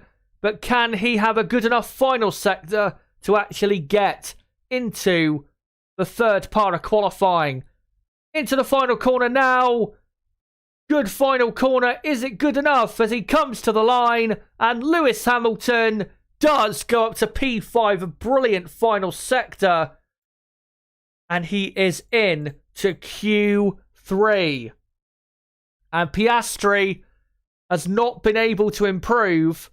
And just want to see, is Valtteri Bottas on a new lap? I'm not sure. Let's just wait a second to see what Piastri is, or not Piastri, what Bottas is currently doing. And I assume that Bottas is not on a flying lap. And no, he comes into the pits. So there you go, guys. Into Q3, Max Verstappen, Charles Leclerc, Fernando Alonso, George Russell, Lewis Hamilton, Pierre Gasly, Carlos Sainz, Esteban Ocon, Yuki Tsunoda. What a performance by him yet again. Lando Norris does make it into the top 10, but will he be able to actually participate in Q3? We'll have to see. And then knocked out in Q2, Oscar Piastri, Nick De Vries, Alex Albon, Lance Stroll, and Valtteri Bottas. As Lewis Hamilton just said on the radio there, man, the car is hard to drive. He clearly is not enjoying the experience. But yeah, Q2 over and done with, and Q3 on its way. And as long as he doesn't make a mistake, again, I just do not see how Max Verstappen does not get pole position here. But you never know what can happen. So let's not get too ahead of ourselves, let's say. But let me know in the chat, guys, who do you think will get pole position? And how do you think Aston Martin, Ferrari, Mercedes, Alpine, teams like that will do? I know people may think Mercedes, their pace in actual fact is a bit better than what, than what it is in reality. When it comes to their fight with Alpine, you have to remember Alpine did not do a second quick run in Q2. So Alpine could have improved and probably would have both gone ahead of the two Mercedes. So I still think Alpine are fourth quickest here in Monaco. And I still think are ahead of Mercedes. Of course, so we will find out in a few minutes' time whether they can get ahead of Mercedes. Of course, with Perez out in Q1 and Stroll out in Q2, Alpine could qualify up in 5th place. That is definitely a possibility for them. So, yeah, they are in a very good position, the Alpine team. Watch out for them. Also, again, great job from Yuki Tsunoda to get into Q3. Nobody expected that. But there you go. He went and produced it. And yeah, Q3 should be underway in the next couple minutes or so. As Lewis Hamilton has said on the radio, I feel like there's something wrong with my right rear suspension. Well, you have to remember, I think it's on the front suspension, isn't it? That they've changed the layout, the geometry, and all of that. I think on the front suspension, so maybe just the way the whole car is interacting with one another is causing the rear suspension to feel like that. But the rear end of his car does not look like it's stable. The way to me it looks like he's driving the car in a way that he's like waiting for the rear end to snap. And then once he knows it won't snap, then he puts the throttle on the exit of a corner. But he doesn't look assured of what is happening at the rear end of his car. And of course, in Monaco, if you've got that type of car, you're going to struggle. As Q3 will start in 2 minutes and 20 seconds from now. And again, guys, in chat, let me know who is getting pole position. And I'll just see if there's any more news I can bring you on Twitter.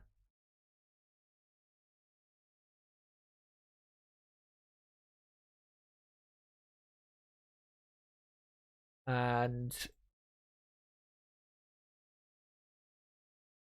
yeah, can't see any new news.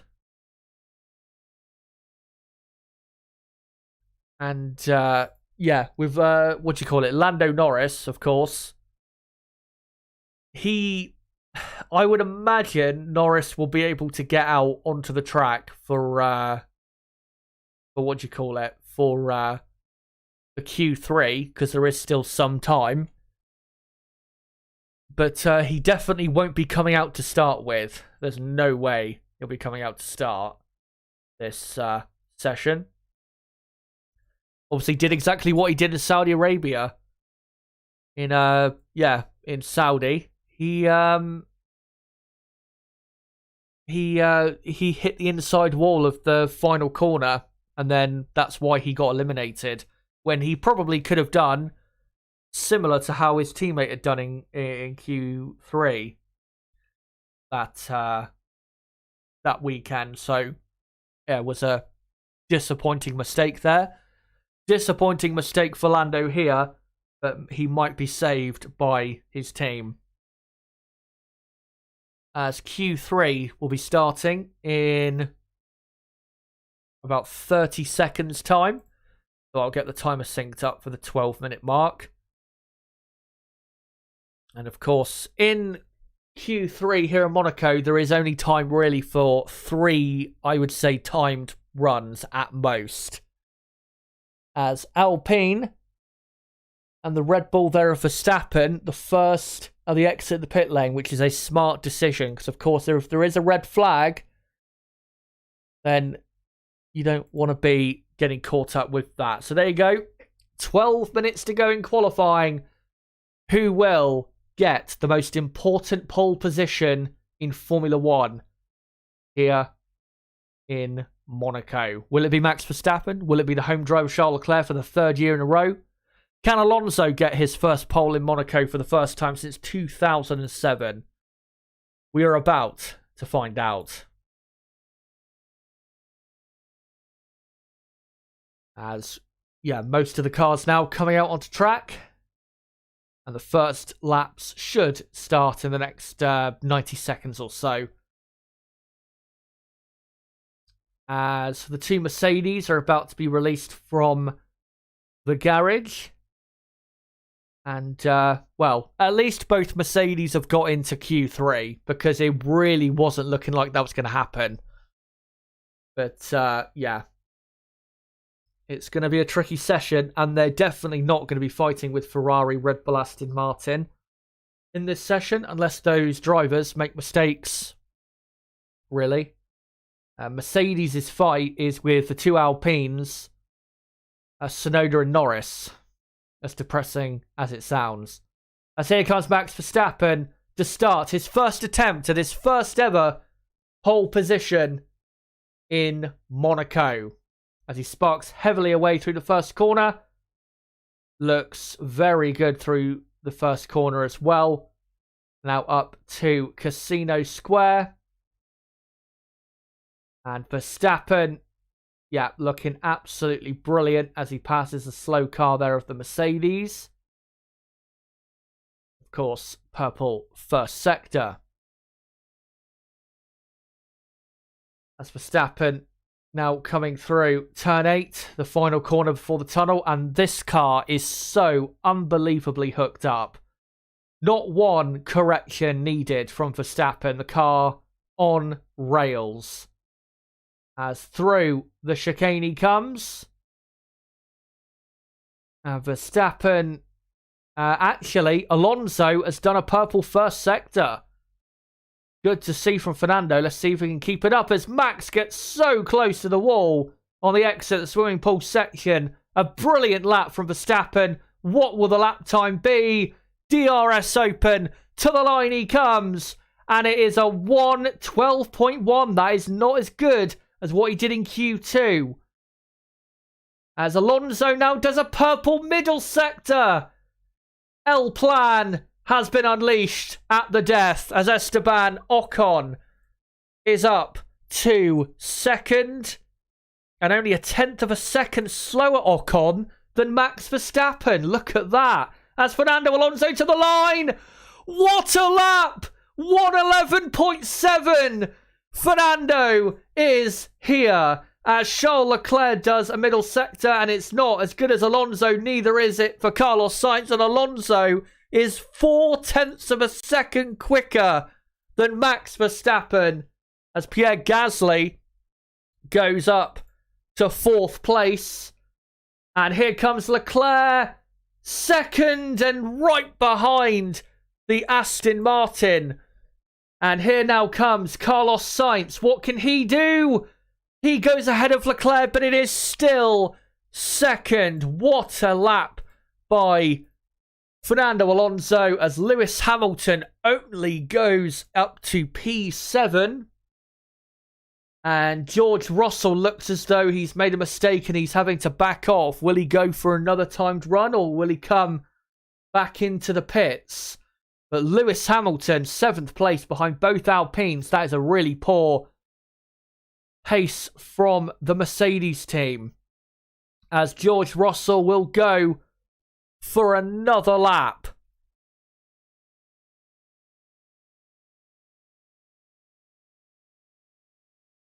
And Russell, I'll let you guys know what is as Aston Martin telling Alonso, currently P1, and he responds, good man, I'm pushing like an animal. And you can guarantee he is. He is so good around this track. He's always been brilliant here in Monaco. Of course, won here twice in 2006 and 2007.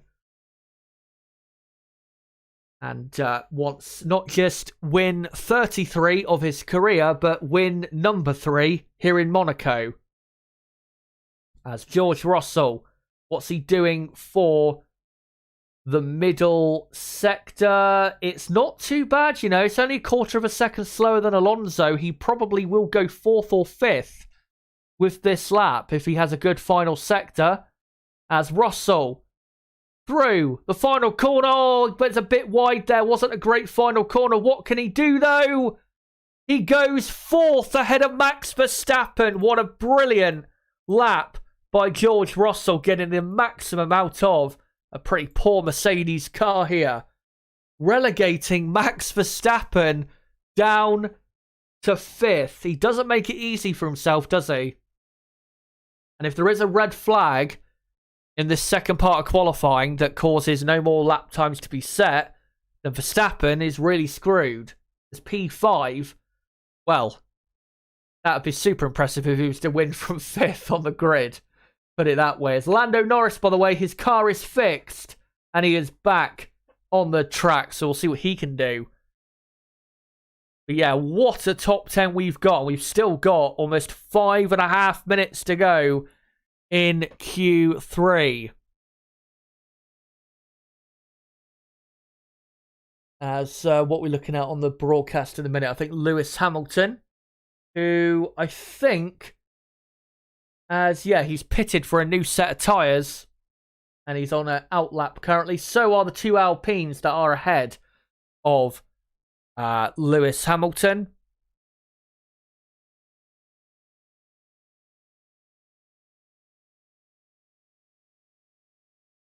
And, right, let's see what Hamilton can do. If Russell is up in 4th, really Hamilton needs to be going up to 4th. He cannot allow this to continue. As Max Verstappen on a new lap. He's done a personal best first sector, but it is not a purple first sector. And he's done a personal best middle sector, but it is not a purple middle sector. Can Aston Martin genuinely get pole position? As Verstappen in the Red Bull, through the final corner he comes. Will he even be good enough for the front row? Verstappen to the line.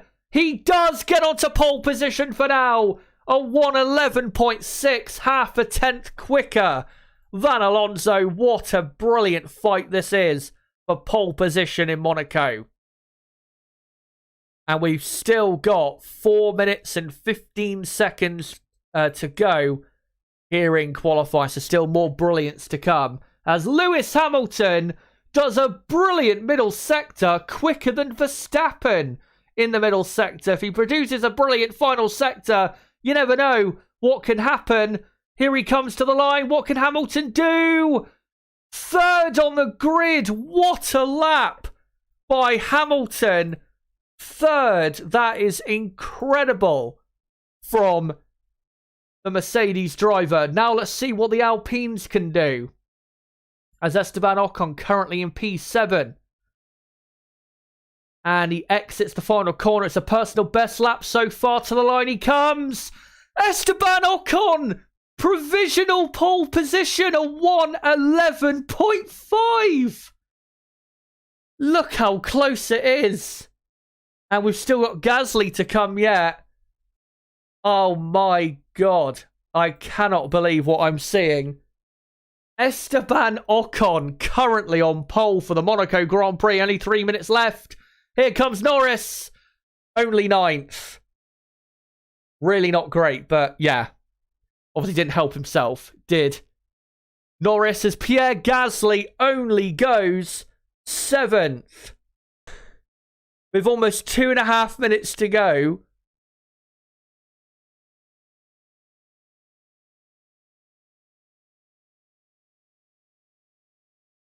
Oh God. I think my... don't know if I froze for you guys on stream, but my PC just had well, quite a moment. Thankfully, I'll be getting rid of this PC in the next couple of weeks or so. But anyway, yeah, 2 minutes and 20 seconds to go, and we've got Esteban Ocon currently on pole position.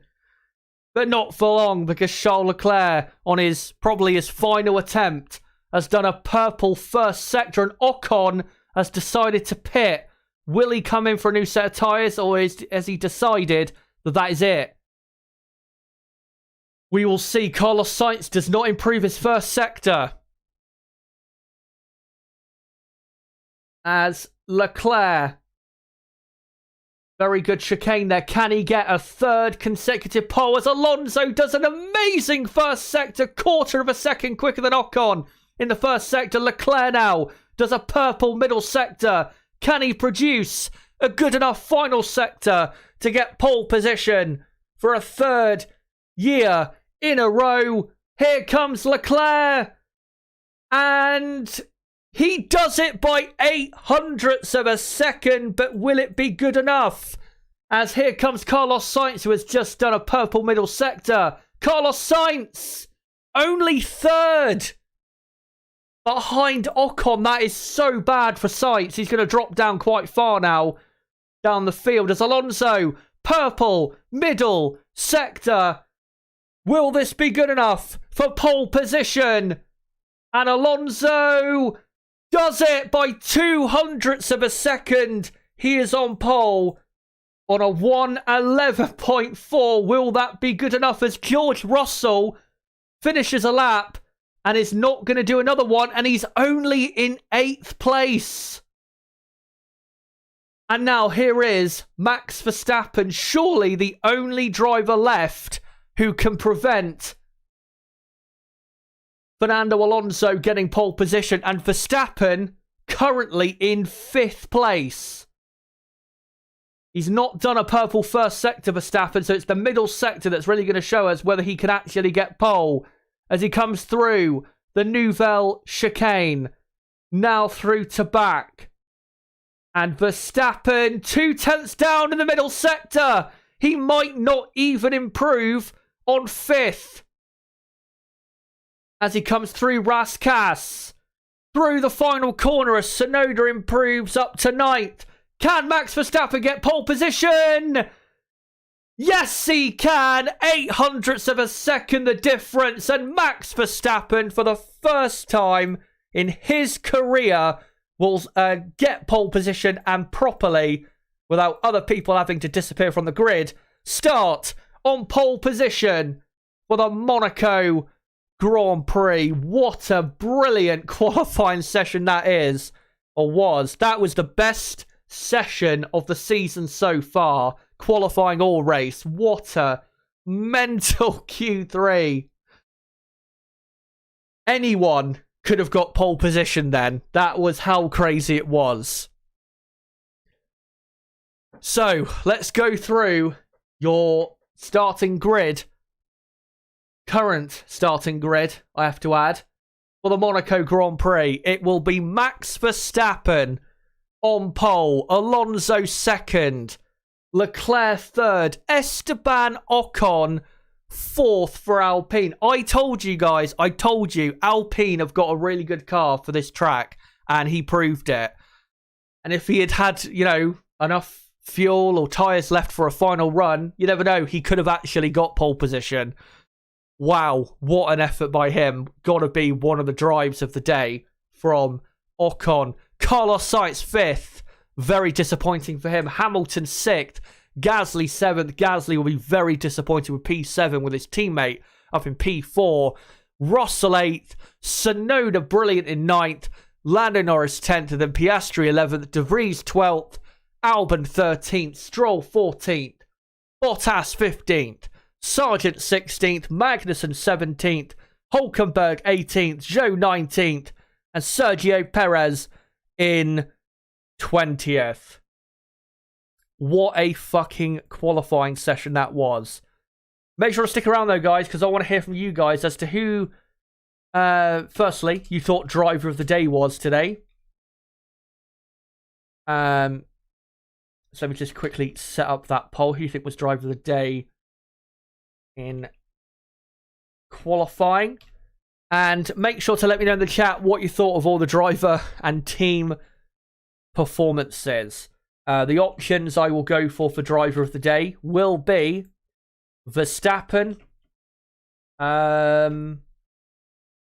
Who else will I go for? Verstappen, Alonso, Ocon, and Tsunoda.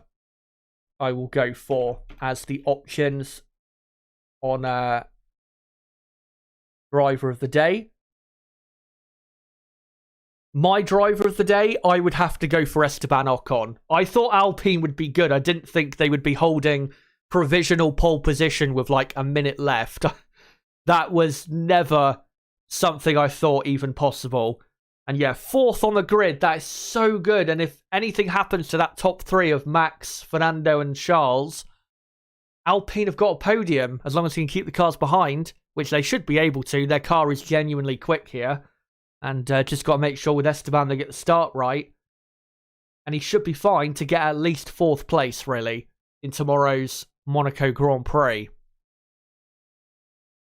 And I think Alpine as well, they have proven that they do have a front-running car. They just need their drivers to consistently put in better performances, like we've seen today.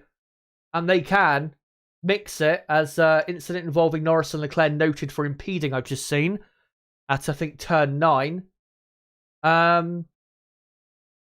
Yeah, once the drivers perform properly, like we know they can at times, Ocon and Gasly, the car is good enough for them to be mixing it with, Mercedes, Ferrari, Aston Martin. And of course, you saw that today. And from a chassis point of view, Alpine have a very good, very good car. And yeah, I think absolutely deserve more respect. Anyway, let me know in the chat what you thought of qualifying. And I'll read out your comments when I can. Let's see what you guys are saying in the chat right now. So, Fernando deserved a pole, says McLaren F1 race. Pure Blood says, so sad be no overtakes tomorrow. Probably not, but I mean, the grid is a bit mixed up, so it's not like we're going to see cars spaced out from one another. It should be pretty tight, especially when we get to the pit stop phase. So I don't think it's going to be necessarily just a complete nothing race tomorrow, but yeah, we'll see. We'll see what happens. I mean, you never know. If Alonso gets ahead of Verstappen at the start, which could happen if Verstappen has a bad start, and we've known Red Bull to be poor at the starts this season, that could really get us going. Dylan Forrestal says, Ocon has to be, even as an Alonso fan, that was amazing. Yeah, that just came out of nowhere, honestly. And he ended up, in the end, I think 0.2 of a second away from pole. That, that has to be the future, surely, encouraging for Alpine.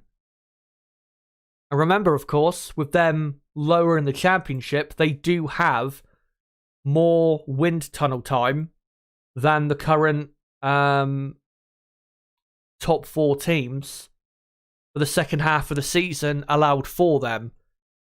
So I am expecting Alpine to get even closer to those teams as the season goes on.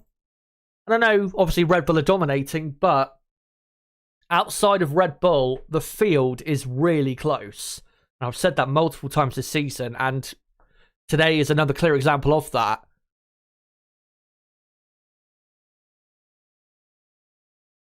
Right, let's find some comments from you guys. I'm just looking at the live reactions in chat to see what your live reactions were. And yeah, what a fucking mental session that was.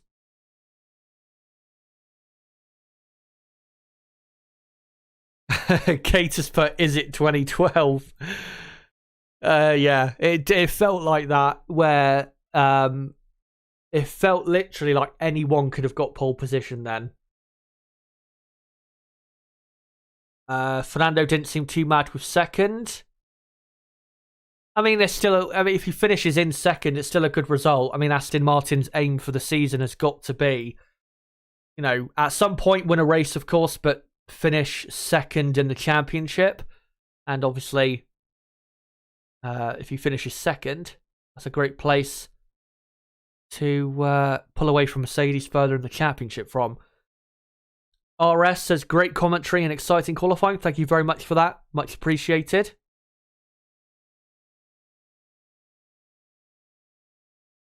Let's find some other comments here if I can.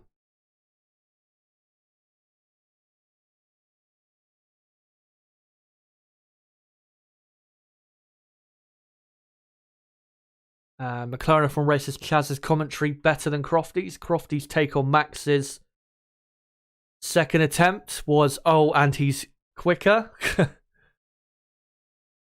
Yeah, I mean, put it this way, and I know there's certain F1 fans out there who think like current F1 is like super the worst it's ever been in terms of entertainment and is super boring. If you did not find that exciting, then you just don't like Formula One, period. Because you cannot tell me that wasn't exciting. We had 4 different teams at one point on pole position with in the final 3 minutes. How can you tell me that's not exciting?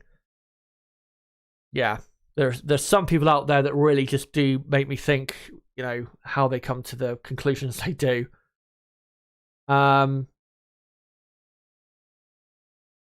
Let's find some other comments if we can. I am probably just going to stay on for another 5 to 10 minutes, say. And then I will come to the end of the stream because I have been live for 5 hours and 6 minutes. Doesn't feel like I've been live for that long, to be honest, but that is how long I've been live for. I have been getting used to these, I have been getting used to these long streams, so that's why it doesn't feel that long to me. Super Kev says, I hope for a mental race tomorrow. We'll see what the pace is like tomorrow. Hopefully the whole field is like really close on pace, because then when we get to the pit stop phase, if certain teams, underdog teams like Alpine or AlphaTauri, if they can really pick, a really great strategy, then you never know what could happen. Monaco is a weird place.